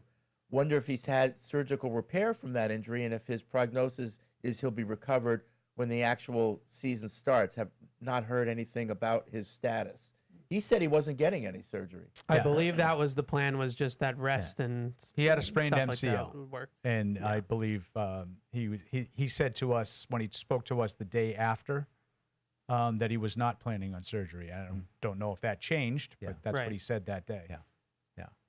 I am not planning on surgery. All right, so Xavier Thomas, the wide receiver, goes to Kalen the Black, Bears. wow. Kalen Black, the running back from Indiana, is getting picked right now by the 49ers. Oh, he was a good college player. Yeah, I Is he liked just him. the second running back taken? No, Price went. The two and Notre Love Dame guys went. Okay. Price But went to Seattle. this is higher. Like, this is, again, another pick that I would say is a little bit off consensus, because Washington from Arkansas is still on the board, and most people had him as like the consensus third running back in this draft. And Oh yeah, Mike Washington. you know, Kalen Black a little bit lower than that, but I liked Black. I thought he had some explosiveness, like underrated speed, ran a 4.45. You know, has that a little bit of home run ability and feel for the work in the trenches, things like that. You know, goal line, 10 touchdowns last year, a lot of goal line work for Indiana. I was surprised that people weren't higher on him. Okay. So that's the 49ers pick. The Raiders are on the clock at 91. Of course, the Patriots are at 95. Getting close. So we're getting close. Let's get folks. excited.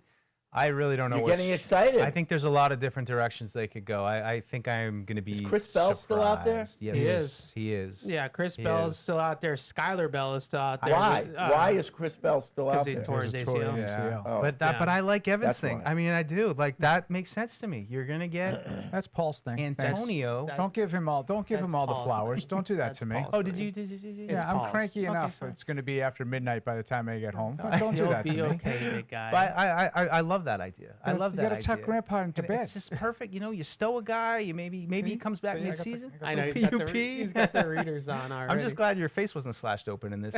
Well, I mean, you know, I'm just glad that I didn't You bleed had to out bring before that any of my friends told me that I was bleeding. Some friends Appreciate we it. are. That was when Evan Appreciate it. Evan took a box cutter and was like, "We're not picking him." So, Paul, when you get home, Not does it take a village to get you to bed? Like, does it No, take but helpers? I will say I watch I your have little never Sports been Center? one that like some people can just drive home, change, get in bed, and they're asleep 10 minutes later. Right. Yeah, It'll be 2 hours. I'm minimum. with you. I'm kind of Yeah. with that too. But and you I have can't- you have an hour to like wind down too. Like I'm Yeah. home in like 15 minutes. I feel like And I I gotta be just bed in 20 lay minutes. there and I like Yeah. stare at the ceiling. Think about Yeah, who no, the I'm Patriots the should have same way. Sleeping taken. pills?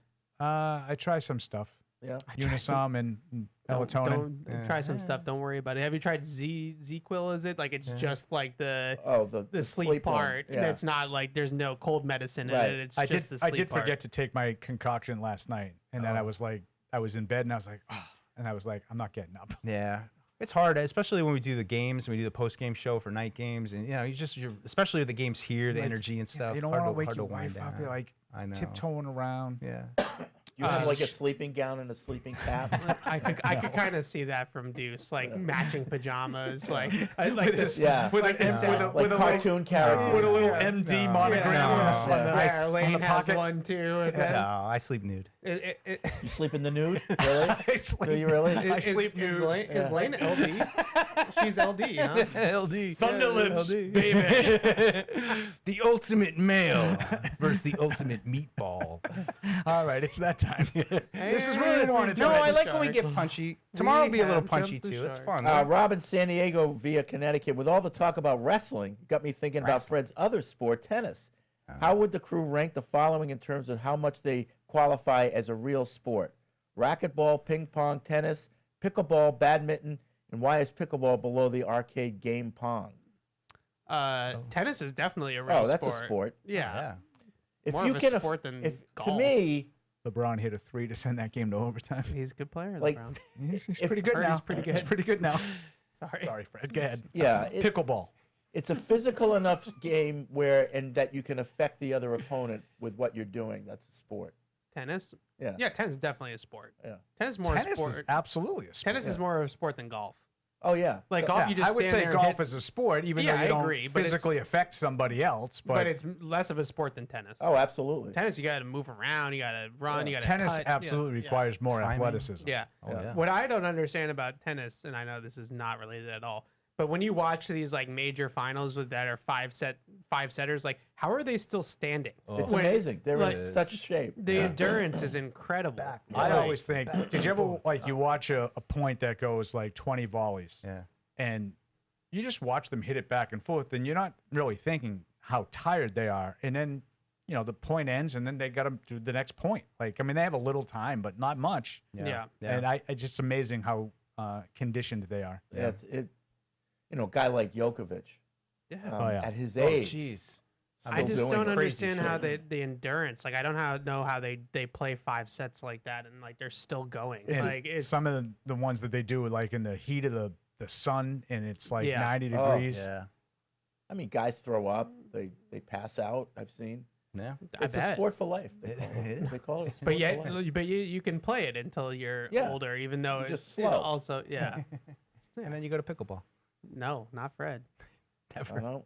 I am You ever resisting get Fred that. like a pickleball like shirt? It's Zoom. just like a pickleball paddle with like a Ghostbusters like line through it. Like, I bet you they sell Patriots pickleball rackets I'm that sure have they like a do. Patriot logo I'm sure on they them. do. Get on it. Trey Zune from Texas A&M to the Raiders. Listening to him as a center. He played tackle Say what? at Texas A&M. Yeah, they listen to him as center. Linderbaum. Yeah. And Remember, I brought this guy Yeah, out I on the like him. podcast, and Evan almost fell off his chair. yeah, because you like pulled a good one out. I was like, whoa. Well, that's a little disrespectful, Yeah, but I'm gonna like, let it go. But like deep, like this is we're getting a little later now. Trey Zune, I thought I liked him. I thought he was kind of similar to Austin Barber, like kind similar kind of power, like sturdy type of player, run blocker. I didn't realize that they thought he was going to move all the way inside to center. I mean, I thought guard for sure, but That's kind of weird. I don't center know if is- I've heard that before. Like, yeah. And my guess is they're not drafting him as a center No, after they just didn't. signing Linderbaum. No, so I they would probably think want to that- play him at guard. Yeah, I think they play him at guard. I mean, this is happening with a lot of these guys in this draft. It's kind of a tweener draft for a lot of the offensive linemen. Fano might move inside also, so we'll see about that one. Ryan in Connecticut, am I the only one with my Paul-like ears reading into Vrabel's comments? He keeps saying he has full confidence in Wolf and his staff going into Saturday. It almost sounds like Wolf might be on the hot seat and Cowden could be lining up for his job. I don't know where you get that from that. I'm gonna. Okay. I'm gonna back off of that one. He out Paul on that one. Wait, what? He's saying that Elliot Wolf's on the hot seat? Well, he said he hears Vrabel say, I have full confidence in Wolf and his staff. Oh, yeah. And from that, he's saying it sounds like Wolf might be on the hot seat and Cowden could be lining up for his job. I don't see where you get that Yeah, from I think that that- comment. I think he was that's- just trying to that's- give credit to the whole group, I right? agree. To me, I think that's a stretch. I think from last year to this year, I think Wolf has established himself in Vrabel's eyes. Yeah. It's to me, that's what I'm hearing. Yeah. I mean, you build a roster that goes to the Super Bowl, even if you got some breaks along the way. You still Yeah. built a roster that went to the Super Bowl. Right. And you know what? I know it's it was not that hard, and I don't want to give him too much credit necessarily, but he drafted Drake May, and we talked about it in the lead up to that draft about possibly trading out, and there were teams, like the Giants and the Vikings that were trying to pressure them and offer them big things to we trade weren't out. talking about it. Though. I know, but it was part of another one we got right. Barham. Yeah, But- another edge off the board. He stuck to his guns. He took the quarterback, and the quarterback is the runner-up for MVP. So it gives him a little leeway, I would think. Yeah, and I don't want to discourage the emailer because I like that kind of like listen, read, see what what's not being said, try to interpret. I think that might be a little bit of a stretch, though. I think he really is just giving the personnel guys and led by Elliot the credit. I think maybe last year he'd be saying Elliot and Ryan, and now he's just saying Elliot. Maybe, Yeah. yeah. So My guy, yeah, Deshaun Barham to Yeah, the Cowboys. that's the guy that Evan was just talking about. It was the guy I was just talking about. So the Patriots are in the hole. They might even be on the clock on the actual pick line Right, at this right, point. right. They're coming up quick. Please Yeah. pick somebody. 93 on TV. Jennings Dunker is kind of staring at you and this board right Please now. Look at Cowboy. Look at we just made another pick. Yeah. Look Maybe at us. Look you at know, us. Maybe Tiernan. Like Tiernan does feel a little bit more athletic than he does. Like Yeah. a college left tackle that's probably going to move inside. Tiernan. But he doesn't have a mullet. Zakee Wheatley is somebody that they met with. I like him. Who would the Rams pick here? What craziness are they going to do right here? What are you silly Rams going to I think the tight end pick is stranger than Ty Simpson. Right. I mean, they have It's their 3 fifth tight end. productive tight ends last Which year. tight end did Big they part pick? of what they did. I forget They, which they, one. feel like they they- took Max Clare. I think Claire. yeah, I mean he's a good player though. No, I know, but they had 3 productive tight ends last year. I understand, but they just drafted a good player. Like they might have just like Keegan Trust, offensive tackle. yeah, out of Missouri. another like tweener tackle prospect, another guy that probably is going to move inside at this. We'll see. I mean, with all these guys, but I would say Barber, Trost, Zune. I felt like we're all the felt like I was watching the same player. I was like, which school am I watching again? Like I feel like I'm watching the same guy. Really, all kind of run blockers. Powerful dudes, come off the ball well. Like that's all 3 of these guys, and it makes sense that all 3 of them kind of went in the span of handful of picks here. So the Patriots. So we're at 94. Yep. So the Patriots might be on the clock. Yeah, So Miami is next, and then the Patriots. So they won't be moving up. I know that for sure. Yep. I mean, Chris Bell, one of my guys. Did Keith Abney go yet? No, he did not. Cornerback I I would like. really like the idea of Chris Bell. I don't think they'll do it, but I would really like that. Yeah, he's already doing the off-season workout thing, and so their Miami pick is in. So the Patriots are definitely on the clock Yeah. now. What do you think of Danny Dennis Dutton? Danny Sutton. Yeah, I mean, You double dip at your edge. yeah, I don't know if I need it with him. I don't. Yeah, I you're don't not see the feeling same it? kind of fire that I saw Okay. with Akis, All and right. I think Okay. he's pretty light too. Don't you like when he just dismisses you, Fred? Oh, yeah. I'm just Yeah. giving you my opinion. I'm not dismissing. Evan And I gives know me a little nothing. pat on the head and says, "Nice job, little boy." So Trey Zune, good job. the pick is in for the Patriots. The pick is in. They did pick. So they did somebody. pick someone. They did. Paul, so happy. We'll see if it breaks on Twitter, so I can say it out loud. They could still move up into the round. Yeah, never know. Can't rule that out. All the way from the 5th. Yeah, they're going to Oh, pack. that's right. They're, They don't go- have a 4. they're going to package their 2-6 to move up 100 spots into the bottom of the 3rd I round. guess they can. Well, we're waiting with bated breath to see all right, who they on, pick. It's on Twitter. What is it? Eli Raridan, tight end, Notre Dame. Yeah, so interesting player. There it is. So there it is. Raridan had an injury history back in early on in his career. He tore the ACL in both of his knees early on at Notre Dame, but he had a healthy season last year, bounced back, had a good year. He's huge. He's 6'6", 245, giant wingspan. He has like almost 11-inch hands, so big hands.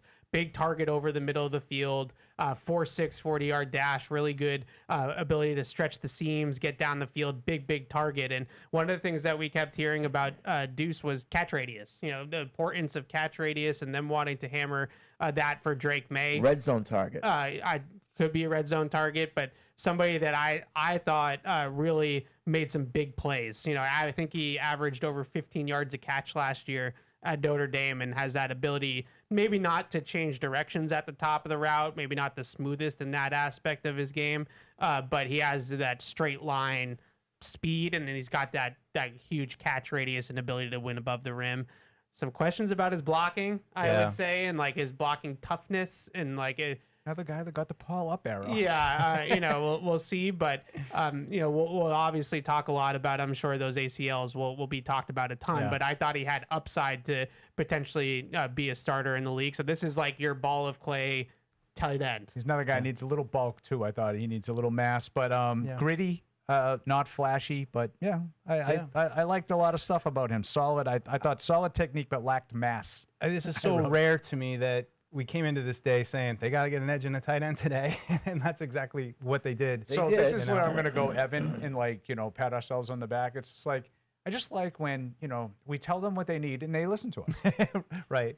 I'm joking before that goes viral. I didn't mean that. There is something to that. Sometimes things you don't need to overthink it. Right. Just because people are saying you need something doesn't mean they're wrong. They can be right too. And this is, and he's protected. This really reminds me a lot of the Lomu pick of guy who's got to develop a little bit, who's got to get stronger, who's got to maybe develop a little of that nastiness. And, maybe now that you have a trend of two of those guys, you can say that it is a little bit surprising how they've, taken two guys that this is something all in the lead up to the draft, Patriots draft countdown. We talk about effort and finish and looking for those guys. Atis has it, no question. He fits. The other two guys, they're going to probably have to try to bring that out of them a little bit, maybe. But talented players, athletic players, have good skills to work I think with. the Dolphins took Chris Bell. So yeah, I wonder if the Patriots were interested or not. I just look at Raritan because of the injuries that he had early on in his career at Notre Dame. It kind of stunted his development, and so like he doesn't really have the nuances of the game. I think are still a little bit unfamiliar to him. I think we might be up. I Yeah. see something. Steelers trade 96 pick dealing with the Patriots. Oh, we're going So they back up traded for a back back in? up. Unless that's wrong. I think that might be wrong. I It's mean- wrong. Aaron Okay. Wilson was wrong. He wrote Steelers. That's what he wrote. He tweeted it. And then he said they acquired the 96 pick from the Seahawks for the 99th overall. You got me excited. He must have just been looking at the board and saw the Patriots and picked the wrong one. Okay. I mean, Raritan's got 10 and 3/4 inch hands. Big mitt. Big mitts. And like I would describe him as quarterback friendly because he's got a huge catch radius and he's got huge hands.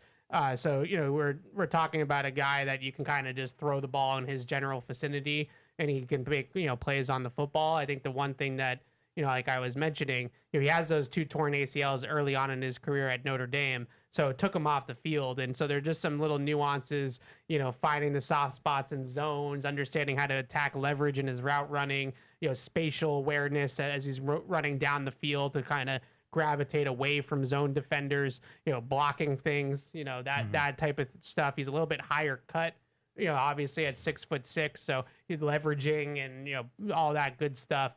But all those things can come in time for him. Who's that? Deion Branch? It is Deion Branch, yeah. All those things can come in time for him, and I think that he has a lot of upside and potential. Yeah. Anthony.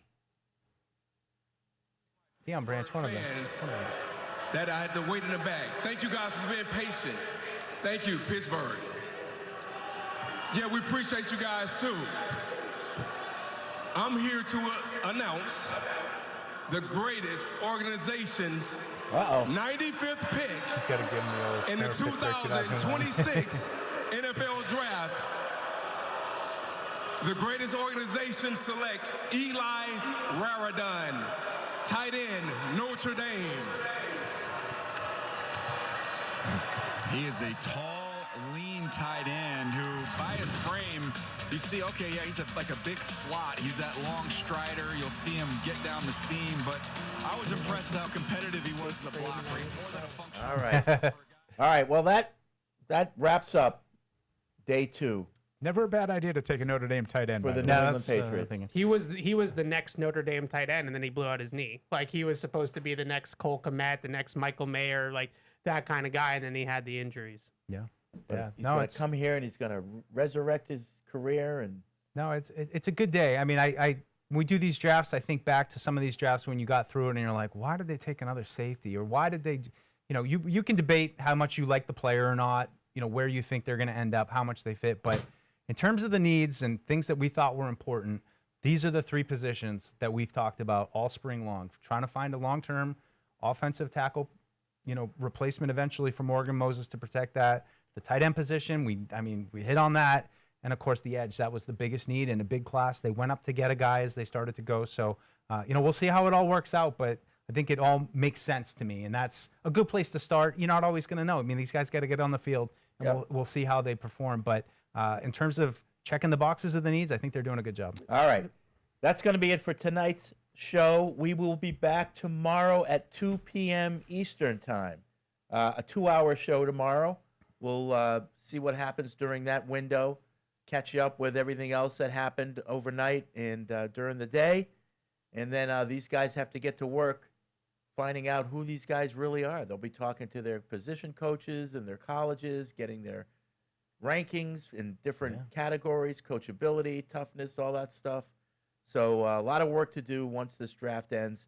But for us tonight, Deuce, Evan, Paul, myself, Matt in the booth, thanks for watching. We will see you tomorrow. Hey, this is Deuce. Thanks for tuning into the show. If you really want to help us, make sure you like us wherever you get your podcasts, like Apple Podcasts or Spotify. Also, make sure you follow us on the New England Patriots YouTube channel to see this show and everything else that we do here at the Patriots. Thanks a lot.